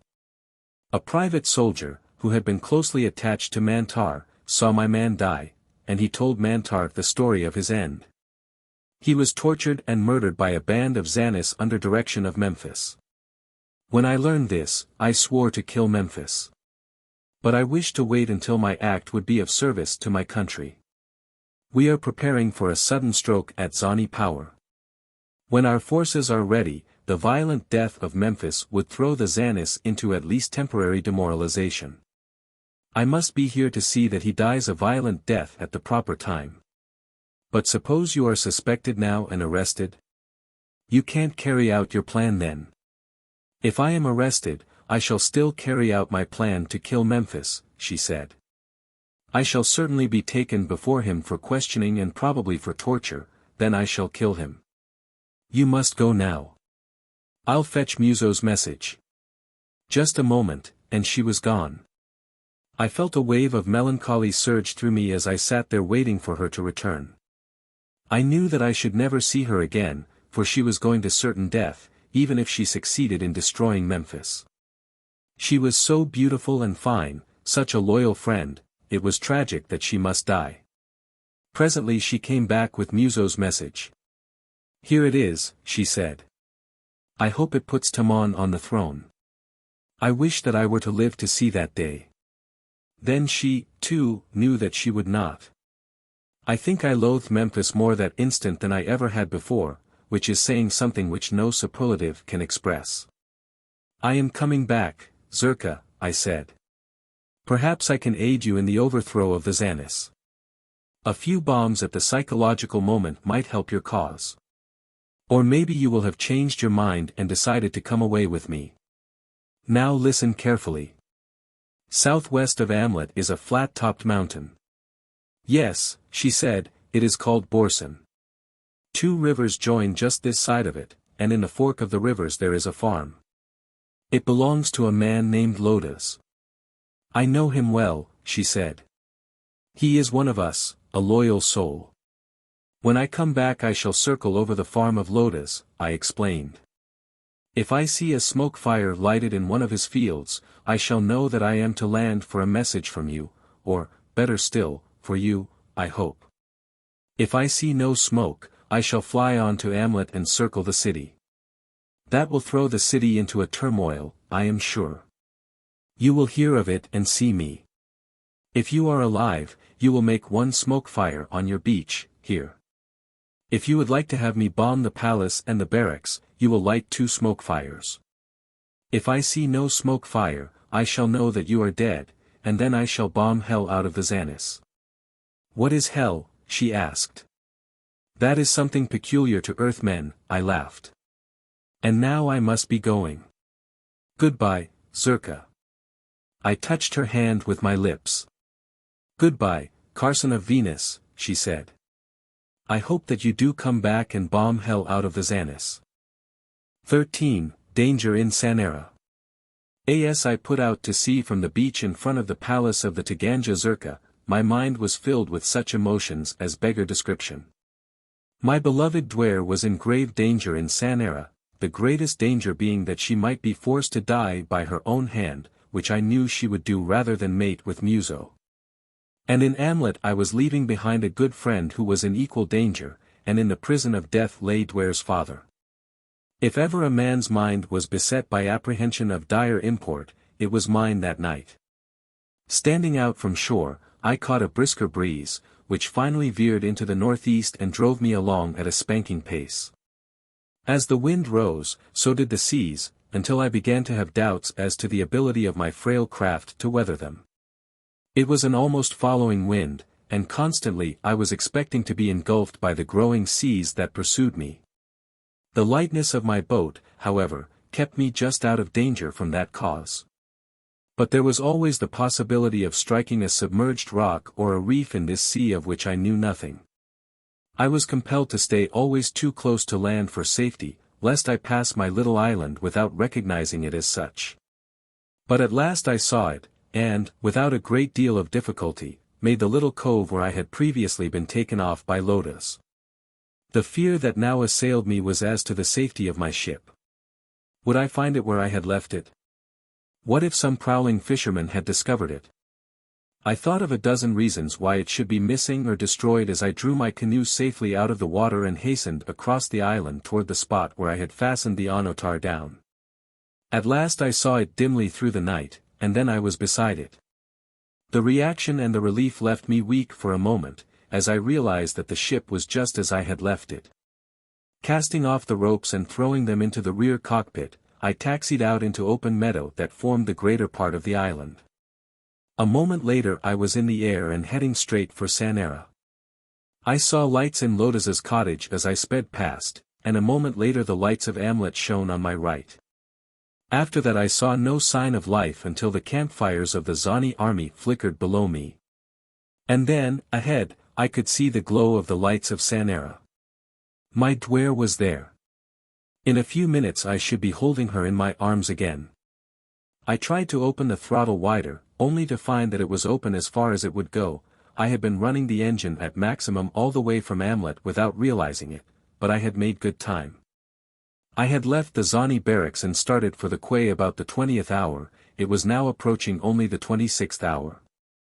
In 6 Amtorian hours, which are equivalent to 4 Earth hours, I had made my escape from Amlot, sailed about 10 miles along the coast, and flown to Sanara. That little gale had helped me on my way, and my light craft had practically flown the distance. I approached Sanara without lights and at a high altitude, then I spiraled down from directly above the landing field that I had previously used. I knew every bump and depression in it, so many times had I used it. With my noiseless motor, I came in as quietly as a falling leaf, and taxied to the hangar that Muso had built for me. The field was deserted. And the hour being late and few people on the streets in this district, I believe that no one saw my ship or saw me land. That was as I wished it, for I wanted to see Duare and Tamon before I talked with anyone else. I kept my flying helmet on to hide my Zani haircut, hoped that no one would notice my Zani trappings, and set out on foot in the direction of Tamon's palace. As I approached it, I saw Muso's palace across the avenue brilliant with 1,000 lights. Many gorgeously trapped ganters were waiting patiently along both sides of the avenue. Strains of music floated out into the night from the interior of the palace. I could also hear the murmur of many voices. It was evident that Muso was entertaining. One of the sentries in front of Tamon's palace stepped up to me as I stopped at the entrance. "What do you want?" he demanded. I guess putting a man in front of a door anywhere in the universe must do something to him. The tremendous responsibility implicit in such a cosmic assignment seems to remove all responsibility for good manners. I have seldom known it to fail. When it does, they must immediately transfer the man to some other form of activity. "I want to go in," I said. "I am Carson of Venus." The fellow stepped back as though he had seen a ghost, as I imagine that he thought he had, for a moment. "Carson of Venus," he exclaimed. "We thought you were dead. Muso issued a proclamation of mourning for you. You must be dead." "I am not, and I want to go in and see my wife and Tamon." "They are not there," he said. "Where are they?" "Across the street." He looked a bit uncomfortable as he said it, or was it my imagination? "Then I'll go over there," I said. "I do not think Muso will be glad to see you," opined the sentry, but I had already started, and he did not attempt to detain me. Once again, at Muso's palace, I was stopped by a sentry. He wouldn't believe that I was Carson of Venus, and was going to have me carted off to jail. But I finally prevailed on him, by means of a small bribe, to call an officer. He who came, I had known quite well and had liked. I had taken him up in my ship a number of times, and we were good friends. When he recognized me, he looked mighty uncomfortable. I laid a hand on his arm, reassuringly. "Please don't be embarrassed," I begged. "I have heard." "Am I in time?" "Thank the good fates, you are," he replied. "It was to be announced at the 27th hour this night. It is almost that now. And I may go in?" I asked, out of courtesy. For I intended going in, if I had to kill someone doing it. "I would be the last man to stop you," he said, "even if I lost my head for it." "Thanks," I said, and ran up the broad stairway beyond the ornate portals. I could see down the center corridor to the great throne room. It was packed with the aristocracy of Sanara. I knew that whatever of interest was taking place in the palace was taking place there, so I hurried along the corridor toward the doorway. Over the heads of the assembly I could see Muso standing on a dais beside the throne. He was speaking. "A John," he was saying, "must take his woman before the eyes of all men, so that all may know whom to honor as their Vajong. Being without a woman, I have chosen to honor one whose man gave his life in the service of Korva and myself. It is the highest award of merit that I can confer upon his memory." I was elbowing my way through the crowd to the discomfiture of ribs and toes and to the accompaniment of scowls and muttered imprecations. Finally an officer seized me by the shoulder and swung me around facing him. When he saw who I was, his eyes went wide, and then a wry smile twisted his lips as he let me go and gave me a push forward. As I came in full view of the dais, I saw Duare sitting on a low bench, her eyes staring straight ahead, that noble little head of hers unbowed. A strapping warrior of the Zhang's guard sat on either side of her. That was the only reason she was there. "And now," said Muso, lives there any man who says I may not take Duare, Tanjong of Vepaja, to be my queen?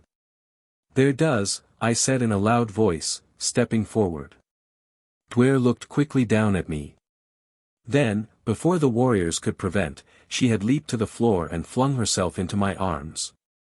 Muso stood there with his mouth open, his arms hanging limply at his side. If the saying about having the starch taken out of one was ever appropriate, it was then. Here was a situation with which it seemed impossible for him to cope. Here was a problem without a solution. Finally he forced a sickly smile. I thought you were dead, he said. This is indeed a happy moment. I just looked at him, and made no reply. The silence in the room was deathlike. It must have lasted for a full minute, which is a very long time under such circumstances. Then someone started for the doorway, and like a funeral procession the guests passed out. I felt a hand on my arm, and turned to see whose it was. It was Tamon's. Jahara was at his side. She looked both frightened and pleased. Come, he said, you had better get out of here. As we reached the doorway, I turned and looked back. Muso was still standing there beside his throne like one in a trance. We left the Zhang's palace and crossed directly to Tamon's, nor did any of us breathe freely until we were seated in Jahara's boudoir. You will have to leave Sanara at once, said Tamon, tonight, if possible. I don't want to leave Sanara, I said. At last Duare and I have found a place where we might live in peace and happiness. I shall not let one man drive me out. But you cannot fight the Zhang, he said. And until Kooaad is restored, Muso is Zhang. I think I can, I said, and I think I can create a new Zhang. Kooaad is dead. Kooaad dead? How do you know? I saw Memphis kill him, and then I told them the story of the assassination of the Zhang of Korva. And the new Zhang? Asked Jahara. Who is he to be? Tamon, I said. Tamon shook his head. That cannot be. I owe allegiance to Muso, if Kooaad be dead. Even if he were proved to be a traitor to his people. I asked. No, not in that event, of course, but Muso is no traitor to the people of Korva. How many high officers of the army and officials of the government would feel as you do? I asked. All but a few who owe everything to Muso, he replied. How many of them can you gather here tonight? I asked. 20 to 30 of the most important, he said. Will you do it? I ask you to trust me. It will be for the best good of Korva, the country that I would wish to make my own. He summoned several aides and gave instructions. Then Tamon, Jahara, and Duare settled down to listen to the story of my adventures in Amlot while we awaited the coming of the invited guests. I did not tell Duare that I had found her father a prisoner in a Zani prison until after we were alone together the next morning after the guests had left. She was very brave about it, and was confident that I would rescue him eventually. At last the great men commenced to arrive. There were generals and councillors of state and great nobles of the realm, the flower of Korvan aristocracy that had escaped the Zani massacres. We met in the large audience chamber and were seated at a great table that had been brought into the room for the occasion. Tamon was seated at the head of the table, being without nobility or rank, sat at the lower end. When all were seated, Tamon rose. You all know Carson of Venus and what he has done for Sanara, he said. He has asked me to call you together at this late hour because a national emergency exists. I trust him, and have taken his word that such is the case. I feel that we should listen to him. Are you all agreed? 30 heads nodded gravely, then Tamon turned to me. You may speak, Carson of Venus, he said. But you must have proof of what you have insinuated to me, for though you are my friend, my first duty is to my Zhang. Do not forget that. Proceed.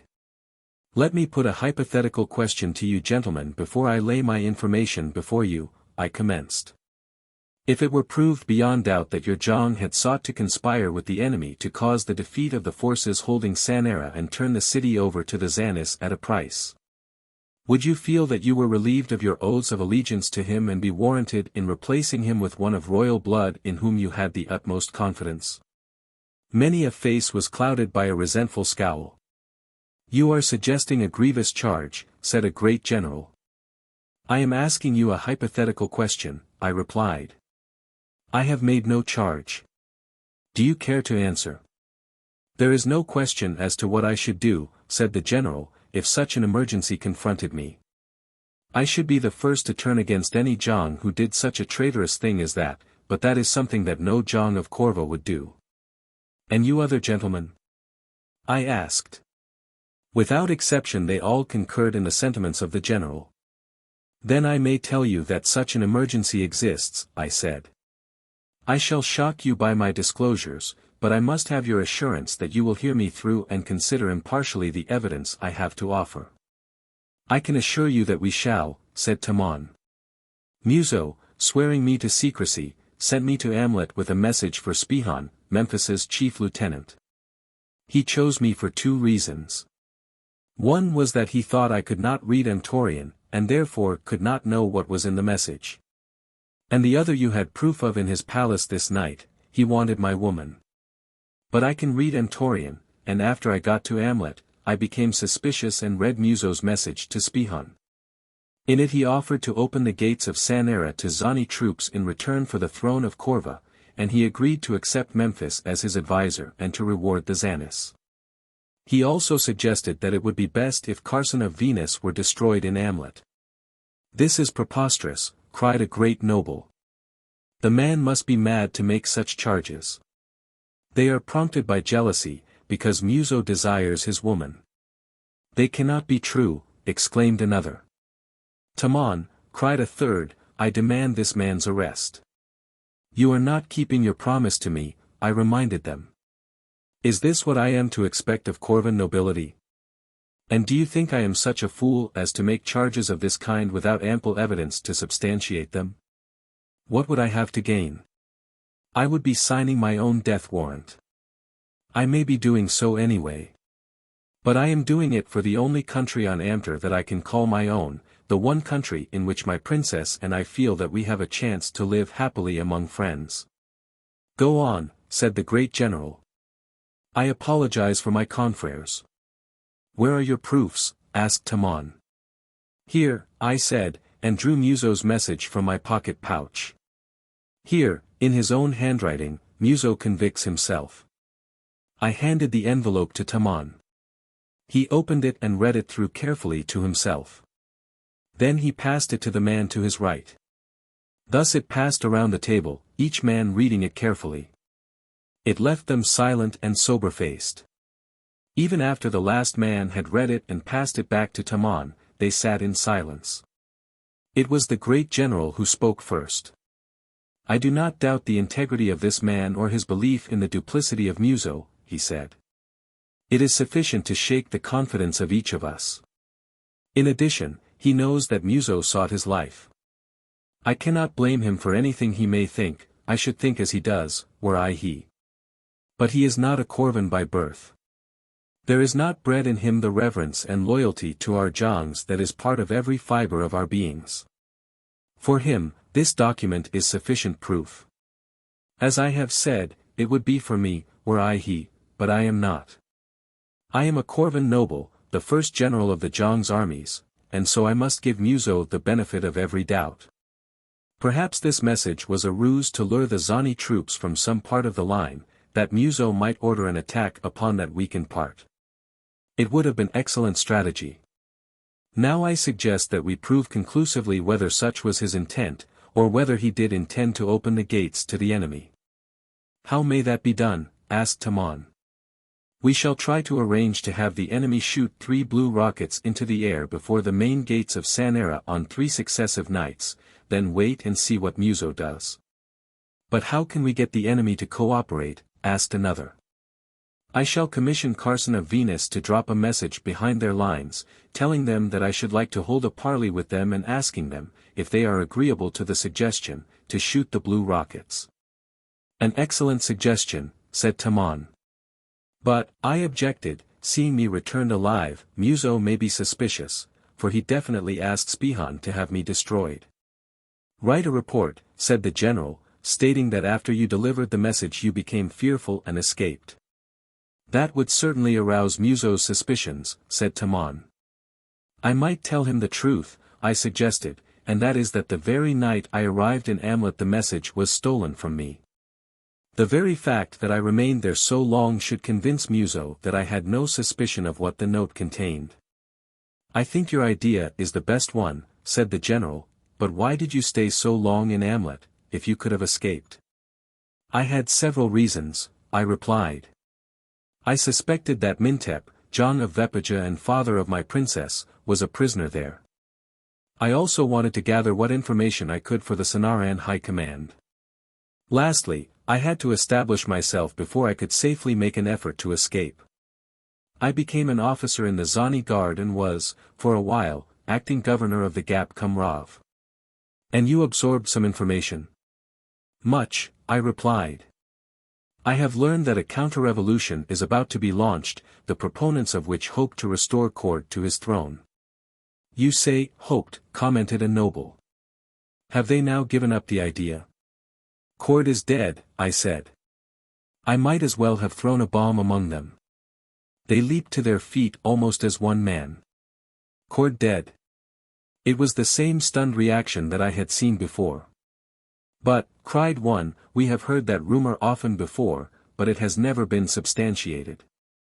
I saw him die, I told them, then I had to go all over that harrowing episode again.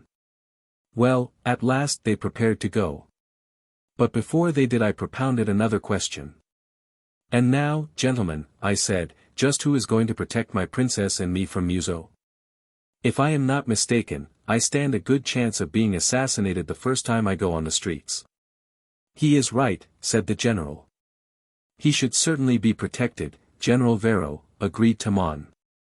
Well, said Vero, I know of no safer place for them than where they are now, under the protection of the man who is next in line for the throne of Korva, after Muso. There was a subdued cheer at that, but I was not surprised. Tamon was the most popular man in Sanara. He sat for a moment with his head bowed, and then he looked up at Vero. His face showed traces of mental strain, his manner was tinged with embarrassment. I wish that I might agree with you in that, he said, but, unfortunately, I cannot. As a matter of fact, I believe that my palace would be the least safe place for Carson of Venus and the Tanjong of Vepaja. During the past 10 days 3 attempts have been made upon my life, twice by poison, once by dagger. The disclosure so shocked the assembled nobles, that, for a moment, there was deep silence, then Vero spoke. Were the scoundrels apprehended? He asked. Do you know who they were? Yes, replied Tamon, but they were only the instruments of another. And you know whom that may be? Asked a noble. I can only surmise, replied Tamon. Unfortunately, my retainers killed all 3 before I had an opportunity to question them. Perhaps I had better remain here, then, I said, as additional protection for the next Jong of Korva.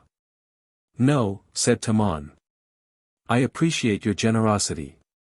But I am well protected by my own people, and there are more important things for you to do. You may come to my palace, said Vero. I swear no one shall take you from there, even if I have to protect you with the entire army of Sanara.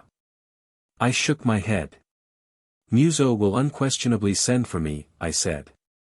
Should you refuse to give me up, his suspicions would be aroused, and our entire plan might come to nothing. I think I have a solution of the problem. What is it? Asked Tamon. Let Vero prepare his message to the enemy at once. At the same time I shall write my report to Muso. Get 2 officers to volunteer for extra hazardous duty. I shall want them to accompany me.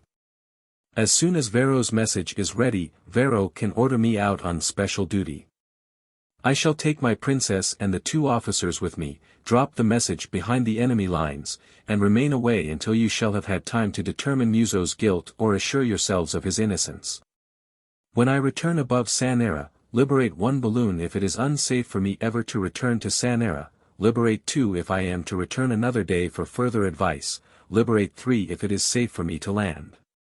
In the event that I cannot land in safety to myself, I shall land the 2 officers the night that I get the message, and I must have your assurance now that I shall be permitted to do so and take off again in safety."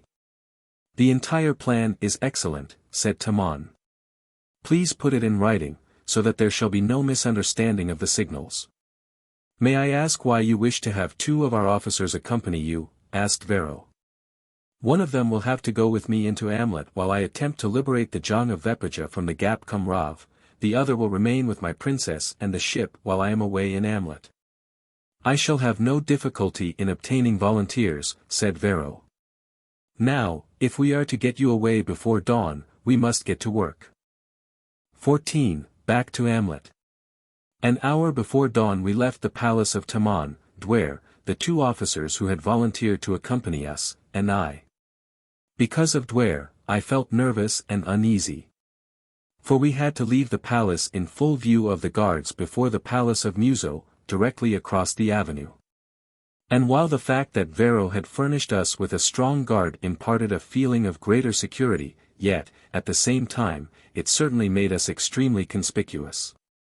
There were 10 military ganters loaded with soldiers, constituting what, to me, had taken on the proportions of a pageant, and I can tell you that I breathed a sigh of relief when I had my party aboard the ship and was taxiing out for the takeoff. And as we soared above the walls of Sanara and out across open country, I was happier than I had been for many days. Once again I was free, and I had Duare with me.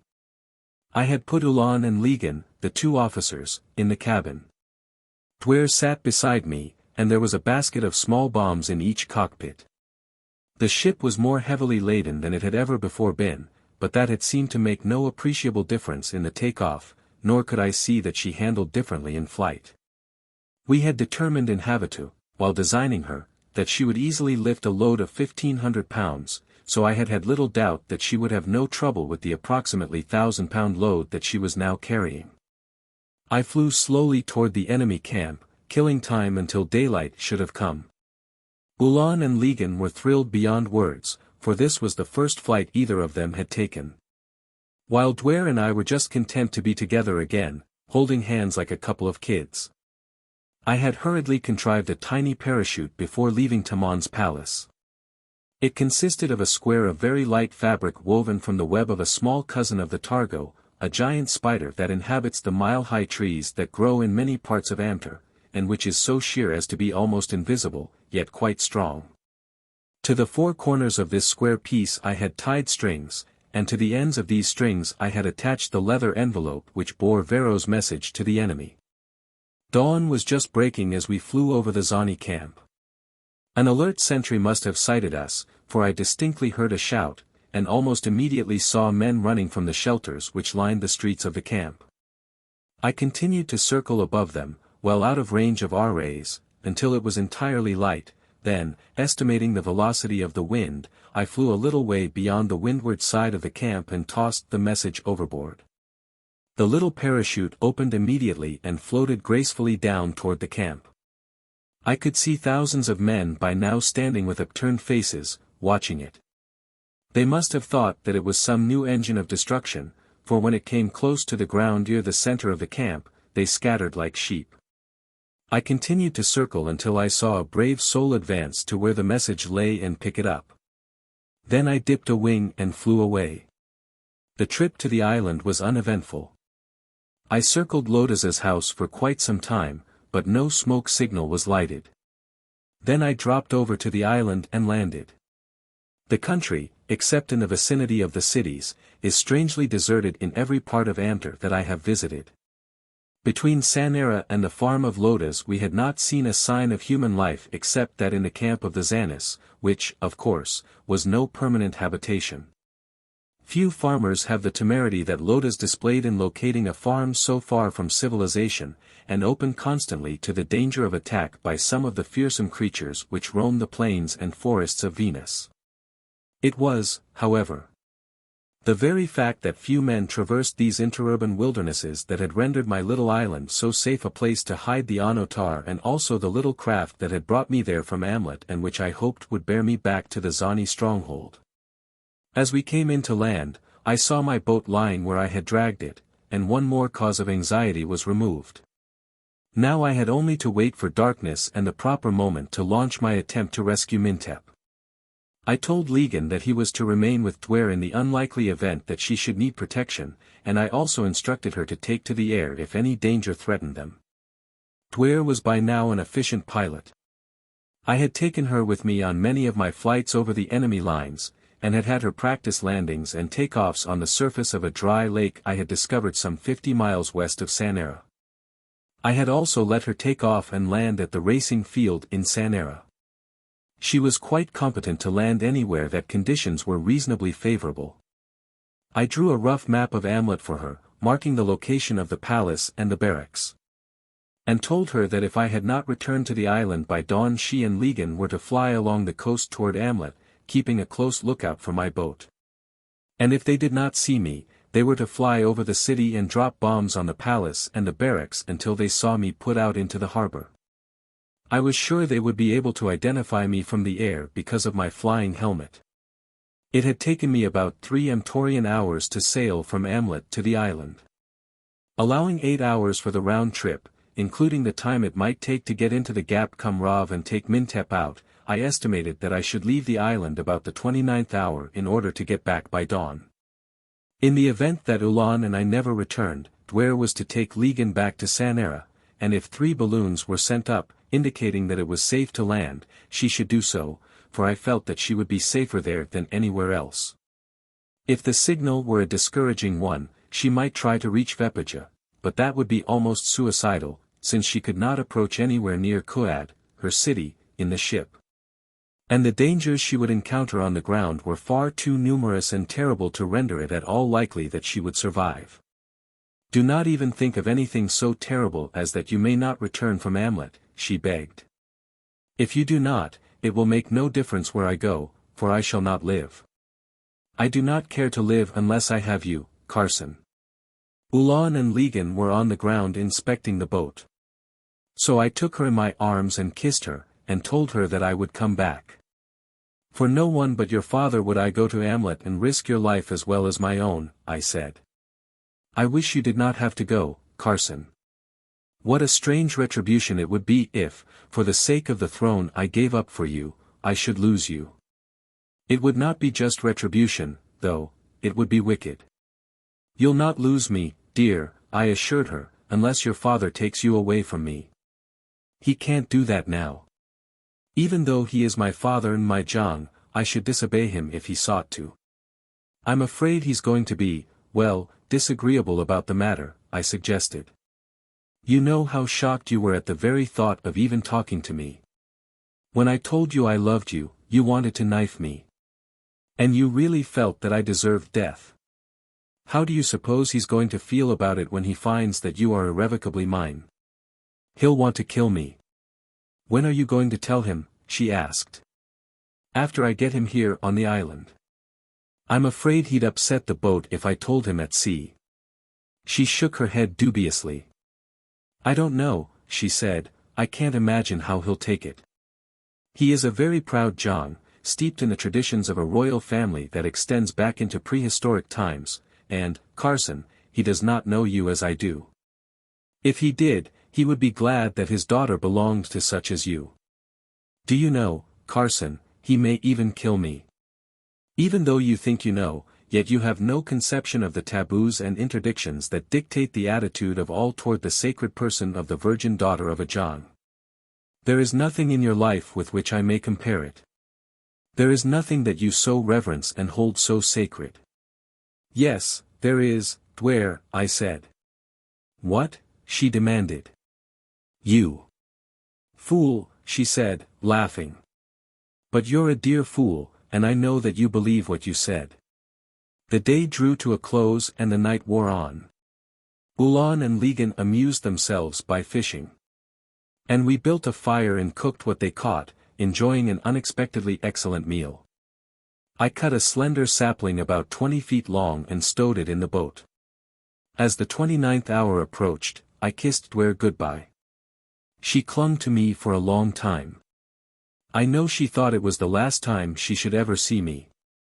Then Ulan and I embarked. A good breeze was blowing, and we skimmed away into the darkness, bound for Amlot. Did you ever reach into an inside pocket time after time to assure and reassure yourself that you had not forgotten the theater tickets that you knew were there? Well, that's the way I kept feeling in my pocket pouch for the duplicate master key to the cells of the prison of death I had made just before I left Amlot. And not without reason was I thus solicitous. Without that key, not even an act of God could have gotten Mintep's cell door unlocked without the cooperation of Torco, and somehow I couldn't see Torco cooperating. We rounded the headland and drew into the harbor of Amlot just before the 3rd hour. Running before the wind, we approached the little island of horror where loomed the Gap cum Rav. As we came closer to shore I lowered the sail, lest its white expanse be seen by some watchful Zani eye, and paddled quietly in beneath those frowning walls.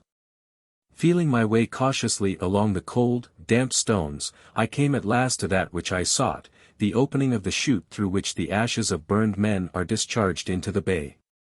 Ulan and I spoke no word, as all the way from the island I had been coaching him on what he was to do, so that it would be unnecessary for us to speak in other than an emergency. Once more I felt to learn if I still had the key. Then, as Ulan held the boat in position beneath the mouth of the chute, I carefully inserted the pole I had prepared and pushed it up its full length, letting the lower end rest on the bottom of the boat. This done, I proceeded to climb up the pole into the chute. Disturbed by the pole and my body brushing the sides of the chute, the ashes of 1,000 dead men drifted gently down upon me. When I reached the top of the pole, I raised one hand directly over my head. To my vast relief, it came in contact with the trap door just a few inches above me. I pushed up, and raised it far enough so that I could grasp the sill with my fingers. Then remained quiet, listening. Only the moans and groans of the prisoners came to my ears. There was no alarm. So far, none had heard me. Pulling myself up, I raised the door with my head and shoulders until I could fall forward with the upper half of my body on the floor of the furnace room. A moment later I stood erect. A few steps brought me to the dimly lighted corridor. I knew exactly where Mintep's cell lay, and walked directly to it. Whatever I was to do must be done quickly and silently. Pressing my face to the bars, I looked in. I thought I saw a figure in the far corner, a figure huddled on the floor. I inserted the key in the lock and turned it. The door swung in. I crossed and kneeled beside the figure, listening. By the breathing, I knew that the man slept. I shook him lightly by the shoulder, and as he stirred I cautioned him to silence. "Are you Mintep?" I asked, fearful that he might have been taken to his death and another placed in his cell since I had located it. I had not served in this prison without having learned how quickly changes might come, how unexpectedly one man might be rubbed out to make place for another. I held my breath waiting for his reply. At last he spoke. "Who are you?" he demanded. "Never mind that," I snapped a little irritably. "Are you Mintep?" "Yes," he said. "Come with me quietly. Duare is waiting for you." That was enough. Like a new man, he came to his feet and followed me stealthily to the furnace room, though I could see that he staggered a little from weakness. It was no small job getting him down that pole. He was too weak to climb down himself. So I had practically to carry him. But at last we were in the boat. I lowered the pole into the water and pushed off. We paddled all the way to the mouth of the harbor, as otherwise we would have had to tack back and forth several times to have made it, and I was afraid the sail might attract attention from the shore. Had it, a launch must certainly have overhauled us before we could get out into the open sea. But at last we turned the headland, and Ulan hoisted the sail. Then it was that I thought to do a very foolish thing. Once I had stopped and seen Zerka while I was escaping from Amlot. It had seemed very simple and quite safe. Conditions of tide and wind were again favorable. Why not do it again? I might obtain information that would be of value to my friends at Sanara. I told Ulan and Mintep what I intended doing. It was not for them to question my judgment, so they concurred. It was the first time that we had dared speak, so fearful had we been of discovery, knowing, as we did, how the sound of voices carries over water. "Who are you?" asked Mintep. "Do you recall the prison officer who sang a song to you?" I asked. "But he was a Zani," said Mintep. "Only posing as a Zani to find you," I told him. "But who are you?" he insisted. "For some time I was a guest prisoner in your palace at Kooaad," I said. "I am the stranger called Carson." "Carson!" he exclaimed. "When Canwat returned to Kooaad, he told me of all that you had done to serve my daughter, Duare. And now you say she is safe and waiting for me?" "Yes, in 2 or 3 hours you shall see her." "And you have done all this for me?" he asked. "For Duare," I said, simply. He made no comment on the correction, and we sailed on in silence again until we came opposite the palace of Zerka. Then I turned the boat's nose in toward shore. Alas, what stupid things one does! The palace was lighted much as I had last seen it, all seemed quiet and peaceful. I hoped Zerka would be alone. I wanted only a few swift words with her. "Stay in the boat," I told Ulan, "and be ready to push off on an instant's notice." Then I walked up the garden to the great doors that open onto the terrace. I paused and listened, but I could hear nothing. Then I whistled, and waited. I did not have to wait long. I heard the sound of men running, but the sounds did not come from the house, they came from the garden behind me. I wheeled, and in the light from the palace windows I saw a dozen Zani guardsmen running toward me. "Shove off, Ulan!" I cried at the top of my voice. "Shove off, and take Mintep to Duare!" I commanded. Then they were upon me. At the sound of my voice the great doors swung open, and I saw more Zani uniforms in the great hall of the palace of the Taganja Zerka. They dragged me in, and when I was recognized a sullen murmur filled the room. 15. Tragic error. There is nothing more annoying than to commit an egregious error of judgment and have no one but yourself upon whom to blame it. As I was dragged into that room, I was annoyed. I was more than annoyed, I was frightened. For I saw certain death staring me in the face. And not death alone, for I remembered Narvan.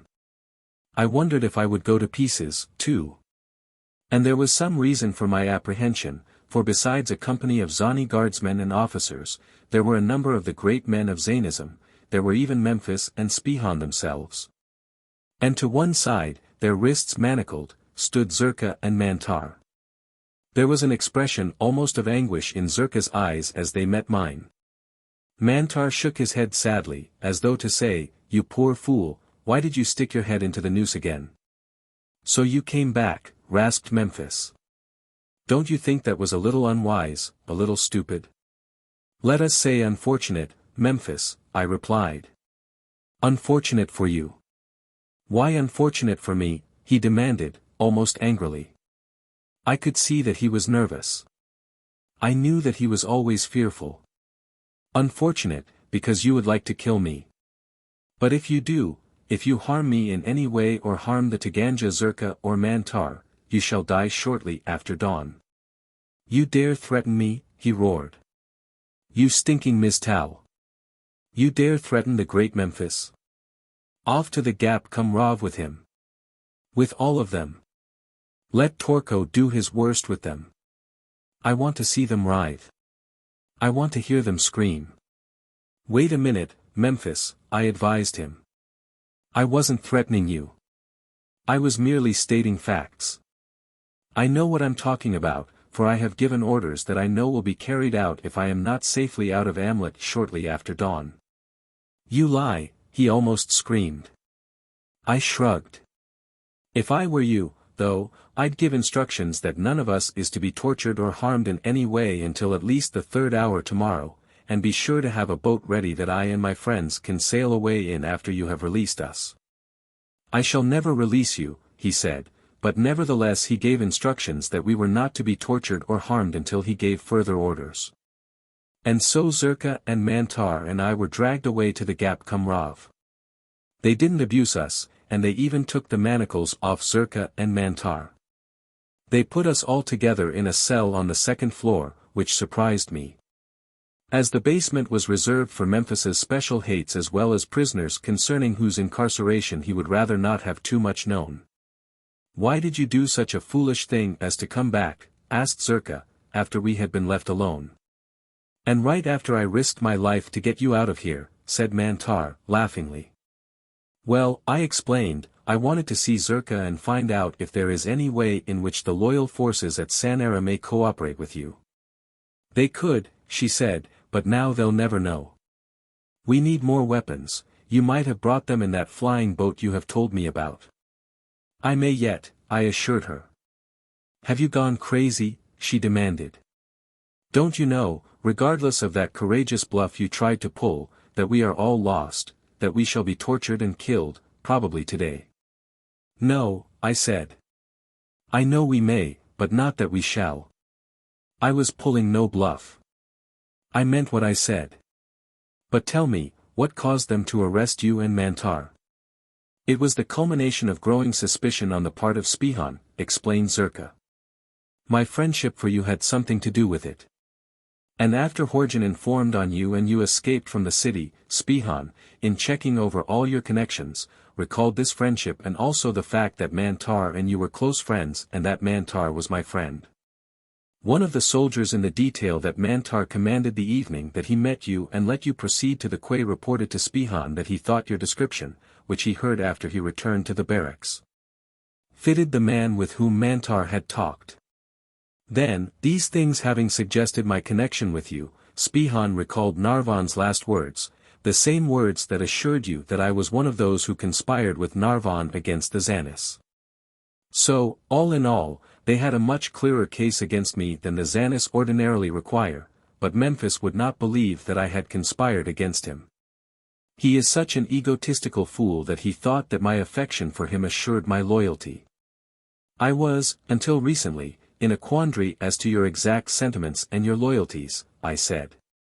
"I was told that you were high in the esteem of Memphis, that you were the author of the Mal to Memphis gesture of adulation, that it was you who suggested having citizens stand on their heads while they cheered Memphis, that it was your idea to have the life of our beloved Memphis run continuously in all theaters, and to have Zani guardsmen annoy and assault citizens continually." Zerka laughed. "You were correctly informed," she said. "I was the instigator of those and other schemes for making Zanism obnoxious and ridiculous in the eyes of the citizens of Amlot, so that it might be easier to recruit members for our counter-revolution. So stupidly egotistical are the chief Zanis, they will swallow almost any form of flattery, however ridiculous and insincere it may be." While we were talking, Torko came stamping up the stairs to our cell. He had been absent from the prison when we were brought in. He wore one of his most fearsome frowns, but I could see he was delighted with the prospect of baiting and doubtless torturing such important prisoners as we. He stood and glowered at us a moment before he spoke. It was so evident that he was trying to impress and frighten us that I couldn't restrain a desire to laugh. Well, perhaps I didn't try very hard. I knew how to bait such creatures as Torko. I also knew that no matter what attitude we assumed toward him he would give us the works, so to speak, the moment he was given the opportunity. "What are you laughing at?" he demanded. "I wasn't laughing before you came up, Torko. So I must be laughing at you." "Laughing at me, are you, you stinking Mistal?" he bellowed. "Well, you won't laugh when I get you in the courtroom tomorrow morning." "You won't get me into the courtroom tomorrow morning, Torko. And even if I am there, you won't be. You'll be in one of these cells, and then, later, you'll have an opportunity to discover how effective are the ingenious devices for torture you bragged of having invented." Zerka and Mantar looked their astonishment, the former smiling a little because she thought I was bluffing again. Torko stood there fairly boiling. "I've a good mind to take you down there now," he threatened, "and get out of you what you mean by such talk." "You wouldn't dare do that, Torko," I told him. "You already have your orders about us. And, anyway, you don't have to, I'll tell you without being tortured. It's like this, Memphis is going to be angry with you when I tell him you offered to give me liberties while I was stationed here if I would speak a good word about you to the Tagangja Zerka, that she might carry it to him.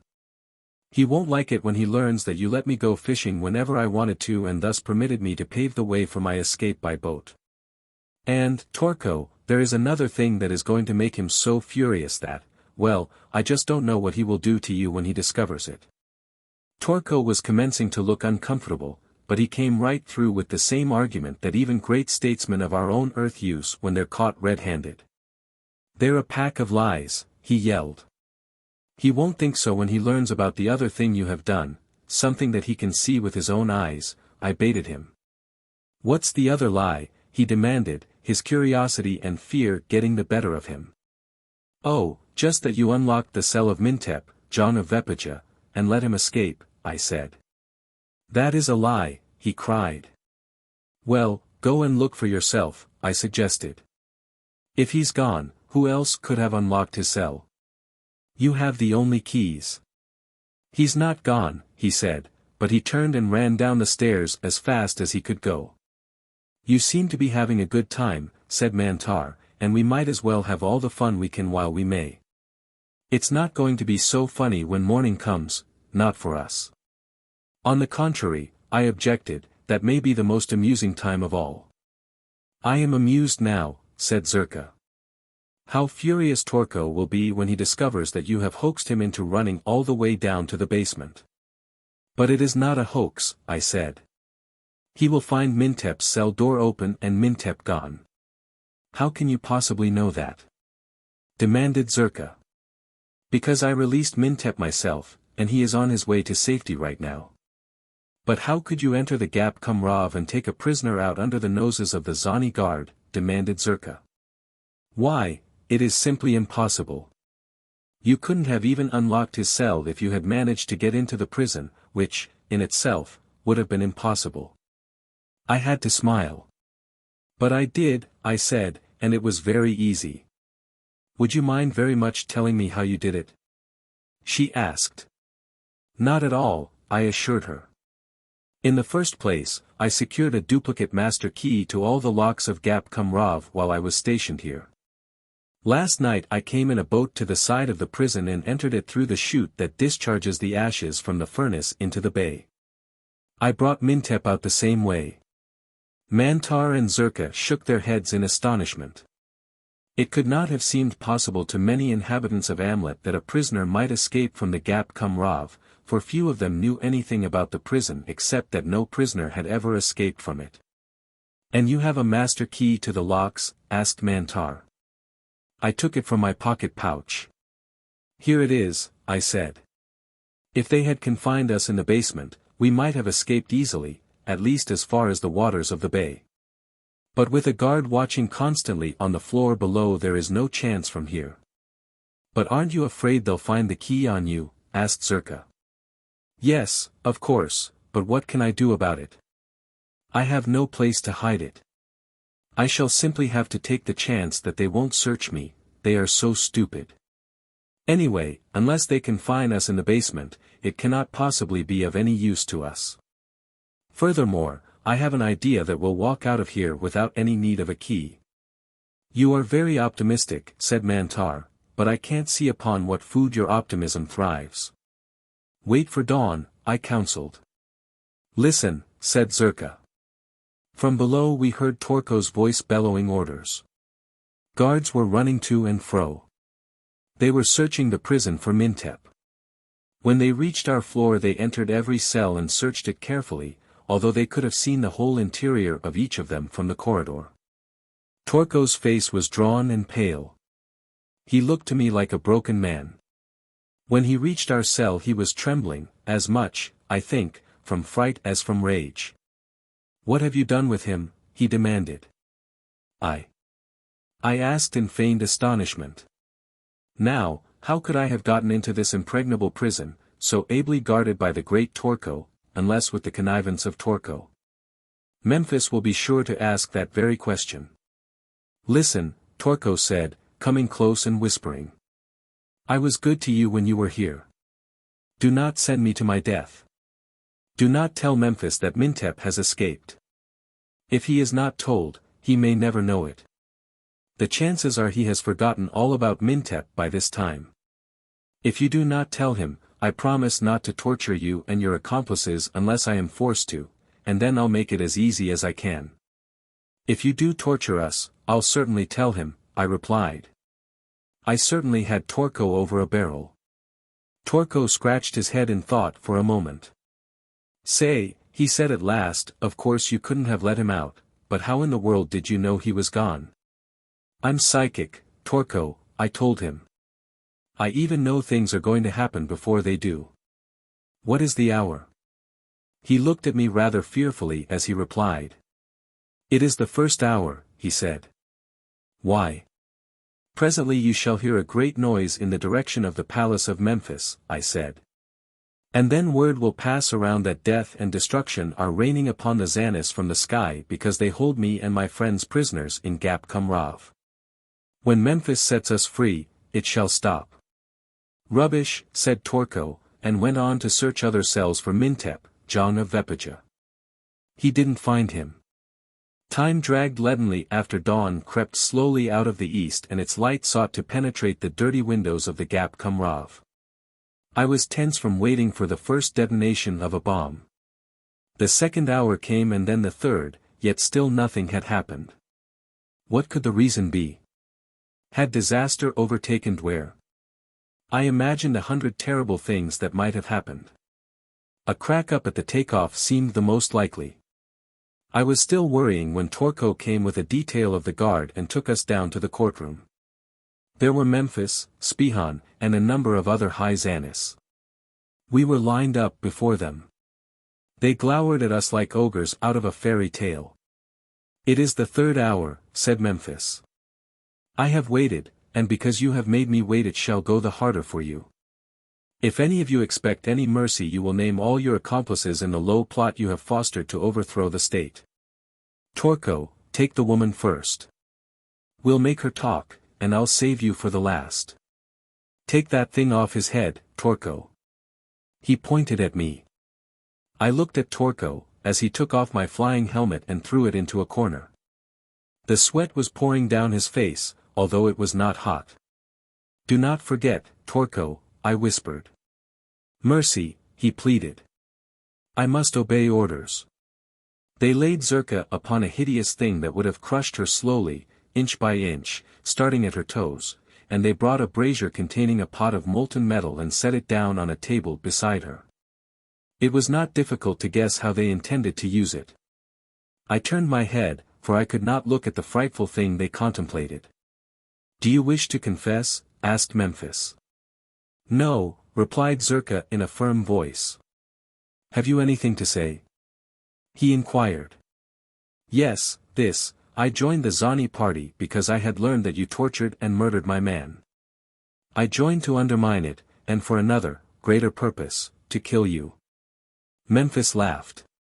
And this is the way you kill me, he taunted. No, not this way, nor the way I had hoped, but the only way I could find, replied Zerka.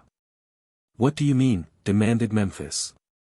I mean that I have avenged my husband, but you did not know it. Know it now, then. Before another day has passed, you will be dead. And how, please, am I to die at the hand of a dead woman? Jeered Memphis. You ate food in my home last night, Memphis. Do you recall? That food was poisoned. I have kept it there for a long time to cheat you of the pleasure of killing me, were I caught.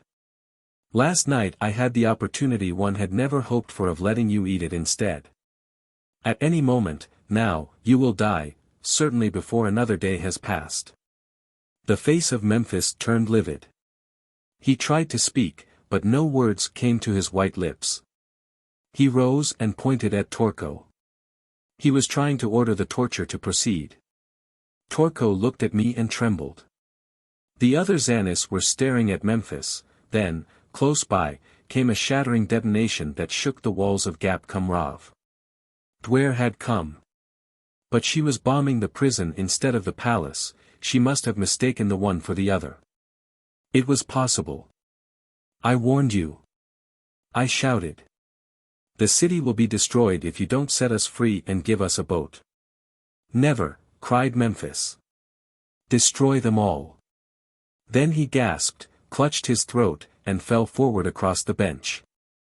The Zanis rushed forward, surrounding him. Another bomb burst so close that I was certain that it had struck the building. It threw us all to the floor. Spihan was the first to his feet. "Memphis is dead," he cried. "Spihan is ruler of Corva." "Malto Spihan," shouted the assembled Zanis. Then a bomb exploded in the rear of the building, and again we were all thrown to the floor. "Get them out of here," screamed Spihan. "Get them a boat. Hurry." Well, they got us out of there in short order, but we were far from safe. Bombs kept bursting all around us.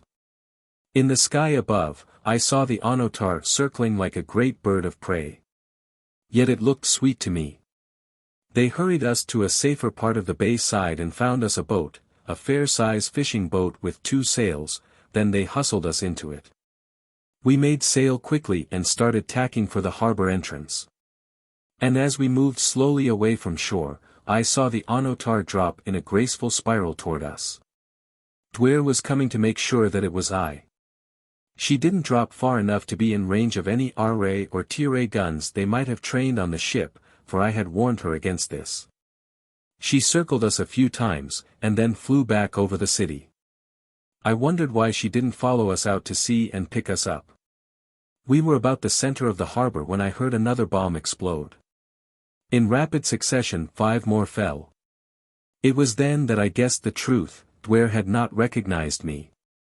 She must naturally have expected to see a man alone in a boat, a man wearing a flying helmet. Instead she had seen 2 men and a woman, and both men sported the Zani coiffure. Briefly I explained our situation to Zerka and Mantar.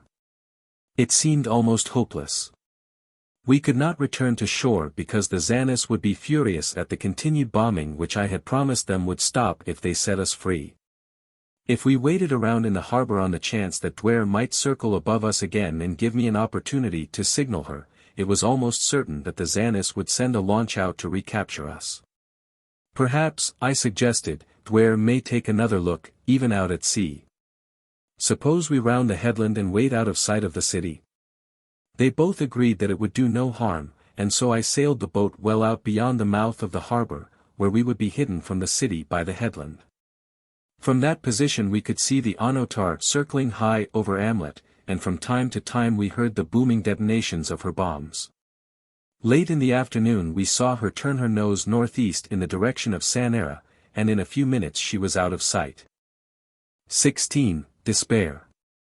For a few minutes I plumbed the depths of despair, and then I thought of the torture chamber and how much worse things might have been for us, especially for Zerka and Mantar. Had I not stopped at her palace the night before, both of them would now be dead. They must have been thinking this same thing, too, for they were very gay and happy. Yet our position was far from being an enviable one. We were without food, water, or weapons, in a none too substantial boat, off an enemy shore, and Sanara was 500 miles away and possibly in the hands of another enemy. But worst of all, for me, Duare was in equal danger. She would not dare return to Sanara until she knew that Muso had been deposed. If he were never deposed, what was she to do? Where could she go? And all the time she must be thinking that I was dead. I was that much better off, at least. I was sure she lived. Of course, she had her father, but I knew that that would scarcely compensate for the loss of the man she loved, nor would her father be able to protect her as well as I.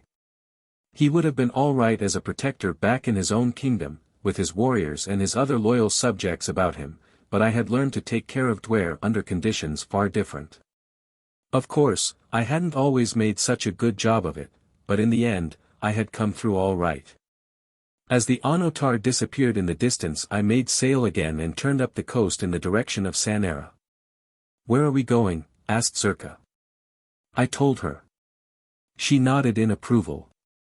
"I only asked out of curiosity," she said.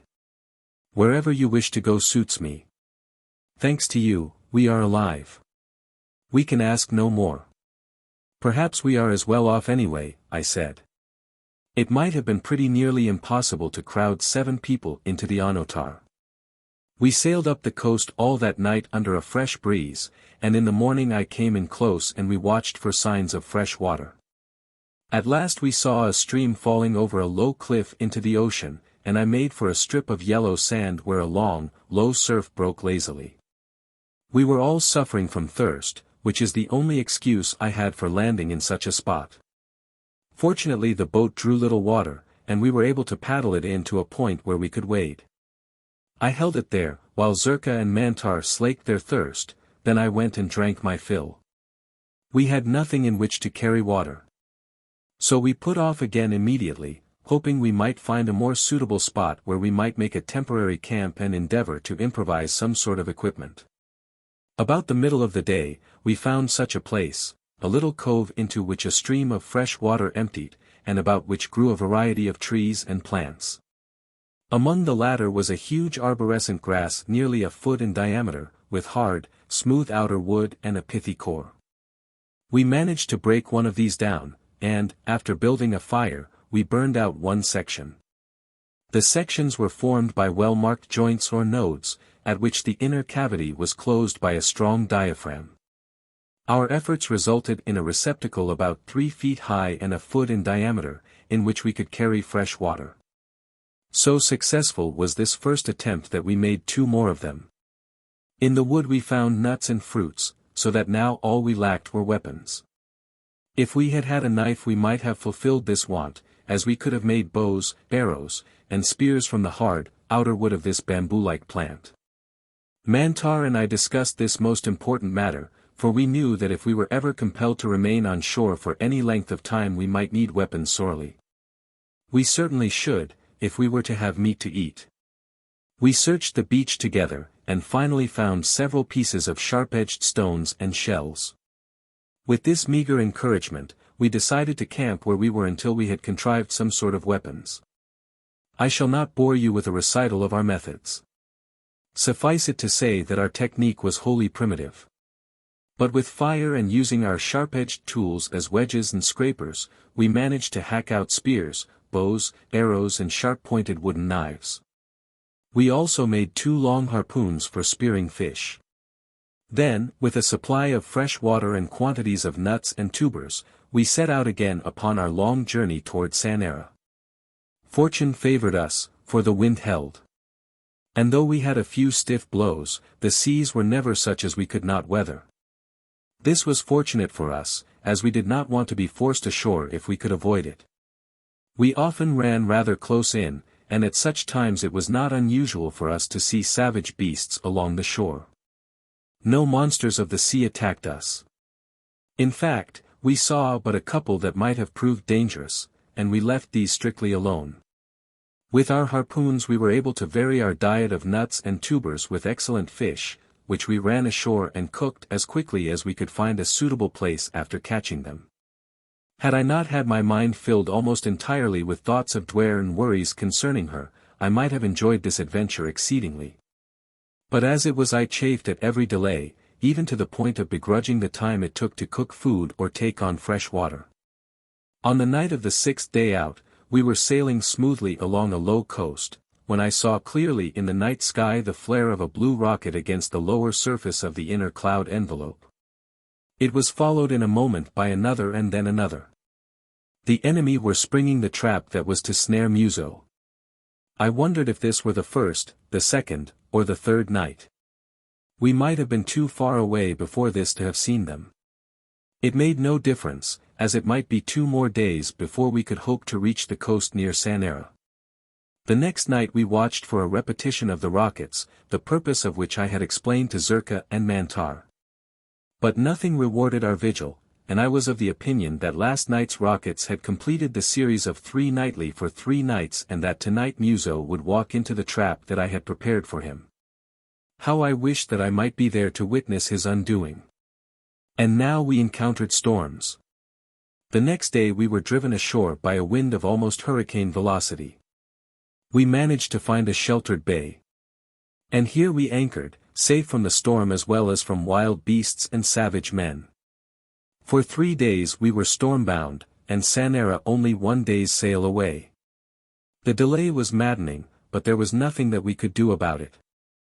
Man-made obstacles we might overcome, but not those interposed by the elements. During our enforced wait, we speculated upon our chances of gaining entry into Sanara through the Zani lines which encircled the city.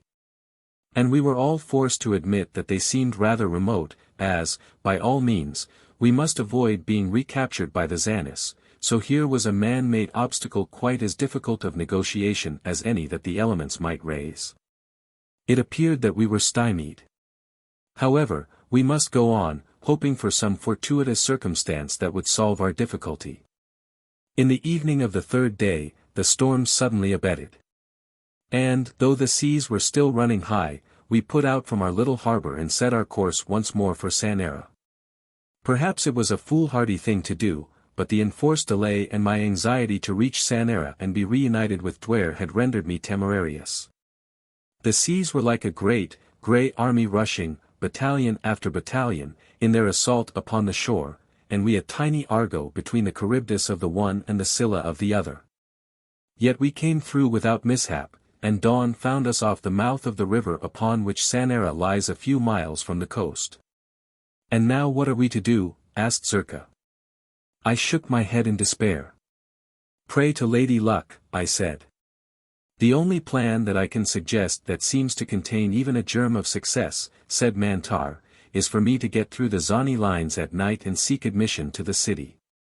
I am well known to many of the nobility and high officials. They would accept and believe me, and I should be safe even though Muso were still Jong, which would not hold true with you, Carson.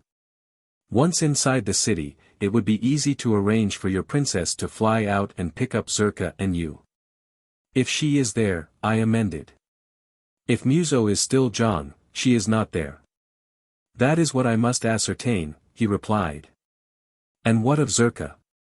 I asked. "If you are in the city and Muso is Jong, I cannot come in, then how shall we get Zerka in?" "I shall be content to remain with you, Carson, so don't give me a thought," said Zerka. "Whatever we do can't be done until after dark," I said, "so we shall have to cruise around until then. Maybe in the meantime we shall have evolved a better plan than Mantar's, which I do not like because it subjects him to too much risk." It was very monotonous, cruising aimlessly about. And very tantalizing to be so near our goal and yet so far from reaching it.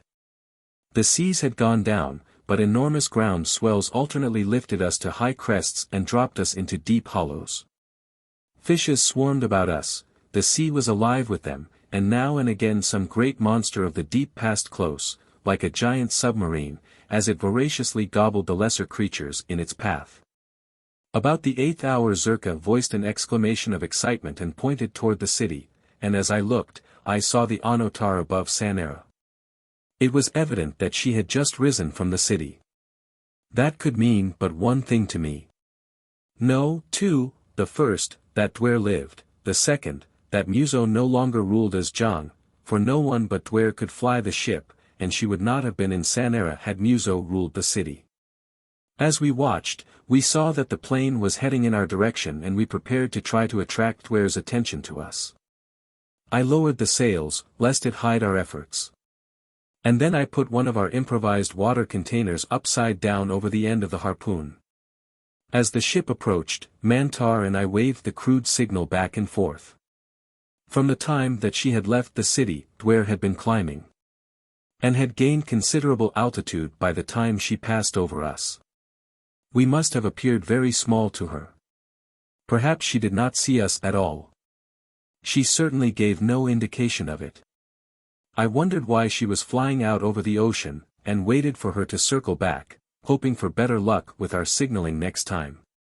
But she did not circle back, she continued straight upon her course into the southeast. In utter silence we watched until the ship became a little speck in the distance and finally disappeared. My heart sank, for I knew the truth: Duare thought me dead and was flying back to Vepaja with her father. I should never see her again, for how could I reach Vepaja? And what would it avail me were I to? Mintep would have me destroyed before I could even so much as see my Duare. I was utterly unnerved as I sat there staring out across that lonely ocean after my lost love. I must have looked the picture of dejection that I felt. Zerka placed a hand upon mine. It was a gesture of sympathy and friendship which would have been negative by words. Presently I hoisted the sails again and headed in for shore. As we approached it, and it became evident that I was going to enter the mouth of the river, Mantar spoke. "What are you going to do?" he asked. "I am going through the Zani lines and up to the city," I replied. "Have you gone mad?" he demanded. "At night you might stand a chance of getting through, but in broad daylight, none. You'll be arrested, and even if no one at the front recognizes you, there'll be plenty in Amlot, where you'll surely be sent." "I'll get through," I said, "or I won't, but I'll not go back to Amlot." "You're desperate now, Carson," said Zerka. "Don't throw your life away uselessly. There may be happiness for you yet, why, your princess may even return from Vepaja." "No," I said, "once she is there they will never permit her to leave again." I ran the boat close to the river bank and leaped ashore. "Cruise around close by," I called to Mantar. "I'll get word to you, if it's humanly possible. Watch the city. If you see balloons go up by day or rockets by night, you'll know I've won through and that plans are being made to bring you and Zerka in. Goodbye." I had run the boat quite a distance up the river before landing. So the city was not far away as I set out on foot toward it.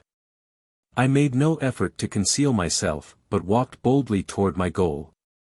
I should have been close behind the Zani lines, but I saw no sign of troops nor of any engines of war. Presently I came to where the Zanis had lain for so many months. The ground was littered with the rubbish of war. There were a few dead men lying where they had fallen, but no living thing was visible between me and the city. The siege had been raised, the Zanis were gone. I turned and almost ran back to the river. Mantar and Zerka were drifting slowly down the stream toward the ocean. I shouted to them and beckoned them to return, and when they were within reach of my voice I told them that the Zanis had gone and that nothing lay between us and the city. They could scarcely believe the good news. And when they had taken me aboard, we sailed up the river toward Sanara. About a quarter of a mile from the city we came ashore and walked toward the nearest gate. From the city walls a number of warriors were watching us, and, I presume, with a great deal of suspicion, since Mantar and I still wore the Zani hairdress and apparel. As we came closer to the gate, Mantar and I made the sign of peace. And as we stopped before it an officer hailed us. "Ho, Zanis! What do you want at Sanara? To be shot as traitors?" "We are not Zanis," I replied. "We want word with Tamon." "So," he laughed, "you are not Zanis." "Oh, no, not at all. Do you think we of Sanara do not know Zanis when we see them?" "I am Carson of Venus," I said. "Tell that to Tamon." At that he left the wall.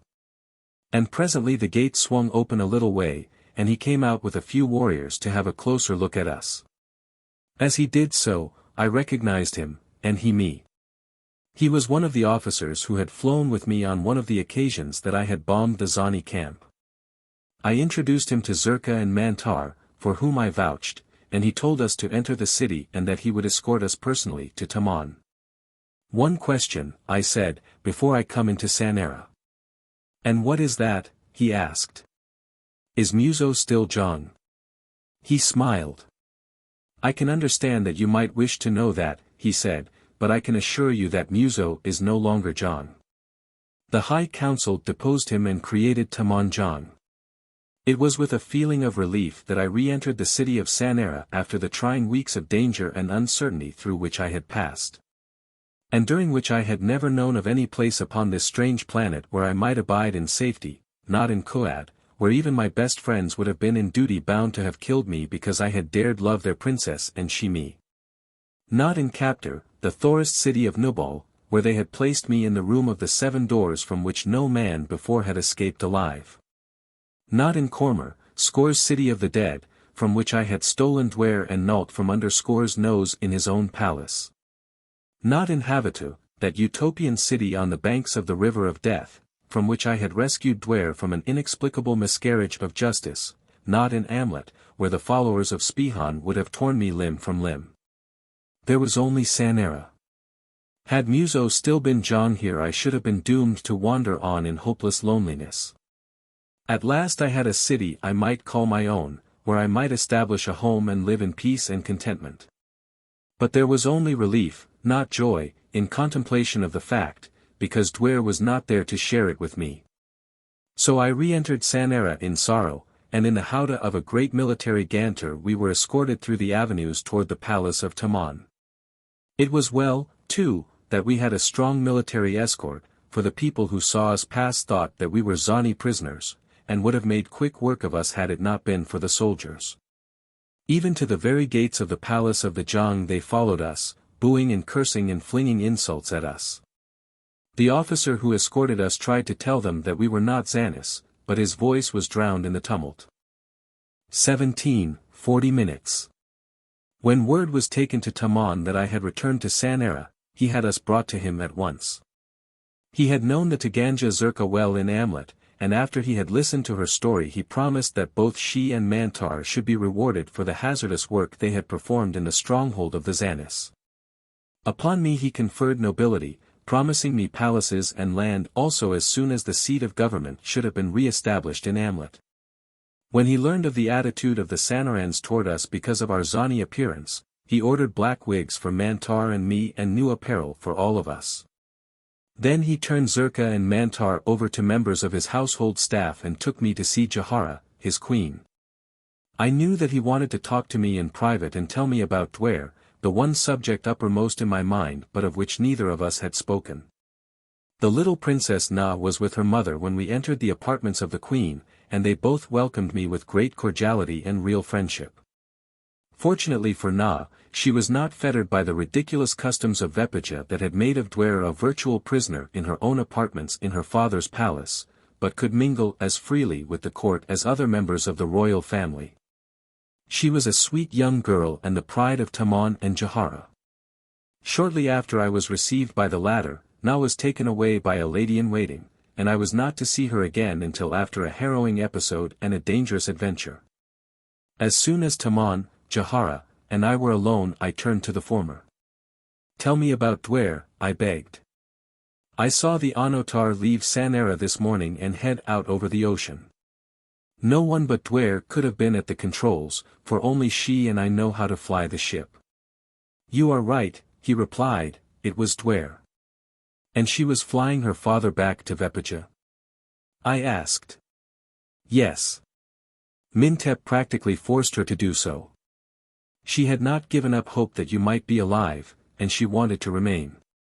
She was planning on flying back to Amlot with more bombs and a message that she would continue to bomb the city until you were released, but Mintep would not let her do so. He swore that if you did live, he would kill you on sight, for while, as a father, he owed you a debt of gratitude for all that you had done for his daughter. As Jong of VIII he must destroy you for having dared to love his daughter and take her as your mate. Finally he commanded her to return to VIII with him and stand trial before the nobles of Kooaad for having broken one of the oldest taboos of VIII. That may mean death for her, I said. Yes, she realized that. And so did Mintep, but the dynastic customs and laws of VIII are so ingrained in every fiber of their beings that, to them, it was almost unthinkable to attempt to evade them. Duare would have had she known that you lived. She told me that, and she also told me that she would return to VIII willingly because she preferred death to life without you. I do not know what Mintep would have done had she refused to return to Kooaad. But I think he would have killed her with his own hands, notwithstanding the fact that he loved her. I was, however, prepared for such an eventuality, and I should have protected Duare even to the extent of imprisoning Mintep. I can tell you that we were all in a most unhappy situation. I never before saw a man of such unquestioned intelligence so fanatical as Mintep, but on this one subject only. Otherwise he seemed perfectly normal and lavished upon Duare all the love of a devoted father. I have often wondered what he would have done if Duare had found you at Amlot. I can't imagine him in the Onotar with you. But, tell me, what went wrong with your plans? Duare said that you did not put off from the city in a boat as you should have done were you released. I put off just as had been planned. But I had Zerka and Mantar with me, and Duare would have been looking for a lone man in a boat. Also, my flying helmet had been taken from me in the courtroom of the prison, so there was nothing by which she could identify me. We must have looked like 3 Zanis to her. Then she saw you, said Tamon, for she told me that she saw 3 Zanis put off into the harbor. When you did not come as she had hoped, she assumed that the Zanis had killed you. And she bombed the city until she had exhausted her supply of bombs. Then she flew back with Mintep, Mulan, and Ligan. And remained in the vicinity of Sanara for several days until we sent up 3 balloons to indicate that it was safe for you to enter Sanara. Of course, at that time, we did not know that you were not in the ship. And what of Muso? I was told at the gate that he had been deposed. Yes, and imprisoned, replied Tamon, but he has a number of followers whose lives will not be safe in Corva now that Muso is no longer Zhang. They are desperate. Last night they succeeded in liberating Muso from prison, and he is hiding now somewhere in the city. We do not believe that he has been able to leave Sanara as yet, though that is his plan. He believes that if he can reach Amlot, the Zanis will make him Zhang. But he does not know what we know, that Memphis is dead and that after his death the counter-revolutionists struck and completely routed the Zani overlords, of whom the people, including the majority who claimed to be Zanis, were heartily sick. The word must have reached the troops before Sanara yesterday morning, for it was then that they evacuated their positions and started on the long march back toward Amlot. Then the long civil war is over, I said.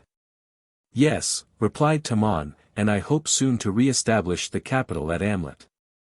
I have already sent word that I would extend amnesty to all except ringleaders and those whose acts have been definitely criminal. I expect to follow my messenger in person in a few days with a powerful army. And, my friend, I hope that you will accompany me and receive in my capital the honors that are your due. I shook my head. Do not think that I don't appreciate your generosity, I said, but I think you will understand that they would be empty honors indeed without my princess to share them. But why not, he urged. You must live, and here you may live in comfort and in honor. What other plans may you have? I am going to follow Duare to Vepaja. Impossible, he exclaimed. How can you hope to reach Vepaja? Every Corvan vessel was taken or destroyed by the enemy during the last war. I have a boat that brought me safely from Amlot, I reminded him. What is it? A fishing boat, he demanded. Yes. A mere cockleshell, he cried. You would not last through the first storm. Nevertheless, I shall make the attempt, I said. He shook his head sadly. I wish that I might dissuade you, he said, not alone because of my friendship for you, but because you could be of such great value to Corva. How? I asked. By showing us how to build anatars and training my officers to fly them. The temptation is great, I admitted, but I shall never rest in peace until I know that I have done all that man can do to rescue Duare. Well, you can't leave at once, so we shall make the most of the time that you are with us. And I shall not annoy you with further importunities. He called an aide then, and had me shown to the quarters he had assigned me. There I found new apparel and a black wig, and after a hot bath I felt like a new man. And looked like one, too, as my mirror revealed in a startling manner. I should not have known myself, so greatly did the wig change my appearance. Zerka, Mantar, and I dined that night in the great banquet hall of the Zhang's palace with Tamon and Jahara and a company of the great nobles of Corva. They had all known me, some of them quite well. But they all agreed that they would never have recognized me. This, I realized, was not entirely due to the black wig. I had lost considerable weight during my hazardous adventures in Amlot. And I had undergone considerable mental suffering, with the result that my face was haggard and lined, my cheeks sunken. During the long dinner, we 3 from Amlot fairly monopolized the conversation, but not through any desire on our part. The other guests insisted upon hearing every detail of what we had observed there and what we had experienced. They were especially interested in Zerka's description of the devious methods whereby the counter-revolutionists had carried on their operations despite the highly organized Zani spy system and the ruthless extermination of all who became suspected. They were still listening to her, spellbound, when a highly agitated aide entered the banquet hall and approached Tamon. As he whispered in the Zhang's ear, I saw the latter turn suddenly pale. Then he rose and, taking Jahara's hand, led her from the hall. While the Zhang's departure left us free to depart if we wished, no one did so. We all felt that Tamon was in trouble, and I think that as one man our only thought was to remain, in the event that we might be of service to our Zhang. We were right, for presently the aide returned and asked us to remain until Tamon could speak with us. A few moments later he returned to the banquet hall, and, standing at the head of the long table, spoke to us. In this hall, he said, are many of my most loyal subjects and trusted friends. I have come to you in a moment of great trouble to ask your aid. The Tanjong Na has been abducted from the palace. An involuntary exclamation of shock and sorrow filled the great room. She was taken with the connivance of someone in the palace, continued Tamon, but not before 2 loyal guardsmen had been killed attempting to defend her. That is all I know. A voice murmured, Muso. It reflected the thought in every mind, and just then an officer hurried into the hall and up to Tamon, handing him a message. This was just found in the Tanjong's apartment, said the officer. Tamon read the message through, then he looked up at us. You were right, he said. It was Muso. This is a threat to kill Na unless I abdicate in favor of Muso and swear allegiance to him. We all stood there voiceless. What was there to say?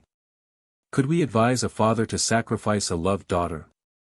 Could we permit Muso to become Zhang of Korva? We were upon the horns of a dilemma. Does the message state any time when your decision must be reached? Asked Vero, the general. Tamon nodded. Between the 1st and 2nd hours in the morning I must send up balloons from the palace roof, 1, if I refuse, 2, if I exceed. It is now the 26th hour, said Vero. We have 11 hours in which to work. In the meantime, Tamon, I beg that you refrain from making any reply. Let us see what we can accomplish. I shall leave the matter in your hands, Vero, said Tamon, until the 1st hour tomorrow. Keep me advised of any progress, but please do not jeopardize the life of my daughter. Her safety shall be our first concern, Vero assured the Zhang. Tamon sat with us while we discussed plans. There seemed nothing more practical than a thorough search of the city, and Vero issued orders that routed out every soldier in Sanara to prosecute such a search as few cities ever have been subjected to. I asked permission to join the searchers, and when Vero granted it I went at once to my quarters and summoned the servant who had been detailed to attend me. When he came I asked him if he could quickly procure for me the apparel such as a poor man might wear, but one who might also reasonably carry a sword and pistol. That will be easy, sir, he said. I have only to go to my own quarters and fetch the apparel that I wear when I am not in the livery of the Zhang's household. In 10 minutes I was attired in the clothing of an ordinary citizen of the lower class, and was soon on the street. I had a plan, not a very brilliant one but the best I could think of. I knew some rather disreputable haunts of the underworld of Sanara where men might foregather who could be bribed to commit any crime however heinous. And it occurred to me that here I might overhear much discussion of a crime with which such men would be familiar and possibly a hint that would lead me on the right trail. I really didn't have much enthusiasm for the idea, but I had to do something. I liked little Na, and I couldn't just sit still and do nothing while she was in danger. I wandered down toward the lower end of the city where the fish markets had been and where the sailors had gathered to carouse and fight in the days before the war that had wiped out the merchant marine and most of the fishing industry of Sanara. Now it was almost deserted, but there were still many of the old drinking places eking out a mean existence by catering to the men and women of the underworld. I went from one to the other of them, buying drinks here, gambling there, and always listening for any chance scrap of conversation that might lead to a clue. There was much talk on the subject of the abduction of the princess, for the matter was uppermost in all minds. But nothing was said in any of the places. I went right up to the 36th hour that would have indicated any knowledge of the whereabouts of Na or of her abductors. I was discouraged and about hopeless as the 36th hour saw me sitting in a dive near the river wall of Sanara, where I pretended to be slightly under the influence of the vile drink that is popular there and tastes something like a mixture of gin and kerosene oil, of neither of which am I very fond, as a beverage. I let myself be enticed into a gambling game that somewhat resembles Fantan. I lost consistently and paid with great good humor. "You must be a rich man," said an ugly-looking customer seated beside me. "I know how to make money," I said. "I have made a lot this night. I may hang for it, so I might as well spend it." "That's the idea," he applauded. "But how did you make so much money so easily?" "That I should tell, and get my neck twisted," I said. "I'll bet I know how he made it," offered another man, "and he will get his neck twisted for it, too, unless—" "Unless what?" I demanded truculently. "You know, and so do Prunt and Scragg. They've gone for the rest of theirs now." "Oh, they have they?" I demanded. "I haven't got the rest of mine. I don't know where to go to get it. They'll probably cheat me out of it." "Oh, well, I've got plenty anyway." I got up from the table and walked toward the door, staggering just a little. I hadn't the remotest idea that I was on a trail that would lead where I wanted to go, but there was a chance. This was probably the biggest crime that had been committed in Sanara since it was founded. And when a great deal of money was exhibited under the conditions and in the manner that I had exhibited mine, it would naturally suggest connection of some kind with the criminals. For a man of my apparent walk of life would not have come suddenly upon great wealth honestly. I had scarcely reached the door of the dive when I felt a hand on my arm. I turned to look into the cunning face of the man who had spoken to me last. "Let us talk together, my friend," he said. "What about?" I asked. "You have some money coming to you," he commenced. "What would you give me if I should show you where you could collect it?" "If you can do that, I might give you half," I said. "Very well," he said, "for half I will do it. But this is a bad night to be about on work of this kind.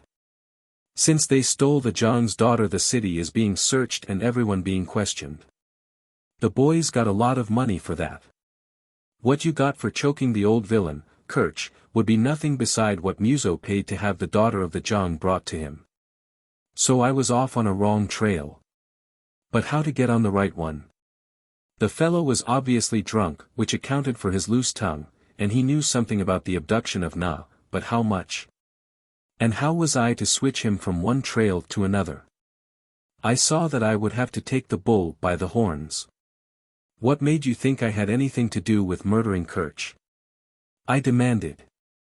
"Didn't you?" he asked. "Of course not," I assured him. "I never said I did."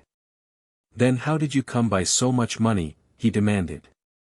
"Don't you suppose there were other jobs besides the Kirch job?" I demanded. "There were only 2 big jobs in town tonight," he said. "If you were in on the other, you ought to know where to go." "Well, I don't," I admitted. "I think they're trying to beat me out of mine. They said they'd bring me the rest of mine down here, but they aren't here. They wouldn't tell me where they took the girl either. I'd give anything to know. If I did, you can bet they'd come through, or—" I touched my sword significantly. "How much would you give?" he asked. "What difference does that make to you?" I demanded. "You don't know where she is." "Oh, I don't I? Just show me how high your money stacks. I know lots of things for a tall stack. Corvan money is all of the same metal, round pieces of different thicknesses, their centers punched out with different size circles, squares, ovals, and crosses. But all of the same outside diameter. Their value is determined by the weight of the metal each contains. They stack easily, and the thicker pieces of greatest value naturally stack higher, giving usage to the common expression, a tall stack, meaning a considerable amount of money. "Well, if you really showed me where she is," I said, "I might give you 500 panders."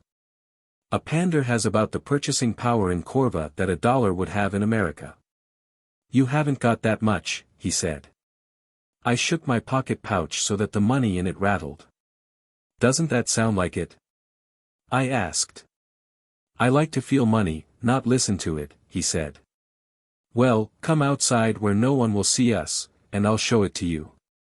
I saw the cunning glint in his eyes as we passed out into the avenue. Finding a spot that was deserted and also dimly lighted by a lamp in a window, I counted out 500 panders into his cupped palms, definitely defeating for the moment any plan he had to murder me. Then, before he could transfer the money to his pocket pouch, I drew my pistol and shoved it into his belly. If there's any shooting to be done, I'll do it, I told him. Now take me to where the girl is, and no funny business. When you have done that, you may keep the money, but if you make a single break, or fail to show me the girl, I'll let you have it. Get going. He grinned a sickly grin, and turned away down the dark street. As he did so, I jerked his pistol from its holster, and shoved the muzzle of mine into the small of his back. I wasn't taking any chances. You're all right, fellow, he said. When this job's over, I'd like to work with you. You work quick, and you know what you're doing. Nobody ain't going to fool you. Thanks, I said. Be at the same place tomorrow night, and we'll talk it over. I thought this might keep him from trying to double-cross me, but I still kept my gun in his ribs. He led me along the river wall to an old, abandoned building at one end of which was a huge incinerator within a firebox large enough to hold half a dozen men. He stopped here and listened, looking furtively in all directions. She's in here, he whispered. This firebox opens into the inside of the building, too. Now give me back my pistol and let me go. Not so fast, I cautioned him. The agreement was that you were to show me the girl. Go on in. He hesitated, and I prodded him with my gun. They'll kill me, he whimpered. If you don't show me the girl, they won't have to, I threatened. Now don't talk any more, we may be overheard. If I have to go in alone, I'll leave you out here, dead. He said no more, but he was shaking as he crawled into the great incinerator. I laid his pistol on the ledge of the firebox and followed directly behind him. It was dark as a pocket in the firebox and not much better in the room into which we stepped, so dark that I had to hold on to my companion's trappings to keep him from eluding me entirely. We stood in silence, listening for a full minute. I thought I heard the murmur of voices. My guide moved forward cautiously, feeling his way step by step. It was evident that he had been here before. He crossed to the side of the room, where he found a bolted door. This is for our getaway, he whispered, as he drew the bolt. I knew from the direction we had come that the door opened out onto the street. He turned and moved diagonally across the room again to the opposite wall. Here he found another door which he opened with the utmost caution. When it was opened, the murmur of voices became more distinct. Ahead of us, I could see a tiny ray of dim light coming apparently from the floor of the room. My guide led me forward to it, and I saw that it came through a hole in the flooring, possibly a knothole. Look, he whispered. As I had to lie down on my stomach to look through the hole, I made him lie down, also. In the circumscribed range of my vision, I could not see much of the room below, but what I did see was almost enough. 2 men were sitting at a table, talking, one of them was Muso. I could see no girl, but I knew that she might be there outside the little circle that was visible to me. I could hear the men talking. You don't really intend killing her, do you? Asked Muso's companion.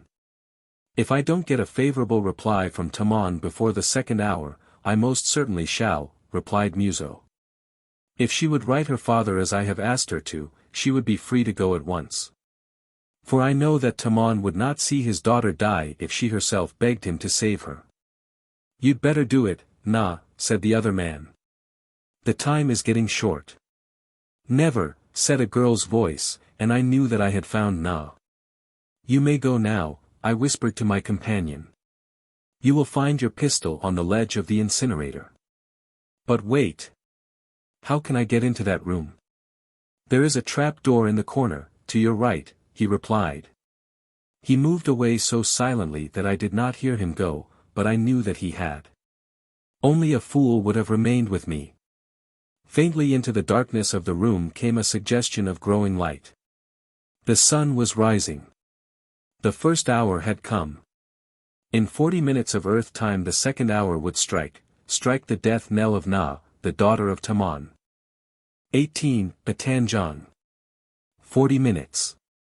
What could I do in that time to ensure the safety of the princess?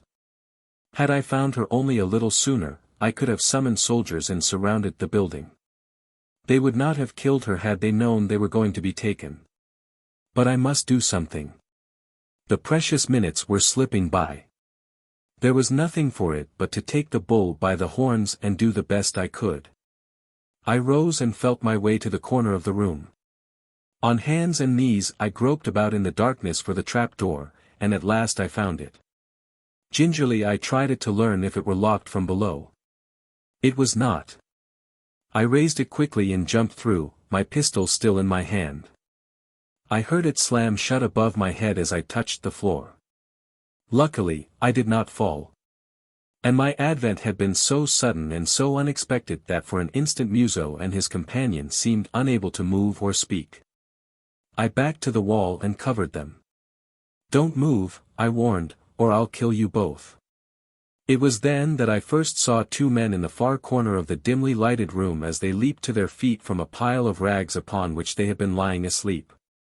As they reached for their pistols I opened fire on them. Muso dropped to the floor behind the table at which he had been sitting, but his companion now drew his own weapon and leveled it at me. I shot him first. How all three of them could have missed me in that small room I cannot understand. Perhaps the brains of two of them were dulled by sleep, and the other was unquestionably nervous. I had seen his hand shake as it held his weapon. But miss me they did, and the second and third went down before they could find me with the deadly stream of R-rays from their guns. Only Muso remained. I ordered him out from under the table and took his pistol from him. Then I looked about for Na. She was sitting on a bench at the far side of the room. Have they harmed you in any way, Na? I asked. No, but who are you? Do you come from my father, the Jong? Are you a friend or another enemy? I am your friend, I said. I have come to take you away from here and back to the palace. She did not recognize me in my black wig and mean apparel. Who are you, demanded Muso, and what are you going to do to me? I am going to kill you, Muso, I said. I have hoped for this chance, but never expected to get it. Why do you want to kill me? I haven't harmed the princess. I was only trying to frighten Taman into giving me back the throne that belongs to me. You lie, Muso, I said. But it is not this thing alone that I am going to kill you for, not something that you may say you did not intend doing, but something you did. What did I ever do to you? I never saw you before. Oh, yes you have. You sent me to Amlot to my death, as you hoped, and you tried to steal my woman from me. His eyes went wide and his jaw dropped. Carson of Venus, he gasped. Yes, Carson of Venus, who took your throne away from you and is now going to take your life, but not because of what you did to him. I could forgive that, Muso, but I can't forgive the suffering you caused my princess. It is for that you are about to die. You wouldn't shoot me down in cold blood, he cried. I should, I said, but I am not going to. We'll fight with swords. Drawl.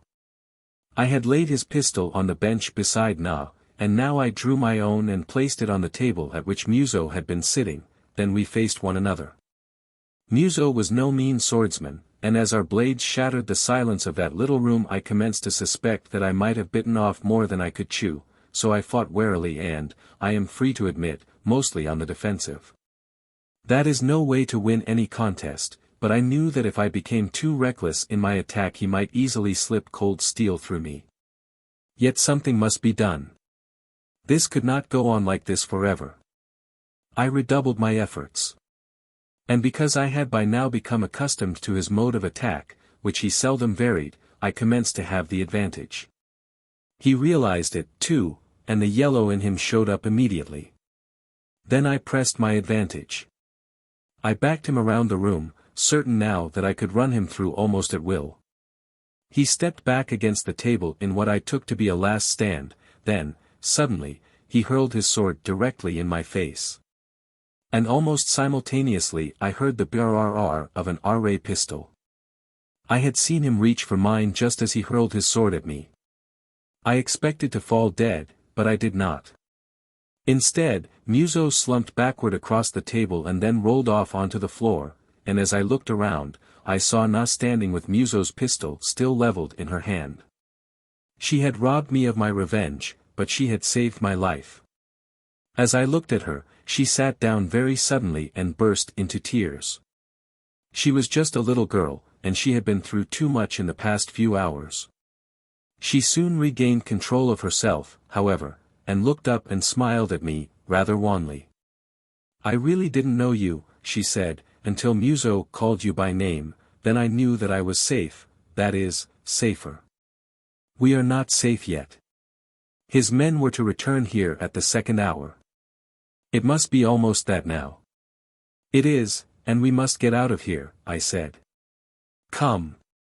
I slipped my pistol back into its holster, and we stepped to the ladder that led up to the trapdoor, and at the same moment we heard the heavy tramp of feet in the building above us.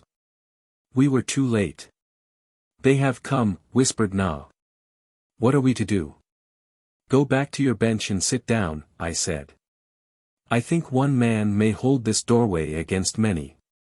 Stepping quickly to the sides of the dead men, I gathered their pistols and carried them all to a point from which I could command the ladder with the least danger to myself. The footsteps approached the room above us, they entered it and crossed to the trapdoor, and then a voice called down, "Hello, there, Muso." "What do you want of Muso?" I asked. "I have a message for him." "I will take it for him," I said. "Who are you? And what is your message?" "I am Ulan, of the Zhang's guard. The message is from Taman. He agrees to your demands provided you will return Na to him unharmed and guarantee the future safety of Taman and his family." I breathed a sigh of relief and sat down in a nearby chair. "Muso scorns your offer," I said. "Come down, Ulan, and see for yourself why Muso is no longer interested." "No trickery," he warned, as he raised the trap door and descended. When he turned at the foot of the ladder and saw the 4 corpses lying on the floor, his eyes went wide as he recognized one of them as Muso, then he saw Na and crossed to her. "You are not harmed, Tanjong?" he asked. "No," she replied. "But if it had not been for this man I should have been dead by now." He turned to me. I could see that he recognized me no more than others had. "Who are you?" he asked. "Don't you remember me?" Na giggled, and I had to laugh myself. "What is so funny?" he demanded. Ulan flushed angrily. "That you should so soon forget a good friend," I said. "I never saw you before," he snapped, for he knew we were making fun of him. "You never saw Carson of Venus?" I asked. Then he laughed with us as he finally pierced my disguise. "But how did you know where to find the princess?" "When Taman gave the required signal of acquiescence," explained Ulan, "one of Muso's agents told us where she might be found. We were soon out of that dank cellar and on our way to the palace, where we brushed past the guards under escort of Ulan and hastened through the palace to the Zhang's own quarters. Here Taman and Jahara sat waiting for word from the last of the searchers or from the emissary the former had dispatched to Muso at the urgings of Jahara and his own heart. As the door was thrown open we sent Na in, Ulan and I remaining in a small antechamber, knowing that they would wish to be alone. A Zhang would not wish his officers to see him weep, as I am sure Taman must have wept for joy at Na's safe return. It was but a few minutes before he came out into the antechamber. His face was grave by now. He looked somewhat surprised to see me, but he only nodded as he turned to Ulan. "When will Muso return to the palace?" he asked. We both looked at him in surprise. "Didn't the Tanjong tell you?" asked Ulan. She must have told you. Tell me what. She was crying so for joy that she could not speak coherently. What is there to tell me, that I may not already guess? Muso is dead, said Ulan. You are still Jong. From Ulan, and later from Na, he finally got the whole story, pieced out with what I told him of my search through the city, and I have seldom seen a man more grateful. But I expected that from Tamon, so I was not surprised. He always gave fully of himself to his friends and his loyal retainers. I thought I should sleep forever when I went to bed that morning in my apartments in the Zhang's palace, but they didn't let me sleep as long as I could have wished. At the 12th hour I was awakened by one of Tamon's aides and summoned to the great throne room. Here I found the Grand Council of nobles assembled around a table at the foot of the throne and the rest of the room crowded with the aristocracy of Korva. Tamon and Jahara and Na sat in their respective thrones upon the dais, and there was a fourth chair at Tamon's left. The aide led me to the foot of the dais before Tamon and asked me to kneel. I think Tamon is the only man in two worlds before whom I should be proud to kneel. Above all other men, he deserves reverence for his qualities of mind and soul. And so I knelt. To save the life of my daughter, commenced Tamon, I offered my throne to Muso with the consent of the Grand Council. You, Carson of Venus, saved my daughter and my throne. It is the will of the Grand Council, in which I concur, that you be rewarded with the highest honor in the power of a Jong of Korva to bestow. I therefore elevate you to the rank of royalty. And as I have no son, I adopt you as my own and confer upon you the title of Tanjong of Korva. Then he rose and, taking me by the hand, led me to the vacant throne chair at his left. I had to make a speech then, but the less said about that the better. As a maker of speeches, I am a fairly good aviator. There were speeches by several great nobles, and then we all trooped to the banquet hall and overate for a couple of hours. This time I did not sit at the foot of the table. From a homeless wanderer a few months earlier, I had been suddenly elevated to the second position in the Empire of Korva. But that was all of lesser moment to me than the fact that I had a home and real friends. If only my Duare had been there to share it all with me.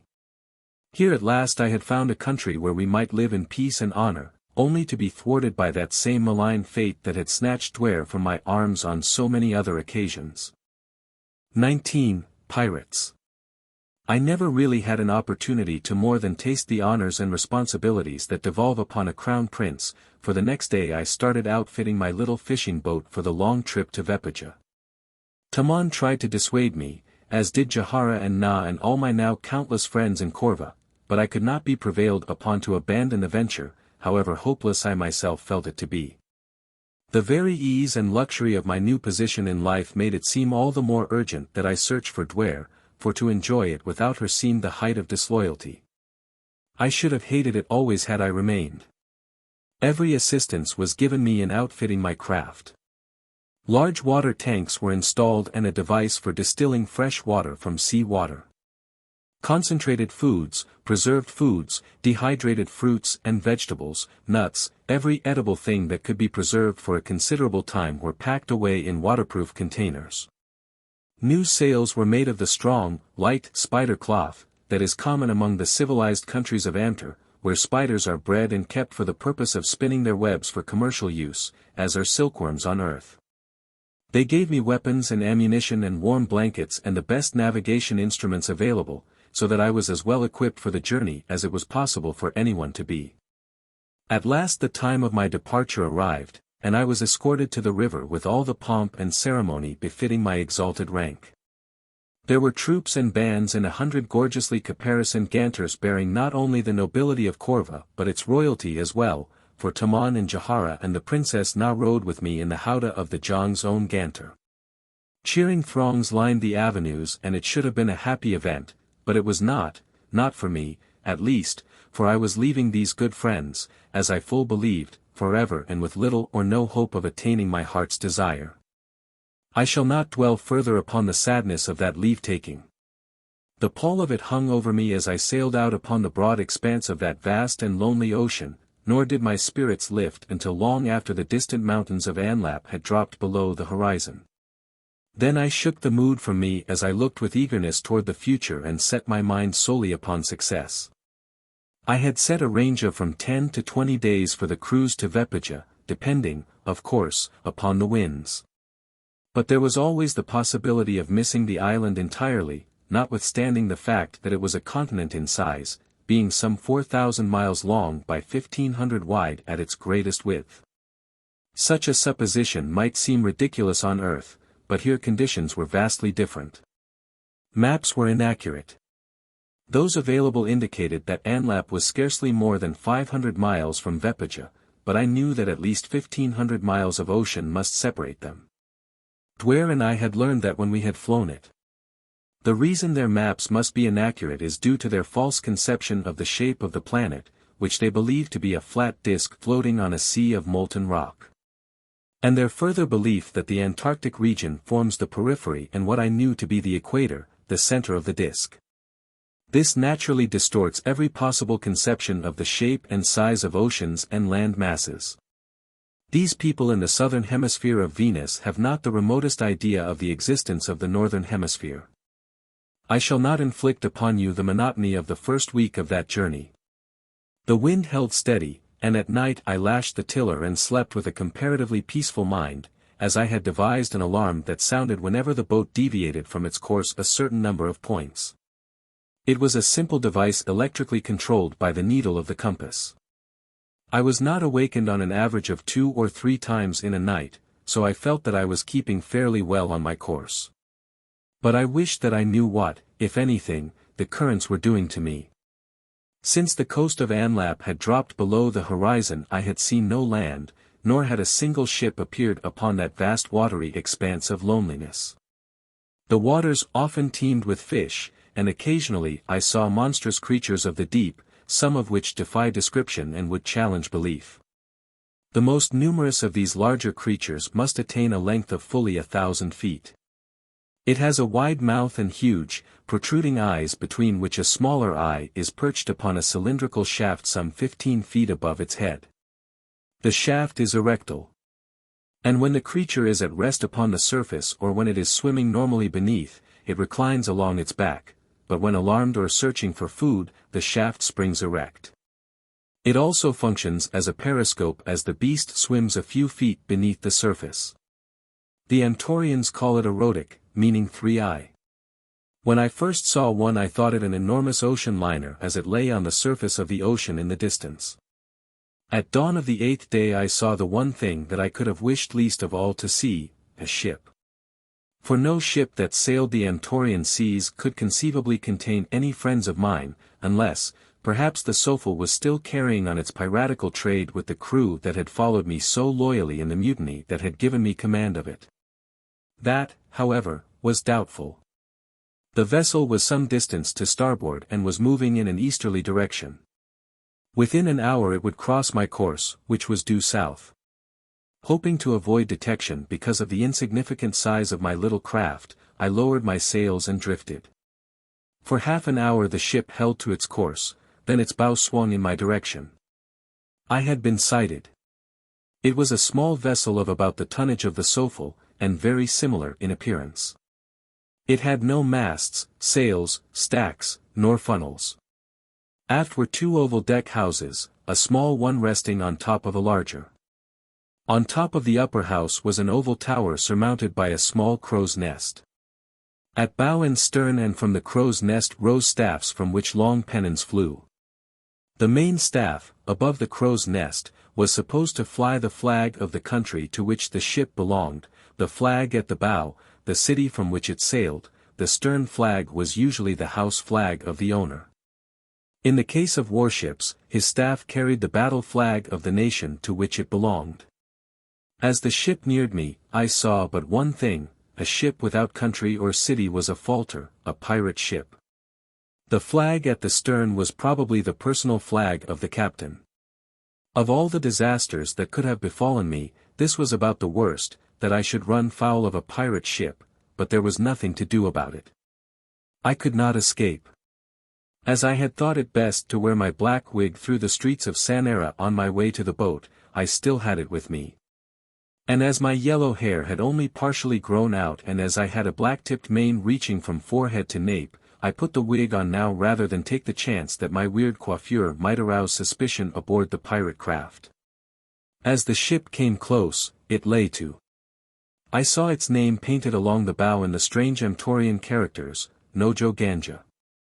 Fully 100 men lined the port rail watching me, as were several officers upon the upper decks of the houses. One of the latter hailed me. "Come alongside," he shouted, "and come aboard." It was not an invitation, it was a command. There was nothing to do but obey, so I raised one sail and brought my craft under the lee rail of the pirate. They tossed me a rope which I made fast to the bow and another with knots in it up which I climbed to the deck, then several of them slid down into my boat and passed everything in it up to their fellows above. After that, they cut my boat adrift and got under way. All this I saw from an upper deck where I had been taken to be questioned by the captain.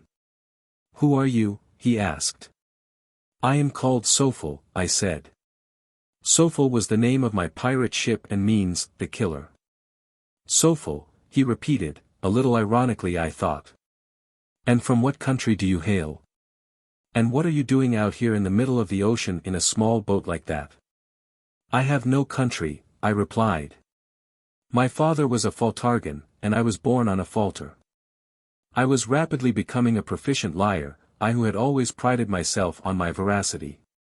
But I think a man is sometimes justified in lying, especially if it saves a life. Now the word faltargan has an involved derivation. Falter, pirate ship, derives from ganful, criminal, which is derived from gon, man, and fal, kill, and noter, ship, roughly criminal ship. Add gon, man, to falter, and you have pirate ship man, or pirate, faltargon. "And so I suppose you are a pirate," he said, "and that thing down there is your falter." "No," I said, "and yes, but, rather, yes and no." "What are you driving at?" he demanded. "Yes, I am a pirate, but no, that is not a falter. It is just a fishing boat. I am surprised that an old sailor should have thought it a pirate ship." "You have a loose tongue, fellow," he snapped. "And you have a loose head," I retorted. "That is why you need a man like me as one of your officers. I have captained my own falter, and I know my trade. From what I have seen, you haven't enough officers to handle a bunch of cutthroats such as I saw on deck. What do you say?" "I say you ought to be thrown overboard," he growled. "Go to the deck and report to Fowler. Tell him I said to put you to work." "An officer. Cut out my liver. But you have got nerve. If you make a good sailor, I'll let you live. That's the best you'll get, though." Loose head, and I could hear him grumbling as I went down the companionway to the deck. I don't know just why I had deliberately tried to antagonize him, unless it was that I had felt that if I cringed before him he would have been more likely to have felt contempt for me and killed me. I was not unfamiliar with men of his type. If you stand up to them they respect and, perhaps, fear you, for most swashbucklers are, at heart, yellow. When I reached the deck I had an opportunity to inspect my fellow sailors more closely. They were certainly a prize aggregation of villainous-looking scoundrels. They eyed me with suspicion and dislike and not a little contempt, as they appraised my rich apparel and handsome weapons which seemed to them to bespeak the dandy rather than the fighting man. "Where is Fowler?" I asked of the first group I approached. "There, Ordijolja," he replied in an assumed falsetto, as he pointed to a huge bear of a man who was glowering at me a few yards away. Those within earshot guffawed at this witticism. Ordijolja means my love. Evidently they thought my apparel effeminate. I had to smile a little myself, as I walked over to Fowler. "The captain told me to report to you for duty," I said. "What's your name?" he demanded, "and what do you think you can do aboard a ship like the Nojo Ganja?" "My name is Sofel," I replied, "and I can do anything aboard ship or ashore that you can do, and do it better." "Ho! Ho!" He pretended to laugh, "the killer. Listen, brothers, here is the killer, and he can do anything better than I can. Let's see him kill you, then, cried a voice from behind him. Fowler wheeled about. Who said that? He demanded, but nobody answered. Again a voice from behind him said, You're afraid of him, you sailful of wind. It seemed to me that Fowler was not popular. He completely lost his temper then, over which he appeared to have no control whatsoever. And whipped out his sword. Without giving me an opportunity to draw, he swung a vicious cut at me that would have decapitated me had it connected. I leaped back in time to avoid it, and before he could recover, I had drawn my own weapon. Then we settled down to business, as the men formed a circle around us. As we measured one another's strength and skill in the first few moments of the encounter, I heard such remarks as, Fowler will cut the fool to pieces, he hasn't a chance against Fowler, I wish he had, and, kill the mistal, fellow, where for you. Fowler was no swordsman, he should have been a butcher. He swung terrific cuts that would have killed a ganter, could he have landed, but he couldn't land, and he telegraphed his every move. I knew what he was going to do before he started to do it. Every time he cut, he left himself wide open. I could have killed him any one of half a dozen times in the first 3 minutes of our duel, but I didn't wish to kill him. For all I knew he might be a favorite of the captain, and I had already done enough to antagonize that worthy. For the right moment to do the thing I wanted to do, I had to bide my time. He rushed me about here and there dodging his terrific swings until, at last, I got tired of it and pricked him in the shoulder. He bellowed like a bull at that, and, seizing his sword with both hands, came at me like a charging ganter. Then I pricked him again, and after that he went more warily, for I guess he had commenced to realize that I could kill him if I wished. Now he gave me the opportunity one had been awaiting, and in an instant I had disarmed him. As his weapon clattered to the deck, I stepped in, my point at his heart. Shall I kill him? I asked. Yes, rose in a thunderous chorus from the excited sailors. I dropped my point. No, I shall not kill him this time, I said. Now pick up your sword, Fowler, and we'll call everything square. What do you say? He mumbled something as he stooped to retrieve his weapon, then he spoke to a one-eyed giant standing in the front row of spectators. This fellow will be in your watch, Nern, he said. See that he works. With that, he quit the deck. The men gathered around me. Why didn't you kill him? Asked one. And have the captain order me thrown overboard? I demanded. No. I can use my brains as well as my sword. Well, said Nern, there was at least a chance that he wouldn't have, but there is no chance that Fowler won't stab you in the back the first chance he gets. My duel with Fowler had established me in the good graces of the crew, and when they found that I could speak the language of the sea and of the pirate ship, they accepted me as one of them. Nern seemed to take a special fancy to me. I think it was because he hoped to inherit Fowler's rank in the event the latter were killed, for several times he suggested that I pick another quarrel with Fowler and kill him. While talking with Nern I asked him where the Nojo Ganja was bound. We're trying to find Vepaja, he said. We've been trying to find it for a year. Why do you want to find it? I asked. We're looking for a man the Thorists want, he said. They've offered 1,000,000 panders to anyone who'll bring him to capture alive. Are you Thorists? I asked. The Thorists are members of a revolutionary political party that conquered the former empire of Vepaja which once spread over a considerable portion of the south temperate zone of Amter. They are the bitter enemies of Mintep as well as of all countries that have not fallen into their hands. No, replied Nern, we are not Thorists, but we could use 1,000,000 panders of anybody's money. Who is this Vepajan they want so badly? I asked. I assumed that it was Mintep. Oh, a fellow who killed one of their Angians in captor. His name is Carson. So. The long arm of Thora had reached out after me. I was already in the clutches of its fingers. But, happily for me, I was the only one who knew it. However, I realized that I must escape from the Nojo Ganja before it touched at any Thoran port. How do you know this Carson is in Vepaja? I asked. We don't know, replied Nern. He escaped from captor with the Tanjong of Vepaja. If they are alive, it is reasonable to believe they are in Vepaja. That, of course, is where he would have taken the Tanjong. We are going to search Vepaja first. If he isn't there, we'll go back to Nubal and search inland.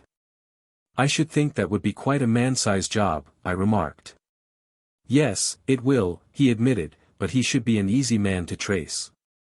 Here and there inland someone must have seen him, and if anyone once saw this Carson they'd never forget him. He has yellow hair, and as far as anyone ever heard no one else in the world has yellow hair. I was grateful for my black wig. I hoped it was on securely. How are you going to get into the tree cities of Vepaja? I asked. They don't care much for strangers there, you know. What do you know about it? He demanded. I've been there. I lived in Kooaad. You did? That's just where we expect to find Carson. Then maybe I can help, I suggested. I'll tell the captain. No one aboard has ever been to Kooaad. But how do you expect to get into that city? You haven't told me that. It's going to be very difficult. They'll probably let one man go into trade, he said. You see, we've picked up a lot of jewels and ornaments off the ships we've taken. A man could go in with some of these and if he kept his ears and eyes open, he'd soon find out whether or not Carson was there. If he is, we'll have to find some way to entice him aboard the Nojo Ganja. That should be easy, I said. Nern shook his head. I don't know about that, he said. It would be easy for me, knowing Kooaad as I do, I said. You see I have friends there. Well, first we've got to find Vepaja, he remarked quite aptly. That's easy, too, I told him. How so?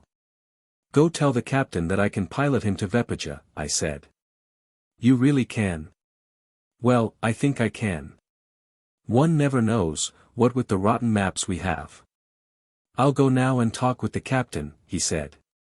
You wait here and, say, keep a weather eye open for Fowler, he's the stinkingest mistal of all the stinking mistals on Antar. Just keep your back against something solid and your eyes open. XX, to Kooaad. I watched Nern as he crossed the deck and ascended the companionway leading to the captain's quarters. If the captain could be persuaded to trust me, here was such an opportunity to enter Kooaad as might never come to me again. I knew from the course that the Nojo Ganja was holding that she was paralleling the coast of Vepaja, but too far offshore for the land to be visible. At least I was confident that such was true. I really could not know it, as one could know nothing for certain about his position on one of these Amtorian seas unless he were in sight of land.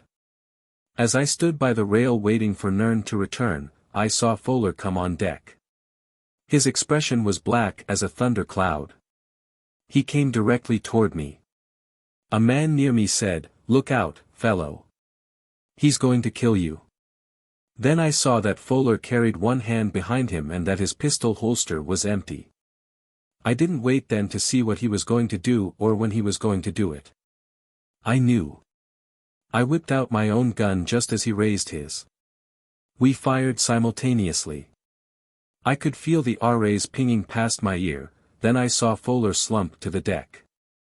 Instantly a crowd surrounded me. "You'll go overboard for this," said a man. "It won't be as easy as that," said another, "but in the end you'll go overboard." An officer who had witnessed the affair came running down from the upper deck house. He pushed his way through the crowd of sailors to me. "So you're trying to live up to your name, are you, fellow?" he demanded. "Fowler was trying to kill him," spoke a sailor. "And after he'd spared Fowler's life," said another. "Fowler had a right to kill any member of the crew he wanted to kill," snapped the officer. "You mistles know that as well as I do. Take this fellow up to the captain and throw Fowler overboard." So I was taken up to the captain's quarters. He was still talking with Nern as I entered. "Here he is now," said Nern. "Come in," said the captain, rather decently, "I want to talk with you."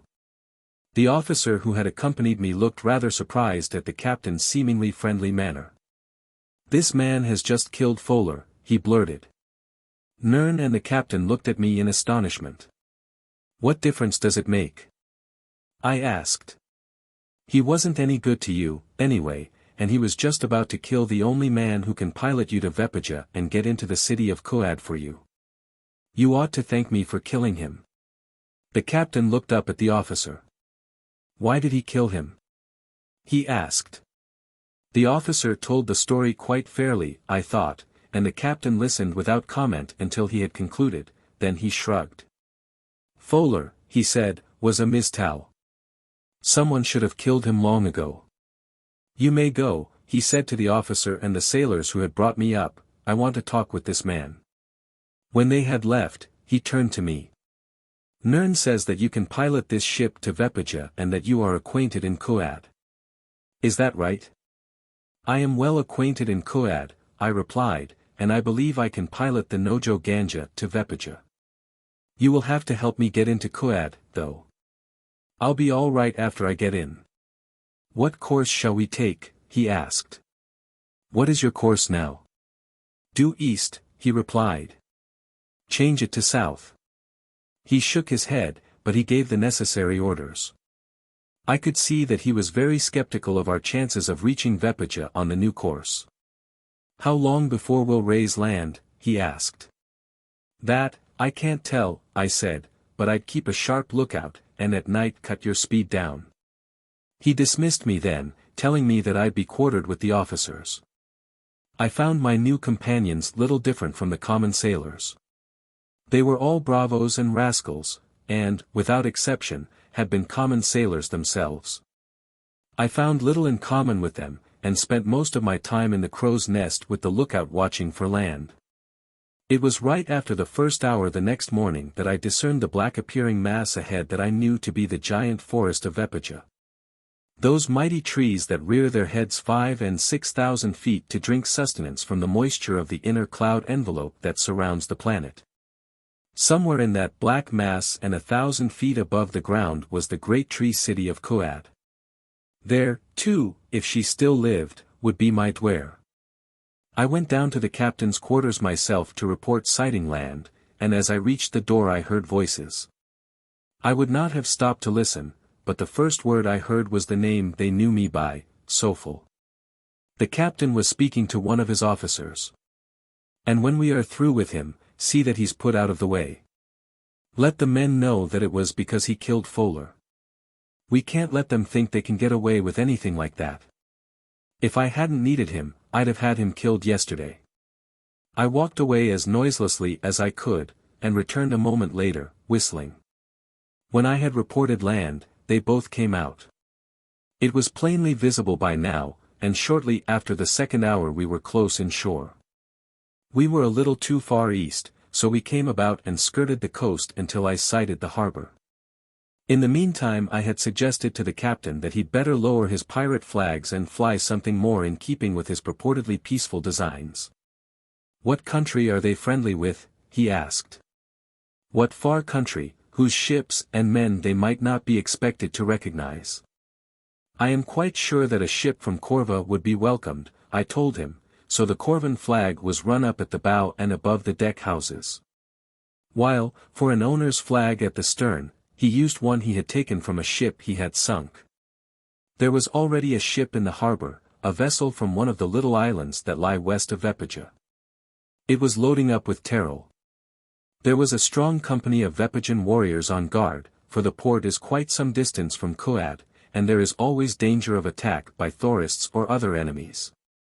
The captain sent me ashore to negotiate for entry into Kooaad as well as to assure the Vepajans that we were there on a friendly mission. I found the company in charge of 2 officers, both of whom I had known when I lived in Kooaad. One was Tofar, who had been captain of the palace guard and high in the confidence of Mintep, the other was Ulthar, brother of my best friend in Kooaad, Camlot. I fairly shook in my boots as I recognized them, for I did not see how it could be possible that they should fail to know me. However, as I stepped from the small boat, I walked boldly toward them. They looked me straight in the face without a sign of recognition. What do you want in Vepaja? They asked, their tones none too friendly.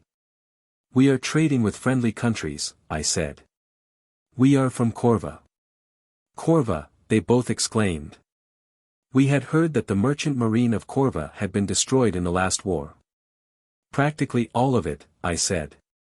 A few ships escaped because they were on long cruises and knew nothing of the war until it was over. Our ship was one of these. What have you to trade? Asked Tofar. Ornaments and jewels, principally, I replied. I should like to take them into one of your big cities. I think the ladies of the Zhang's palace would like to see them. He asked me if I had any with me. And when I showed him some that I had brought along in my pocket pouch, he was much interested, and desired to see more. I did not want to take him aboard the Nojo Ganja for fear his suspicions might be aroused by the ruffianly appearance of the officers and crew. When do you go back to the city? I asked. We leave here as soon as they finish loading that ship, he replied. That should be within the hour, then we leave immediately for Kooaad. I'll get all my articles, I told him, and go to Kooaad with you. Ulthar seemed rather taken aback by this, and looked questioningly at Tofar. Oh, I think it will be all right, said the latter. After all, he's only one man, and anyway he's from Corva, that will make a difference with Mintep. He and the Tanjong were well treated there. I have heard him speak in the highest terms of the Zhang of Corva and the nobles he met there. I had difficulty in hiding my relief at this evidence that Duare was alive and in Kooaad. But was she alive? She had evidently reached Vepaja with her father, but she might already have been destroyed for having broken the taboo custom had laid upon her as Tanjong of Vepaja. You mention a Tanjong, I said. I am glad to know that your Zhang has a daughter. He will wish to buy some of my jewels for her. They made no reply, but I saw them exchange a quick glance. Go and get your stuff, Tofar said, and we'll take you with us when we return to Kooaad. The captain was delighted when he found what excellent progress I had made. Try to persuade the man Carson to return to the ship with you, if you find he is in Kooaad, he said. I shall certainly find him in Kooaad, I told him. I am sure of that. A half-hour later I set out with Tofar, Ulthar, and their company through the great forest toward Kooaad. We had not gone far when Ulthar told me that I should have to be blindfolded, and after that a soldier walked on either side of me to guide me and keep me from stumbling over obstacles. Knowing as I did how jealously the Vepajans have to guard the secret entrances to their tree cities, I was not at all surprised at this precaution, but I may say that it made most awkward traveling. At last, however, we reached a spot where I was conducted through a doorway, and after the door was closed, the bandage was removed from my eyes. I found myself in the hollow interior of a great tree, standing in a cage with Tofar, Ulthar, and some of the warriors. The others waited on the ground beside the cage. A signal was given, and the cage started to rise. For 1,000 feet we were hoisted by a great windlass to the street level of Kooaad. Once again I stood on the high-flung walkways of the first Emptorian city I had ever seen. Somewhere near me was Duare, if she still lived. I could feel my heart throb from the excitement of the moment. Take me to the palace, I said to Tofar. I should like to get permission to show these beautiful things to the women of the Zhang's retinue. Come, he said, I'll see if we can get permission. A short walk brought us to the enormous tree from the interior of which the rooms of the palace of Mintep are carved. How familiar it all was. How it recalled my first days on Venus, and that day of days that I had first seen Duare and first loved her. Now I was coming again to the palace of her father, but with a price upon my head. At the entrance to the palace was the familiar guard. I knew the captain of it well, but he did not recognize me. When Tofar stated my request, the captain entered the palace, telling us to wait. He was gone for some time, but when he returned he said that Mintep would be glad to welcome a Corvan merchant to his palace. He has sent word to the women that you will show your wares in the reception room inside the entrance, said the captain. They will be gathering there soon, so you might as well come in. I'll leave him with you, then, said Tofar. I reached into my package and selected a jeweled ring, which I proffered to Tofar. Please accept this for your kindness to me, I said, and take it to your woman with my compliments." If he had only known that Carson Napier, Carson of Venus, was the donor. The women of the palace gathered in the reception room, and I spread my jewels and ornaments out before them. I had known many of them and most of the men who came with them or followed them in to see what I had to offer, but not a one knew me. There was one particularly lovely girl whom I knew to have been very close to Duare, one of her ladies-in-waiting, in fact, and her I sought to draw into conversation. She was much interested in one piece, but said that she could not afford to buy anything so expensive. "But your man," I said. "Certainly he will buy it for you." "I have no man," she said. "I serve the Tanjong, and I may have no man until she takes one, or until she dies." Her voice broke with a sob. "Take it," I whispered. "I have sold many already. I can easily spare this piece, then, when I come again, if you can, you may pay me." "Oh, but I couldn't do that," she cried, a little startled. "Please," I begged. "It will make me very happy to know that this lovely piece, which I myself so much admire, has a setting worthy of its beauty." I could see that she wanted it very badly, and when a woman wants a piece of jewelry or apparel, she will stop at little to possess it. "Well," she said, after a pause, during which she fondled and admired the bauble, "I suppose I might pay you some time, and if I couldn't, I could give it back to you." "I am glad that you have decided to keep it," I said. "I have another piece here that I should like very much to show to the Tanjong. Do you suppose it would be possible?" "Oh, no," she said. "That would be quite impossible, and anyway, she, again her voice broke. "She is in trouble?" I asked. She nodded. "She is going to die." She spoke in an odd whisper. "Die?" I asked. "Why?" "The Council of Nobles has so decreed." "You love her?" "Yes, of course. I would give my life for her." "Do you mean that?" I demanded. She looked at me in surprise. I had let my emotions get the better of my caution. "Why do you take such an interest?" she asked. I looked at her for a full minute, I guess, trying to read her soul through her eyes. I could see nothing in them but truth and sincerity and love for my Duare. "I am going to tell you why," I said. "I am going to trust you. I am going to put my life in your hands and the life of your Tanjong as well. I am Carson Napier, Carson of Venus." Her eyes went wide and she caught her breath. She looked at me for a long time. "Yes," she said, "I see now, but you have changed so." "Suffering and a black wig make a big change in one's appearance," I said. "I have come here to save Duare. Will you help me?" "I told you once I would give my life for her," she said. "That was no idle speech." "What do you want me to do?" "I want you to get me into Duare's quarters in some way and hide me there. That is all I ask of you." She thought for a moment. "I have a plan," she said, presently. "Gather up your things and prepare to leave. Say that you will return tomorrow." I did as she bid, making several sales at the same time. I told the purchasers that I would take payment when I came back the next day. I almost smiled when I thought of the rage of the pirate captain could he have known that I was giving his treasure away. When I had at last gathered up what remained, I started toward the door. Then Vijara, the lady-in-waiting, spoke to me in a voice that all might hear. "Before you go," she said, "I wish that you would bring your things to the anteroom of my apartments. I have a piece of jewelry which I should like to match if possible. I think I saw something of yours that would answer." "Thank you," I said, "I'll come with you now," so we walked out of the reception room, and she led me along corridors to a door which she opened with a key, after glancing quickly around to see if we had been observed. "Quick," she whispered. "In here. These are the apartments of the Tanjong. She is alone. I have done all that I can. Goodbye and good luck." She closed the door after me and locked it. I found myself in a very small waiting room, empty but for two long benches, one on either side. Later I learned that it was where servants waited to be interviewed by the Tanjong. I crossed to a door at the opposite end and opened it quietly.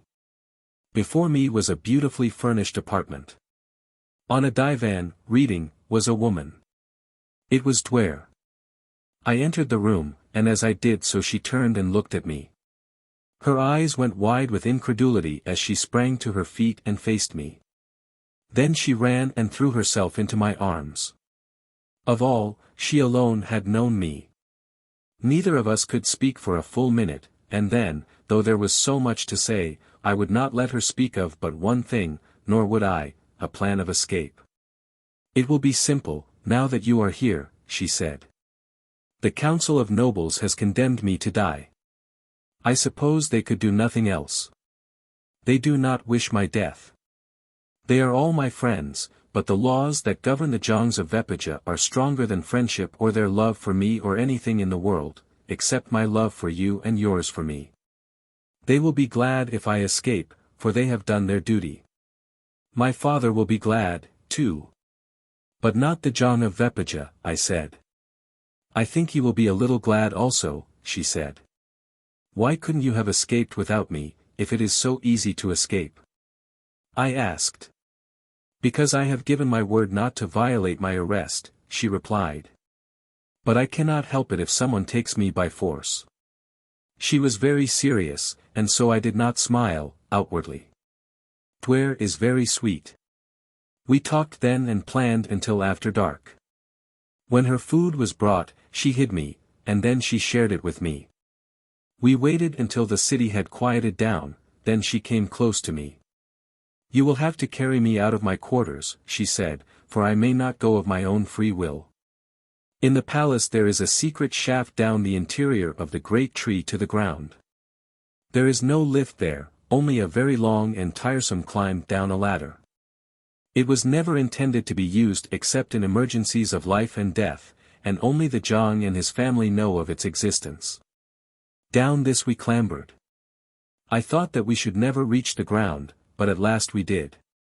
Duare had told me that she had fastened the ship down not far from this tree, which is close to the edge of the forest. If it were still there, and unharmed, our escape would be assured. If it were not, we were lost. That was a chance we had to take, for Duare was to have died on the morrow. There was no time for me to investigate. Leaving the base of the tree we groped our way through the darkness, constantly fearful of attack by one of the terrible beasts that roam the Vepajan forest. When I finally thought that we must have missed the Onotar in the darkness, or that it had been taken away, I saw it looming in front of us. And I am not ashamed to admit that tears came to my eyes as I realized that my Duare was safe at last, safe and with me. A few minutes later we zoomed into the Amtorian sky. And, leveling off, turned the nose of the ship out over the grey Amtorian Sea toward the northwest and the kingdom of Corva, our kingdom. Toward peace and happiness and friends and love. The end.